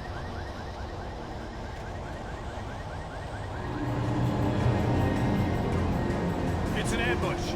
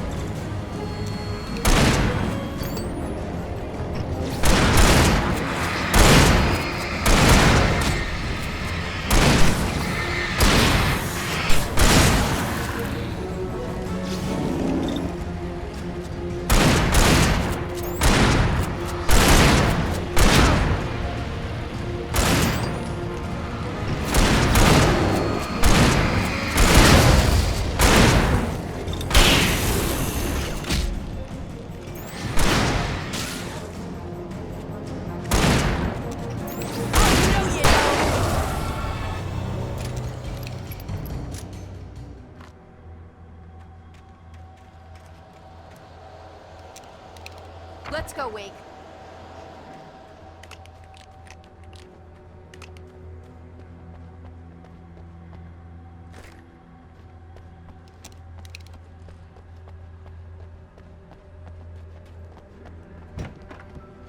Okay, someone's messed with the fuse box here, but you should be able to jury-rig it while I find the keys. I already got electrocuted once today. How about I look for the keys and you get burned for a change? Fine. They should be in the clerk's office on the other side of the building, near the main entrance. Gotcha.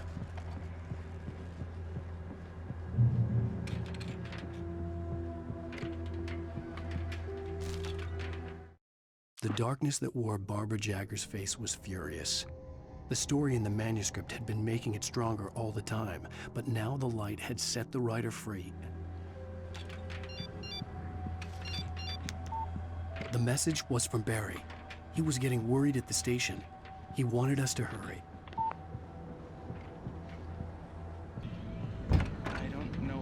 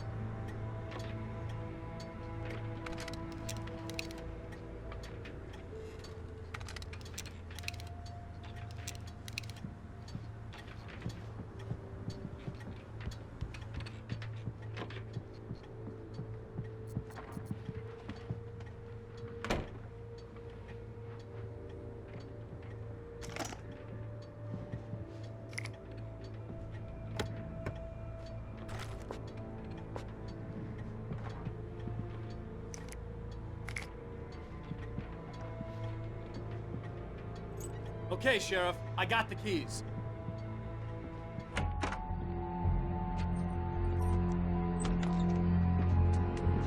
Barry? Why isn't he inside? Oh, God. Oh, God.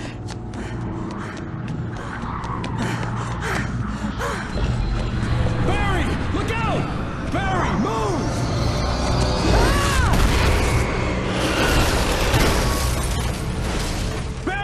He made it inside, Wake. He's okay. storefront's blocked. Come on, Wake, let's go around. We can meet him in the back.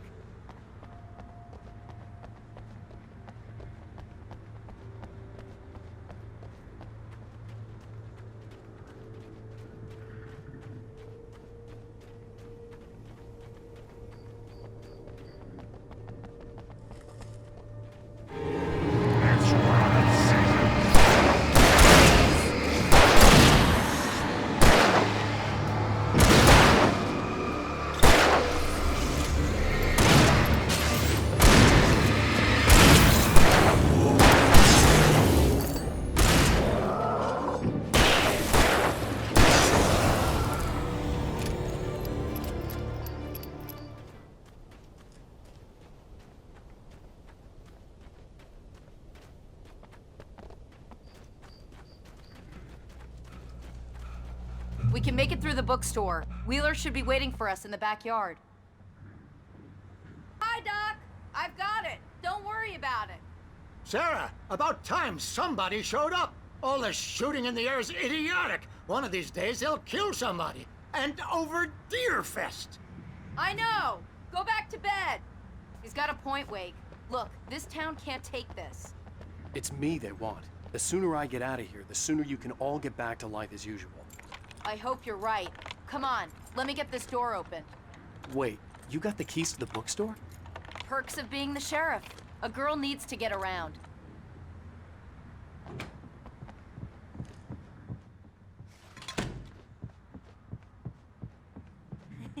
They're really taking advantage of your presence here, Wake. I heard they're selling a lot of your Alex Casey books. Right now, I'm not a big fan of my own writing. Cynthia Weaver worked hard, following her obsessive rituals, sometimes fighting them, always giving in to them in the end. She haunted the halls of Brightville. I don't see Barry. Look, Wake, maybe that's him. That's the way to the chopper.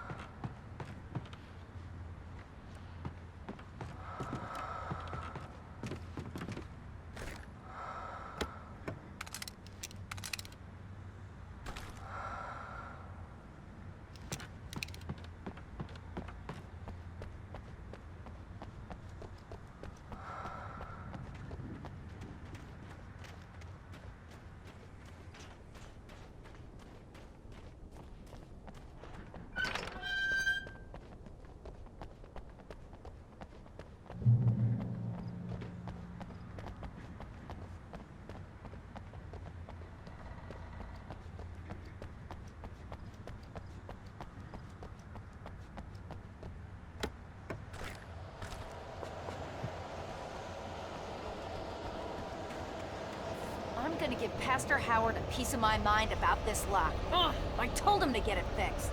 Here they come. Labor. Let's take a break.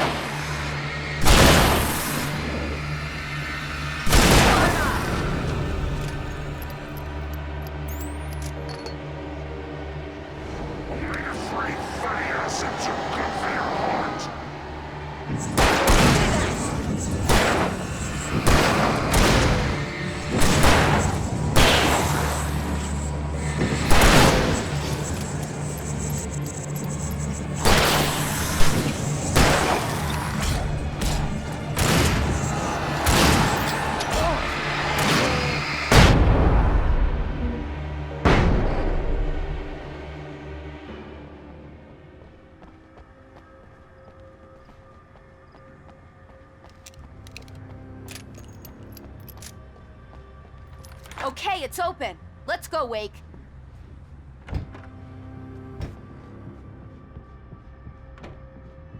Wow. We keep them lit all night long on the night before Deerfest. Why? Well, it's tradition. For it to be free, the Dark Presence needed the writer to finish the story. Again and again, the story let it get frustratingly close to the writer without letting... We're almost there. We'll have to go through the basement to get to the parking lot. Yeah, there's no way going through the crypt will turn out to be a bad idea.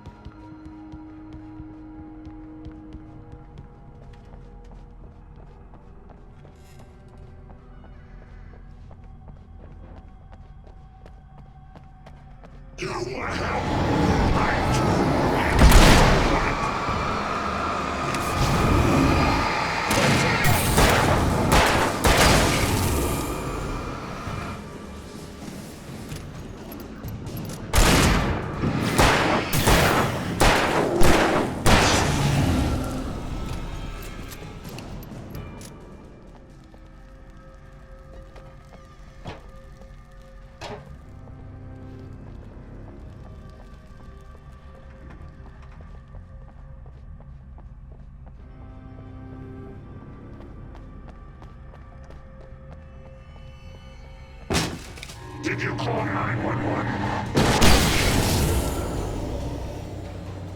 Guess that one saw the light, huh? You didn't like that one? A tough audience. Well, I got plenty more. What are the Christmas lights for? Protection, man! Like garlic against vampires? Vampires. The helicopter's just across the parking lot and up the hill. Come on!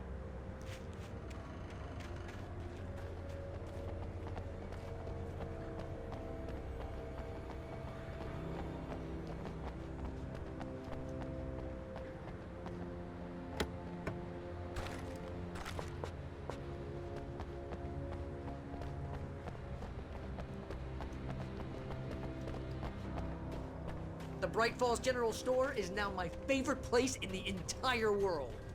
See this headlamp? It's like a superpower. I can just look at one of those things and they die. It's my flaming eye of Mordor. I wish. Alice had screamed until she had no voice left to scream. Around her, the darkness was alive. It was cold and wet and malevolent and without end. She was... Say that. Yeah. Hey, I want a headlamp. Last one. Bastard.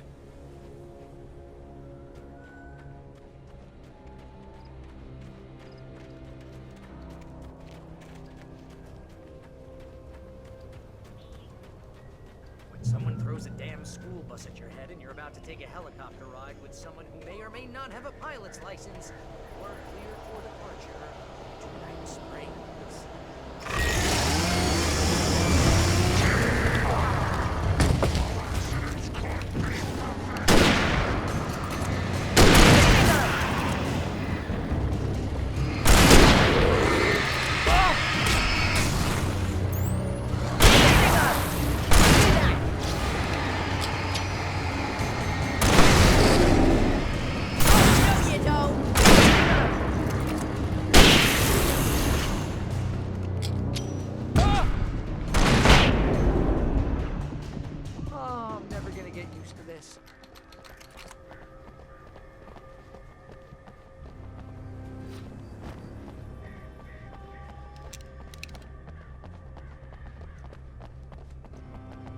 The helicopter's just up ahead. I'll need a while to prep for takeoff. Don't take too long. I want to get out of here.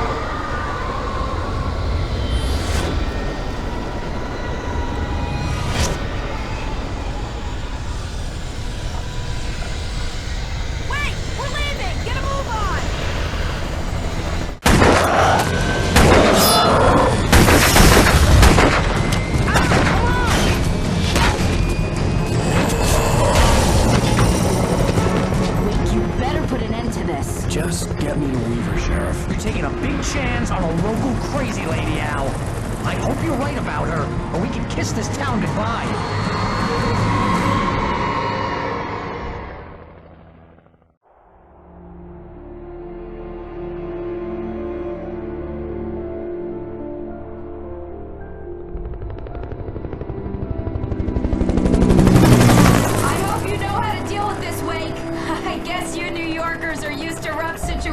Like this. Right, the city's a war zone. King Kong, mutant alligators, and Alex Casey shoots the place up every weekend. Look, I never even carried a gun until a couple of days ago. Well, my dad used to be a cop there. Tells some pretty wild stories. Stuff like this? No, just normal bad stuff. Kinda like your books, Wake. I used to tease Dad that he was just like Alex Casey. You've read me. Oh, sure. You're a pretty good writer. A little heavy on the metaphors, maybe. Nobody's ever said that before. We're coming up on the power plant. See the lit building over there? And that's the dam further up the river. I can't land here. I'll take her down the road across the river. Just get me there, Sheriff.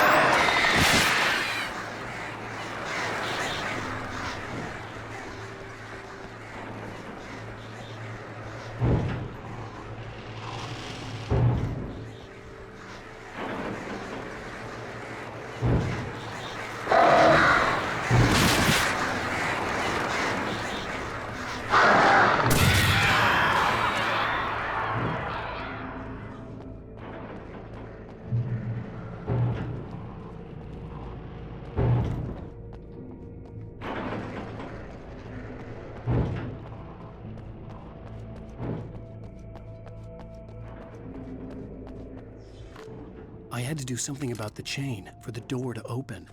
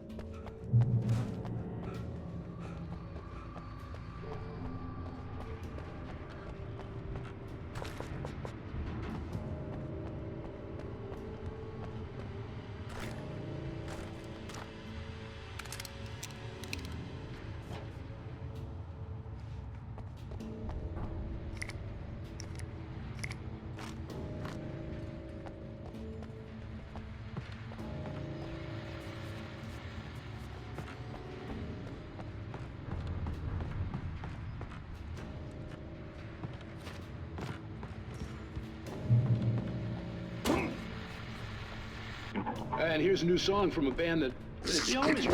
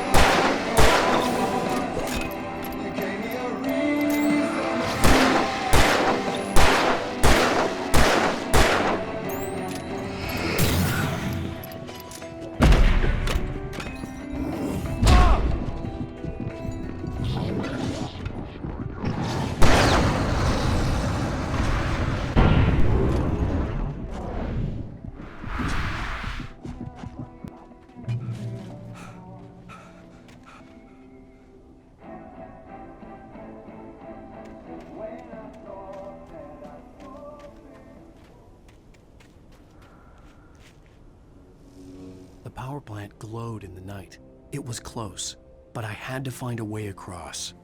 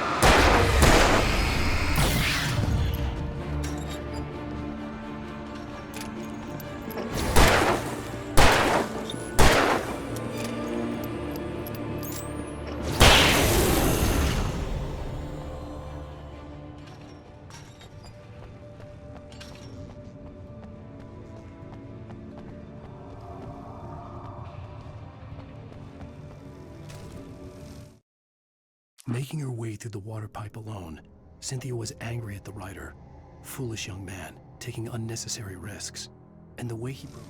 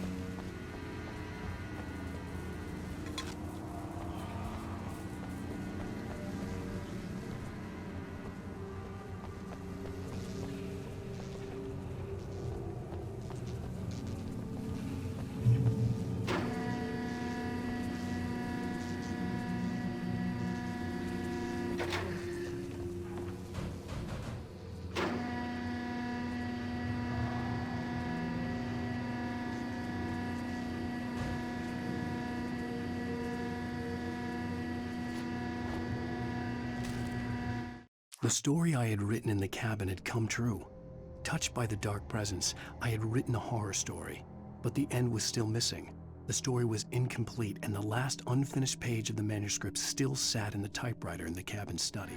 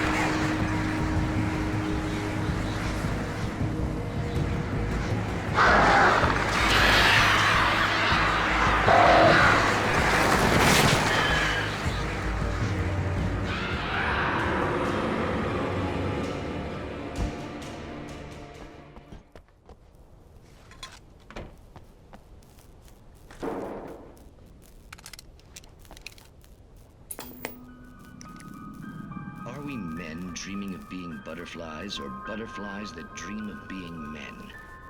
Such philosophical concerns are, by necessity, abstract. And yet, some of us can find concrete proof of the nature of...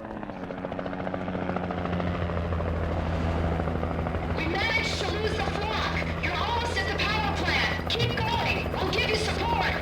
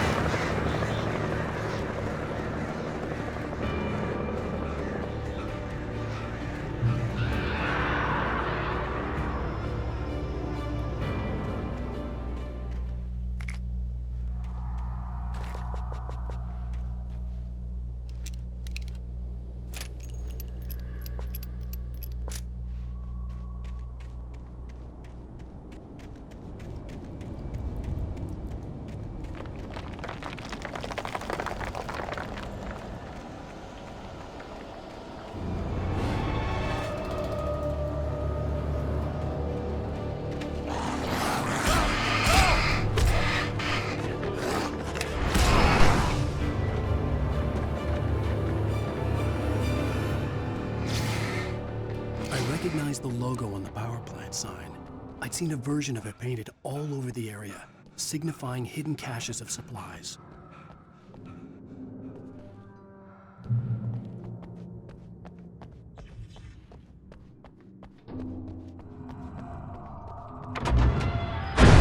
Hold it right there! Miss Weaver! Cynthia! I'm a friend! Prove it! You knew Zane! Thomas Zane! You're the Lady of the Light in the song! You can help me! About time! Young man, I've been waiting a very long time for you.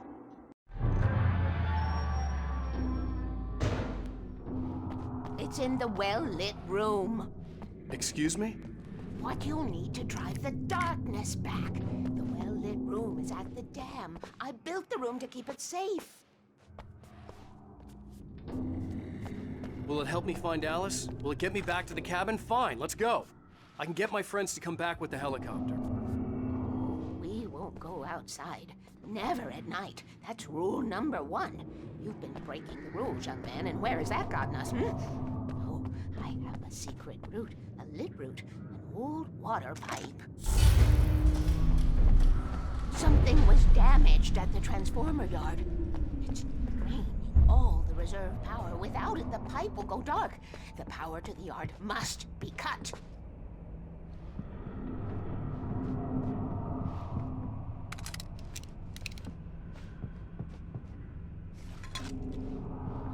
Let me guess. You want me to do it? Young man, you're the one who likes to break the rules. I can't be outside in the dark. The kill switch is outside.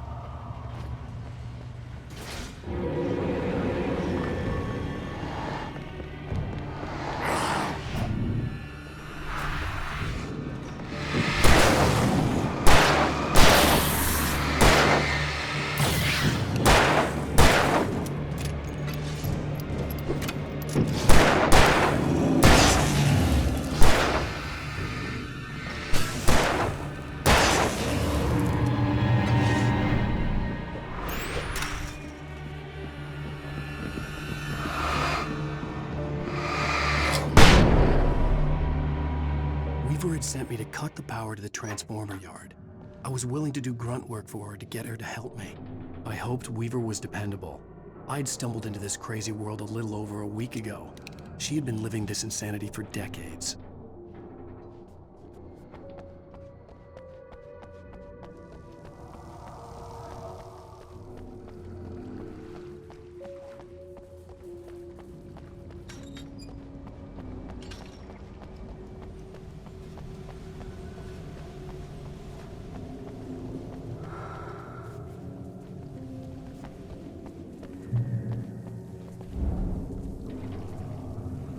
I could see the kill switch that would cut the power to the transformer yard. Now I had to find a way to reach it.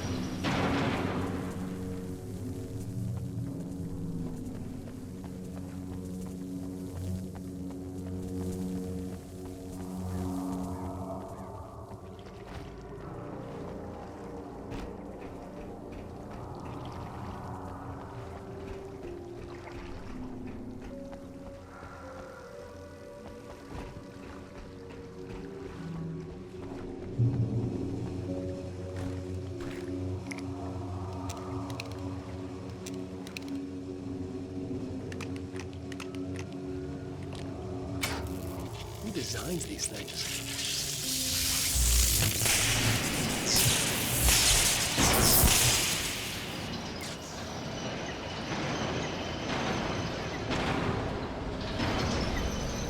transformer yard went dark and dead.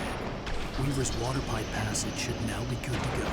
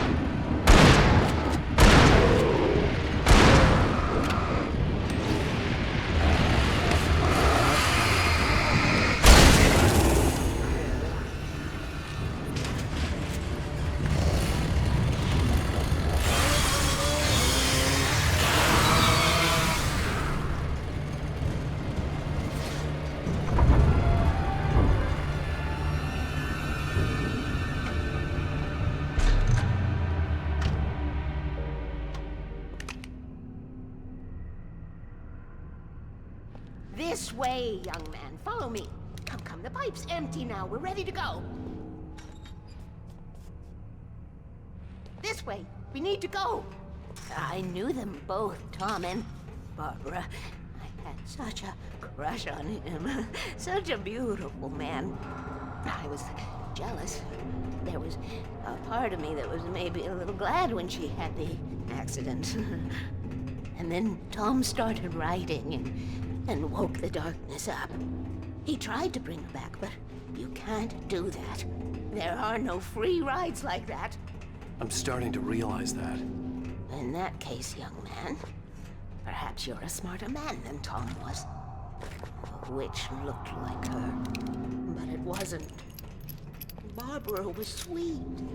He didn't understand until it was too late. He tried to undo it, wrote himself, her, everything he'd ever written out of the world. Oh, he was so famous. And afterward, no one knew. Oh, Tom. He left only one thing behind in my care, in case it happened again. Insurance. He trusted me, or perhaps used me a little. Tom knew how I felt, knew I wouldn't refuse him. I built the well-lit room and put it there. It's been waiting for you. We are characters trapped in a story, and none of us will survive to see the end of it if the darkness isn't stopped. She'll twist the story to her own dark ends. How do you know all this? Tom, that's the way he wrote it. He still talks to me, you know, in television, from beyond, from below. We have both been touched by the darkness, young man. He saved us both with light. The darkness stays with you. You sustain.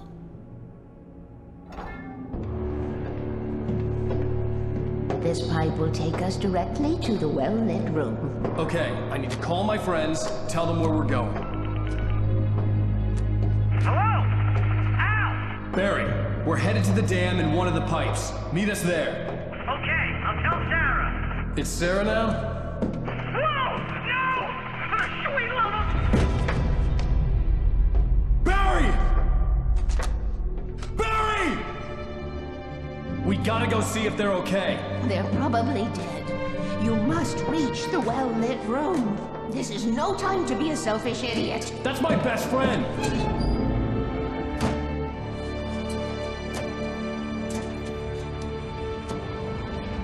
Well, be a fool. I'll use the pipe. I'll meet you at the dam if you make it.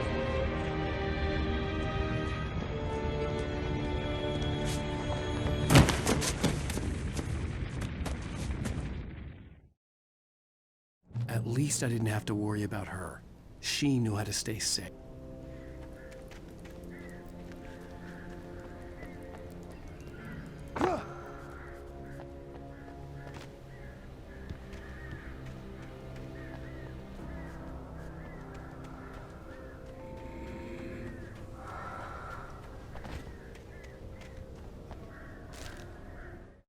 Sarah was almost starting to relax. Maybe they could turn this into a win yet. Suddenly, there was a piercing sound, like a table saw gone wild, as 100 birds made out of shadows swarmed into the rotor. The chopper bucked.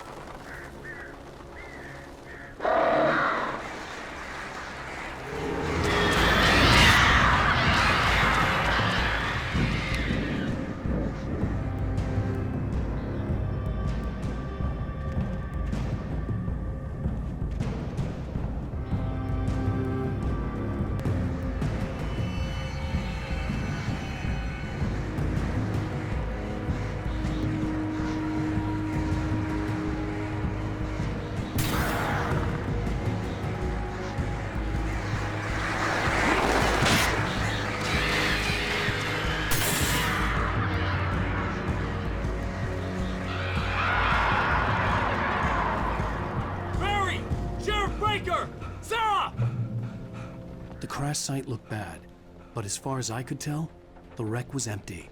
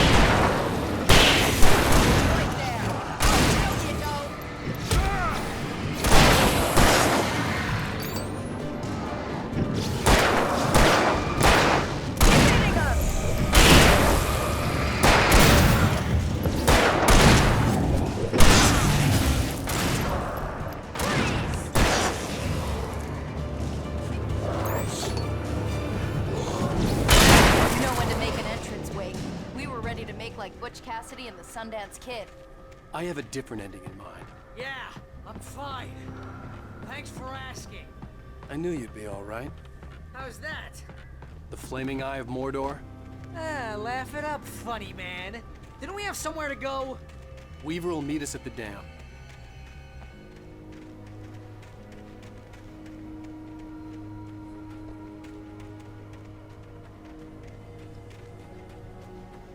When you spend most of your night running uphill while the crazy bunch of demon hicks try to take your head off with an axe, you know your helicopter crash landed in Night Springs. Oh, I'm never gonna get used to this. Oh, I should have kept that gym membership. See those lights? That's the elevator we need to take.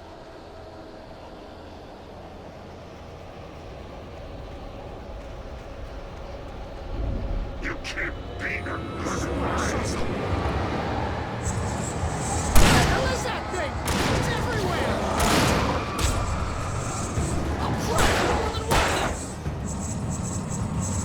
Nothing moves like that. It's impossible.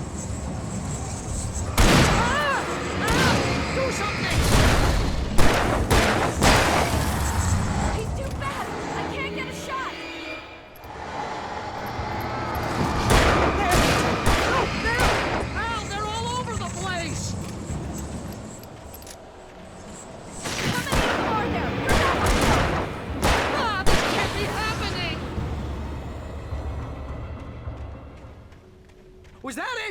Are we safe?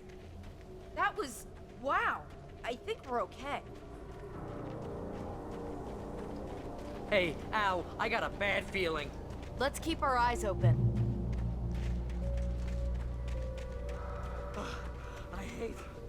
I hate running. Wake, call the elevator. I'm keeping watch. I think I hear something moving around.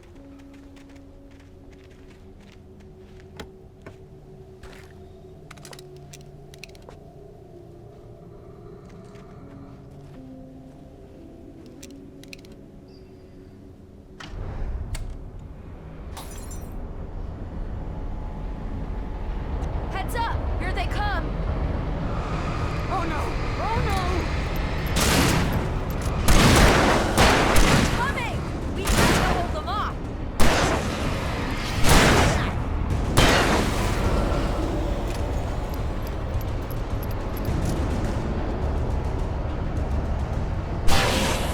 Oh no! Oh no!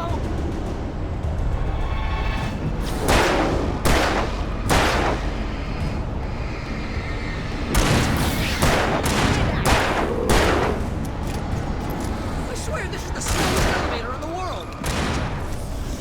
No, you don't! No, you don't!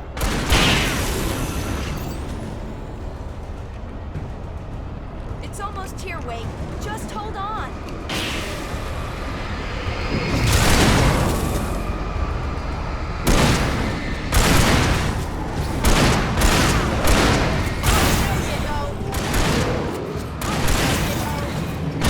Here! Al, let's go!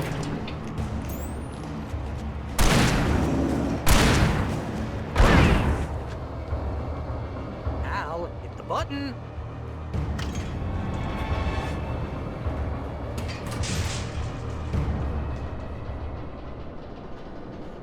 We're almost there. There's an entrance into the dam at the top. What's the plan, Wake? Well, Weaver's crazy, but she's got something Zane left behind. Something to fix this. Gee, could you be a little more vague?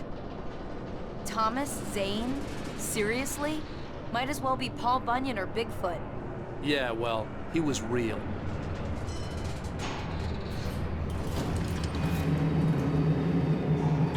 Let's be careful, okay? Oh, jeez, I hate this.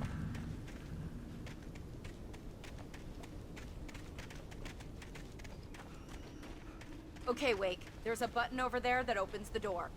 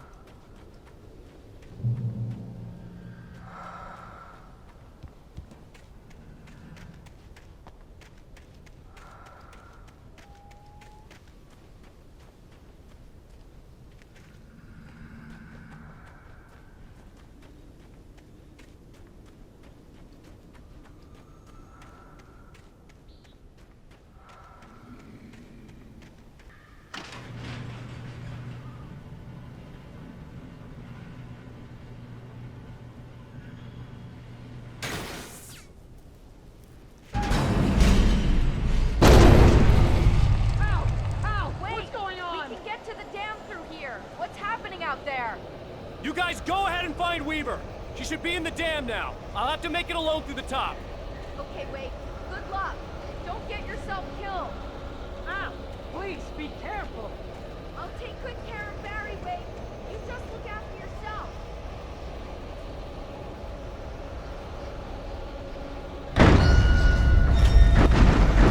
You gotta be kidding me.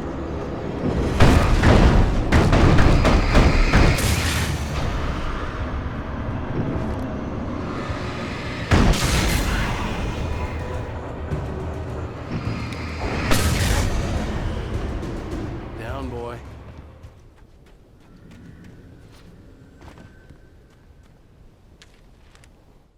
Thomas Zane knew he had to remove all that had made this horror possible, including himself. That was the only way to banish the dark presence he had unleashed and now looked at him through the eyes of his dead love. But he also...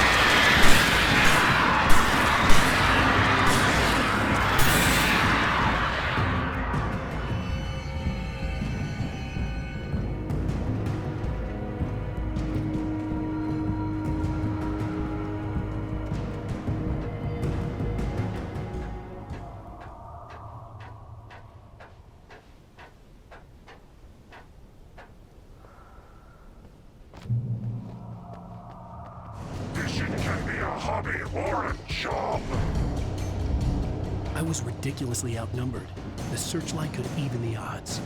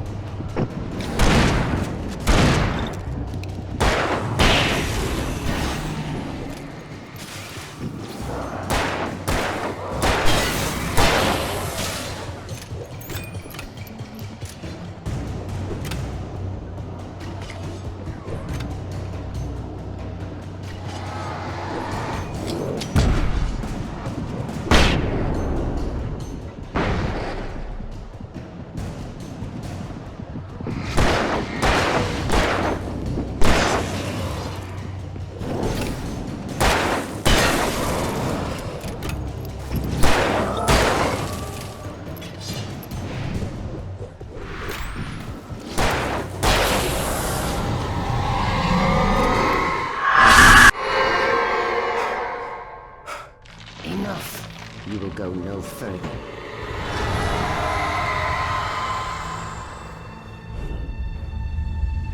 Stop now.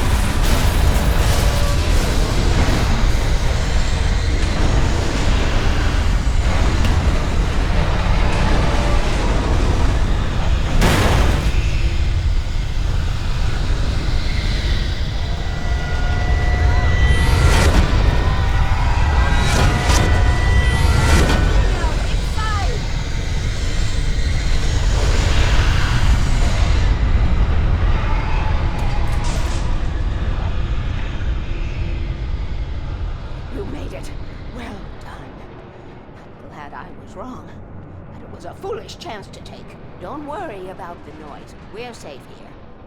I have looked after the well-lit room for many, many years now. There is no shadow in the well-lit room. The power is fail-safe, and all the bulbs are numbered and changed regularly based on their make and model. Right.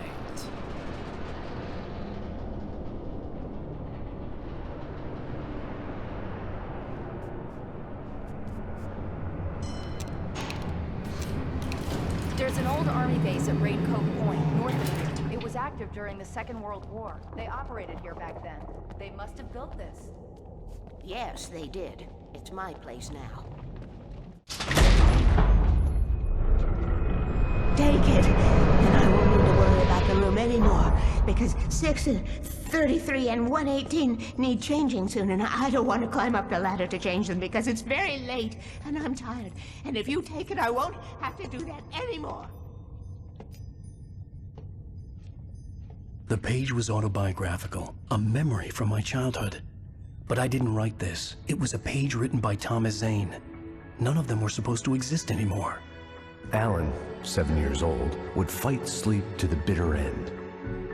When he did sleep, he soon woke up, screaming, the nightmares fresh in his mind. One evening, his mother, sitting by his bed, offered him an old light switch. She called it the clicker, and flicking the switch would turn on a magical light that would drive the beast away. To imbue the talisman with all possible power, she added that it had been given to her by Alan's father. Alan never knew him, and anything of his took on mythical proportions in his mind. With the clicker firmly in his hand, Alan finally slept like a baby. Now, almost 30 years later, Alan thought of this as he stood on the rim of Cauldron Lake, the clicker in his hand. He took a deep breath and jumped. My mind swirled. I'd given the clicker to Alice, yet it was here. Zane had written it into existence, in a story I had written.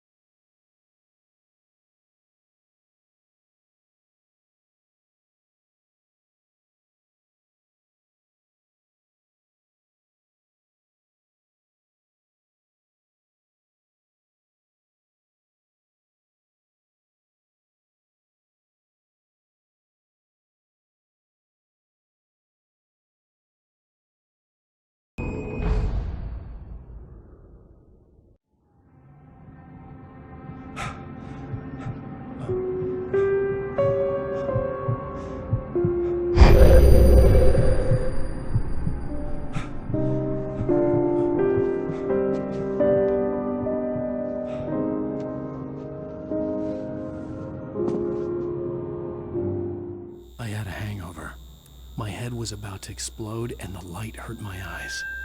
I needed my sunglasses and painkillers to dull the pain. In one of my finer moments of self-deception, I swore to quit drinking.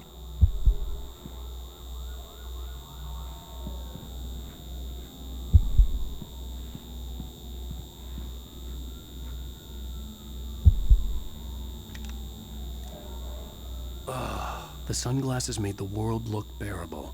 Now I could keep my eyes open without feeling like a vampire in the sun.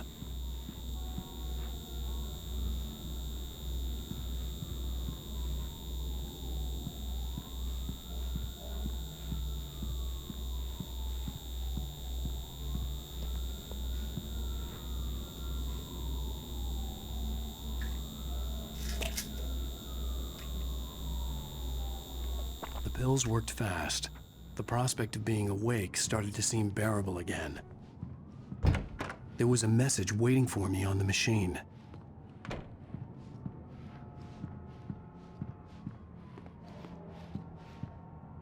You have one new message. Al! Are you still asleep? Wakey, wakey!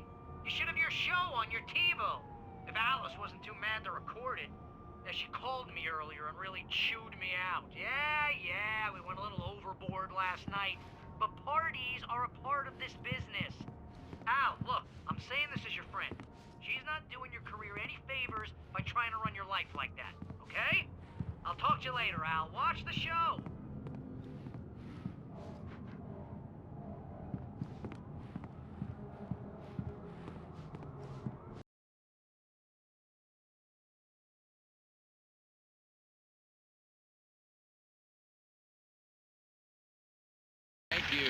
Thank you, everybody. We have a great show tonight. I've been talking with the best-selling author Alan Wake about his new book, The Sudden Stop. Yeah, good read. Go buy it. No, it is a good read. Look, I'm gonna be honest here. Is that wise? No, but I'm gonna do it anyway. I got people who give me the lowdown on books. I'm a busy guy. But this one, I actually read from cover to cover. I mean, I'm a big fan. Wow, thanks. Now, this might be a spoiler for those who haven't read the book yet. Based on the sales figures, the 2 people out there who haven't read the book yet. But this last book is all about the death of the main character, the hard-boiled New York detective, Alex Casey. Now, there's been a lot of outrage about this. Why the hell did you kill Casey? What the hell were you thinking, man? Good riddance. No, seriously though, 7 years and 6 books is a long time. He was a gloomy guy to spend all your working hours with, and it was a good run. But it's time to explore new things. My next book will be a departure from the old for me. You selfish bastard, always thinking of yourself. Well, you've certainly given us a lot of entertainment over the years. And now that you mention it, Casey was a gloomy guy. Never had much luck with his love life with the ladies. Was that autobiographical in any way? Yeah, no kidding. Casey's lady friends tended to die on him. With Casey, it was all about his pain. No, nothing autobiographical about that. I'm a happily married man. My wife is my muse. Well, congratulations. That's great to hear. So, how's the publicity tour been treating you? Good, great. But I gotta say, I'm glad to be back home in New York. Well, you've certainly been on the news a lot lately. Lots of parties and, you got into a fight with some paparazzi. Oh, man. Well, that guy was really in my face. I lost my temper. I know that wasn't cool. You are famous for that temper. Well, I did also write several books. Well, your latest novel is called The Sudden Stop, and it's in bookstores now. Go get it. That means the two of you out there who haven't bought it yet. Ladies and gentlemen, that's all we have for you tonight. I want to thank all our guests for the evening. Alan Wake, Sam Lake. Once more, do the face for a Sam. And our musical guests.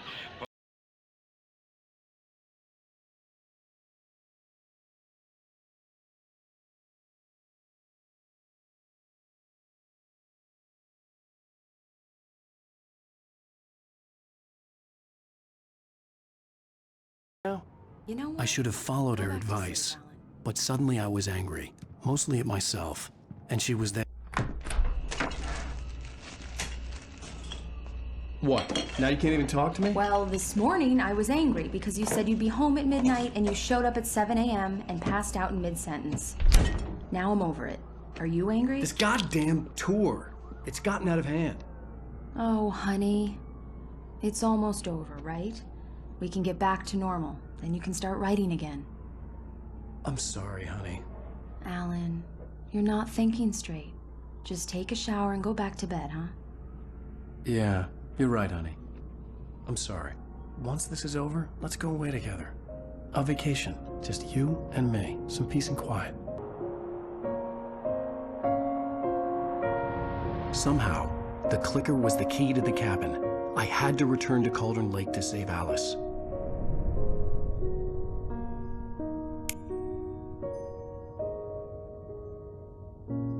I'm going back to the lake to finish this. I'm going to write an ending to the story in the manuscript on my own terms, to make it all right. Why can't you just write it here? The last page is still in the typewriter. I need to read it first. Everything needs to be just right. Zane tried to cut some corners, and it didn't end well. Okay, ready when you are. I'm sorry, Sarah, but I need to do this alone. Barry, take her gun. Miss Weaver, close the door when I leave.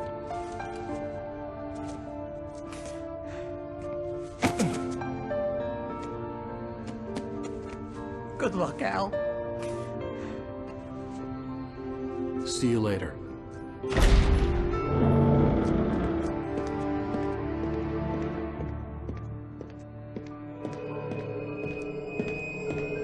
When I got out, it was warm and sunny. I'd flicked the switch of the clicker. Had it done this? I didn't stop to question it. I had to take advantage of the sunlight to get to the lake. On Zane's page, I'd stood on the rim of Cauldron Lake, about to use the clicker. That's where I was headed.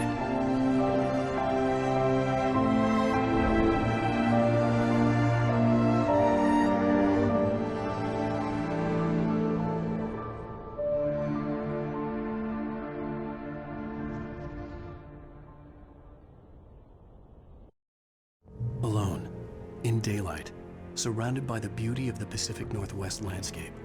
It was hard not to let doubt creep in one last time. I could still chalk everything up to a dream, a delusion. I had enough imagination to make up something like this. Having been in the cabin all this time, trapped in a story inside my head, gone mad from grief over Alice's death like Hartman had claimed, there would be no way of knowing. I told myself it didn't really matter. My course was set.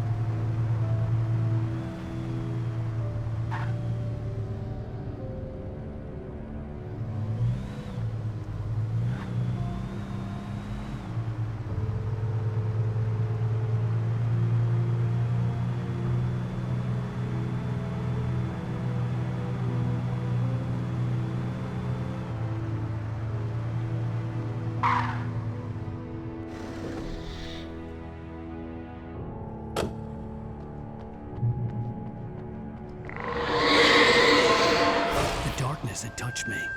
There was a link between us, always would be. I could feel its presence again, getting closer.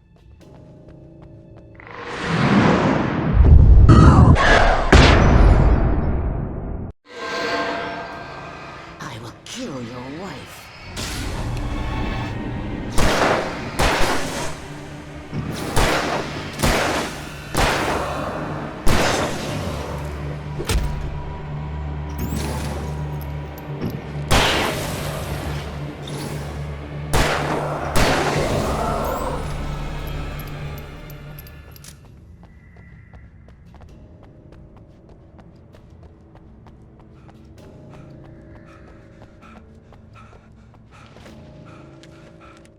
The Dark Presence was no longer trying to capture the writer so he could create the ending it wanted. The writer knew too much. He was too strong. And he...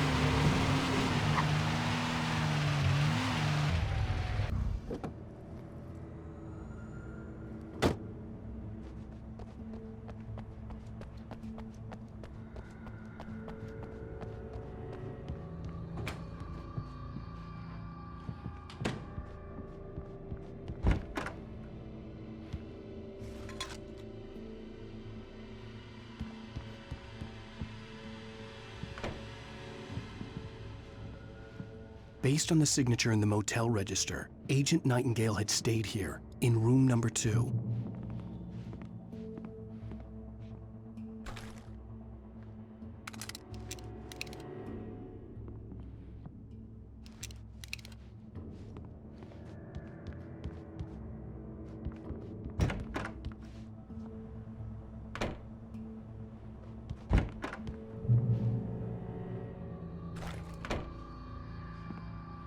This had obviously been the room where Agent Nightingale had stayed when he hadn't been busy harassing me.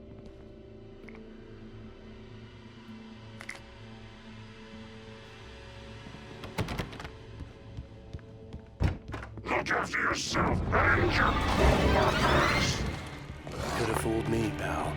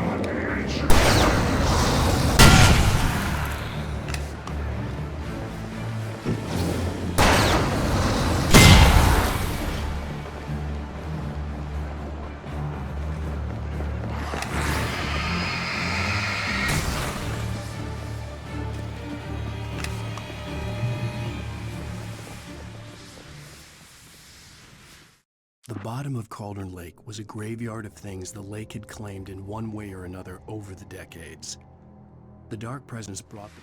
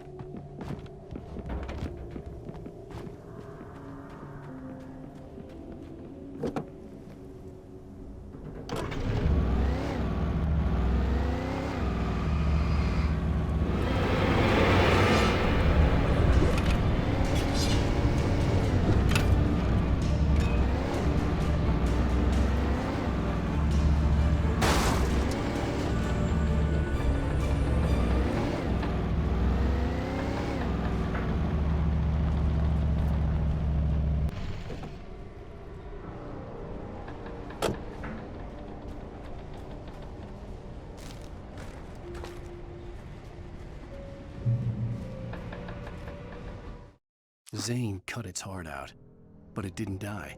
The thing that wore Barbara's face kept crooning sweet nothings sugar-laced with poison.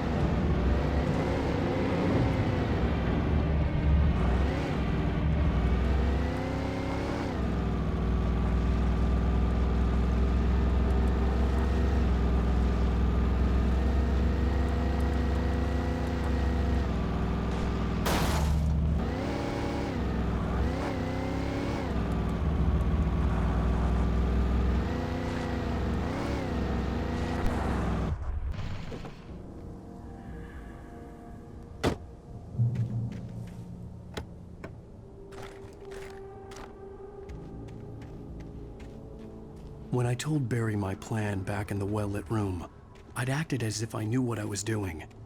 I didn't. I was operating on the shifting logic of a dream. I had to fight my way to the lake through the horrors of the night. I had to flick an old battered light switch imbued with childhood magic. I had to write a happy ending to a horror story. I had to save my wife from the dark prison she was being held in.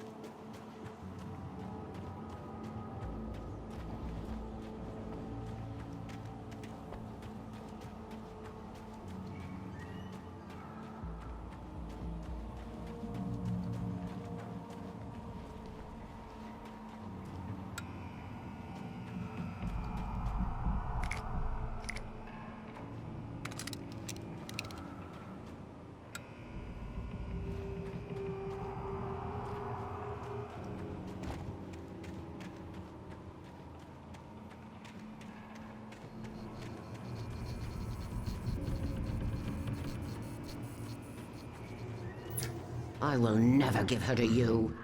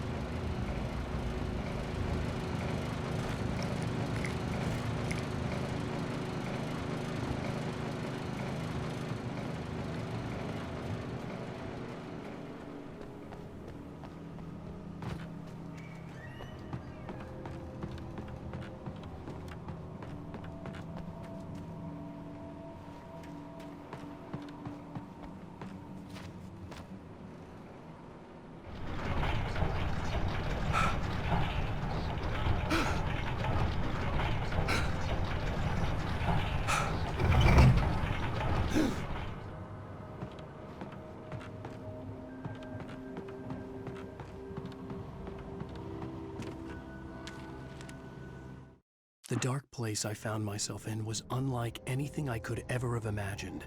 It wasn't solid. It flowed. It was conceptual and subjective.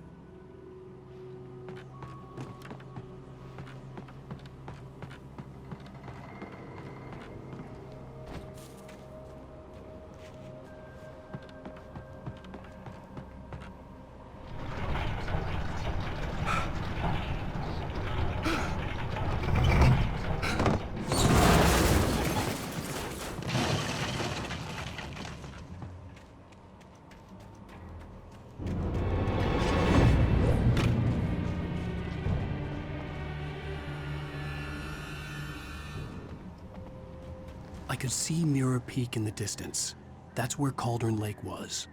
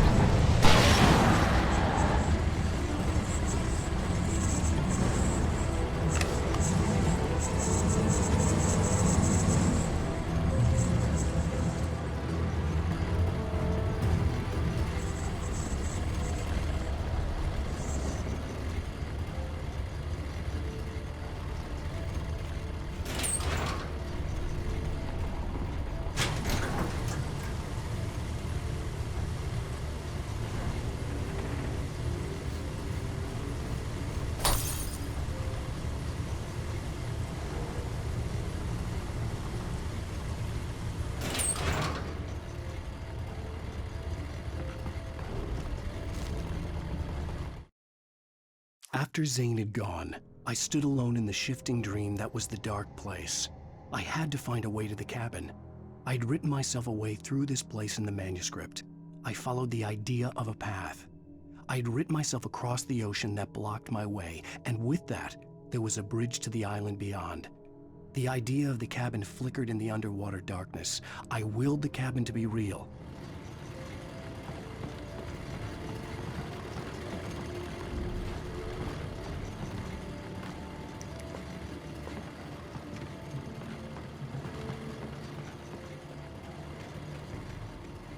Turn back now.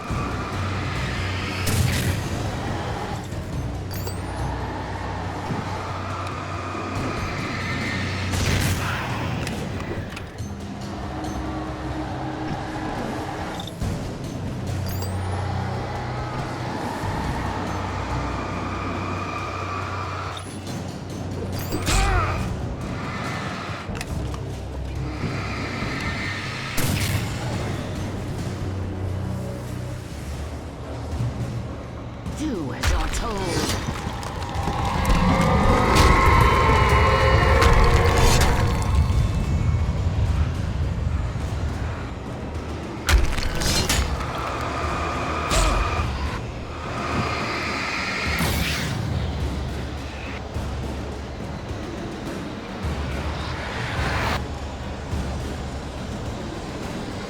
Alice never loved you.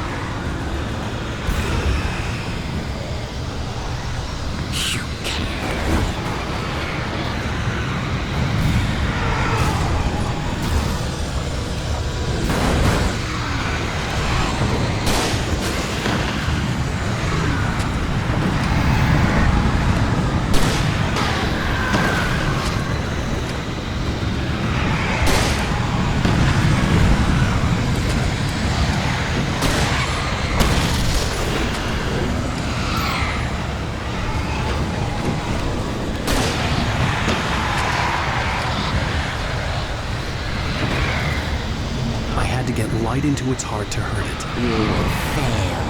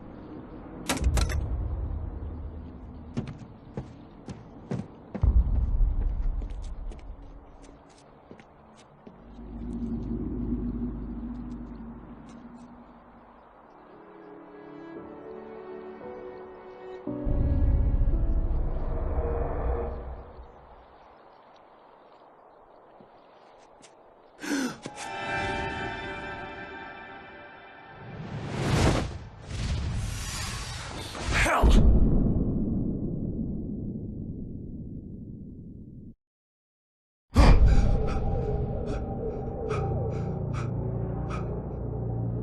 Shh, baby. You were having a bad dream. It was just another nightmare. No. Everything's fine. You're home. It wasn't a dream. Everything's fine. Turn the lights on. Turn the lights on! Shh, baby. The power's out. There's no light. Come back to bed and I'll make you forget all about your fear in the dark. My fear? It's your fear. Why aren't you afraid? You're not Alice. Turn the lights on now. Where's the clicker? What did you do with it? Alan, honey, you're still 1 foot in a dream. You're not making any sense. Come back to bed.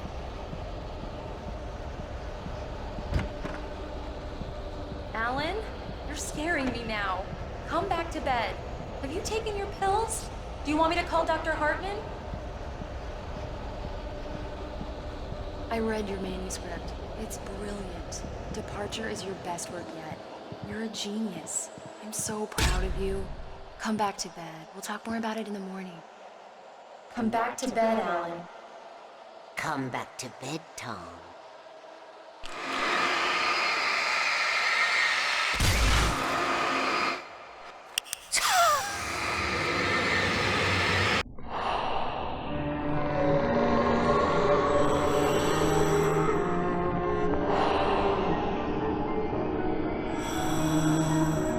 You must find your way to the cabin. If it stands in your way, it won't let you pass. It has no heart. It's filled with darkness. You must fill its heart with light.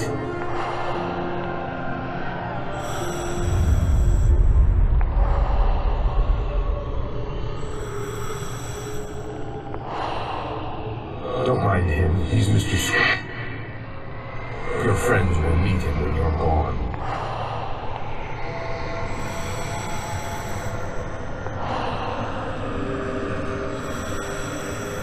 Use the clicker.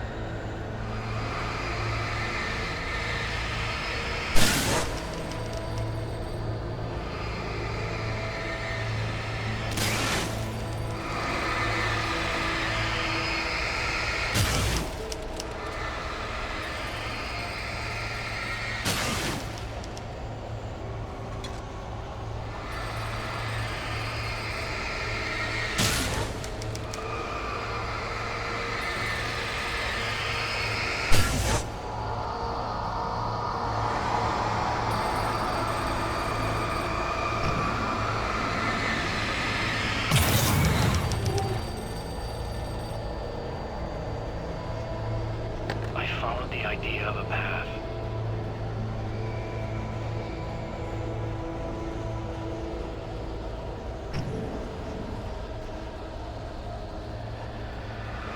I'm leaving you. What? I'm leaving you, Alan. I met someone. I'm in love with someone else. Alice? No, what do you say? You can't. You don't love me. How could you? You don't even love yourself. All you do is torture yourself with work and can't do anything. No, I love you more than anything in the world. You're my muse.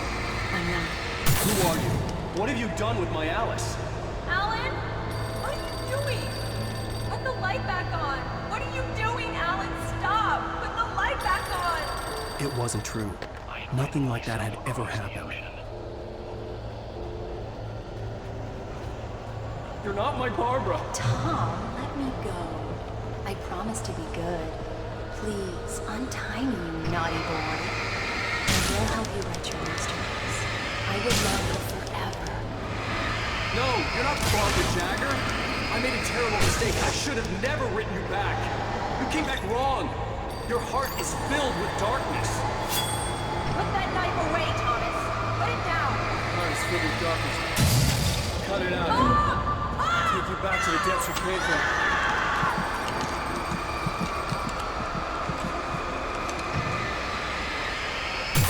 Filled with darkness.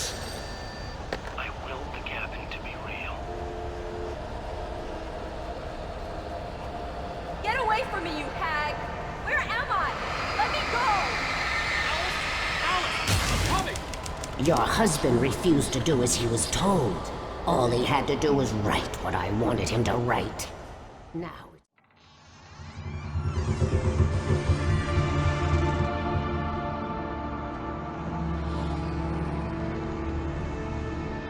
Now you will never get her back.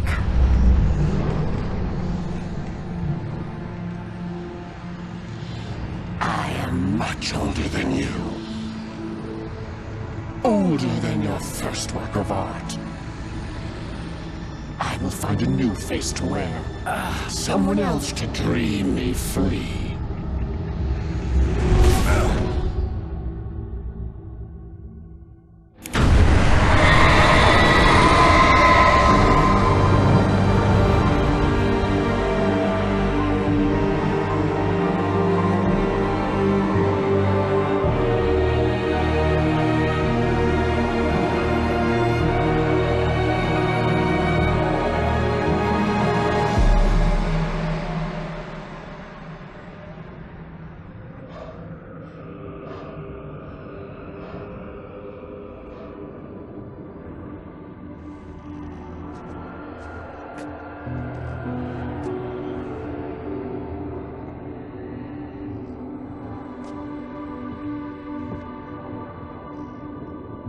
I could feel Alice's presence close by. I understood what I had to do now. I knew how to write the ending to Departure. There's light and there's darkness. Cause and effect. There's guilt and there's atonement. But the scales always need to balance. Everything has a price. That's where Zane had gone wrong. There's a long journey through the night back into the light. Alice? Alice?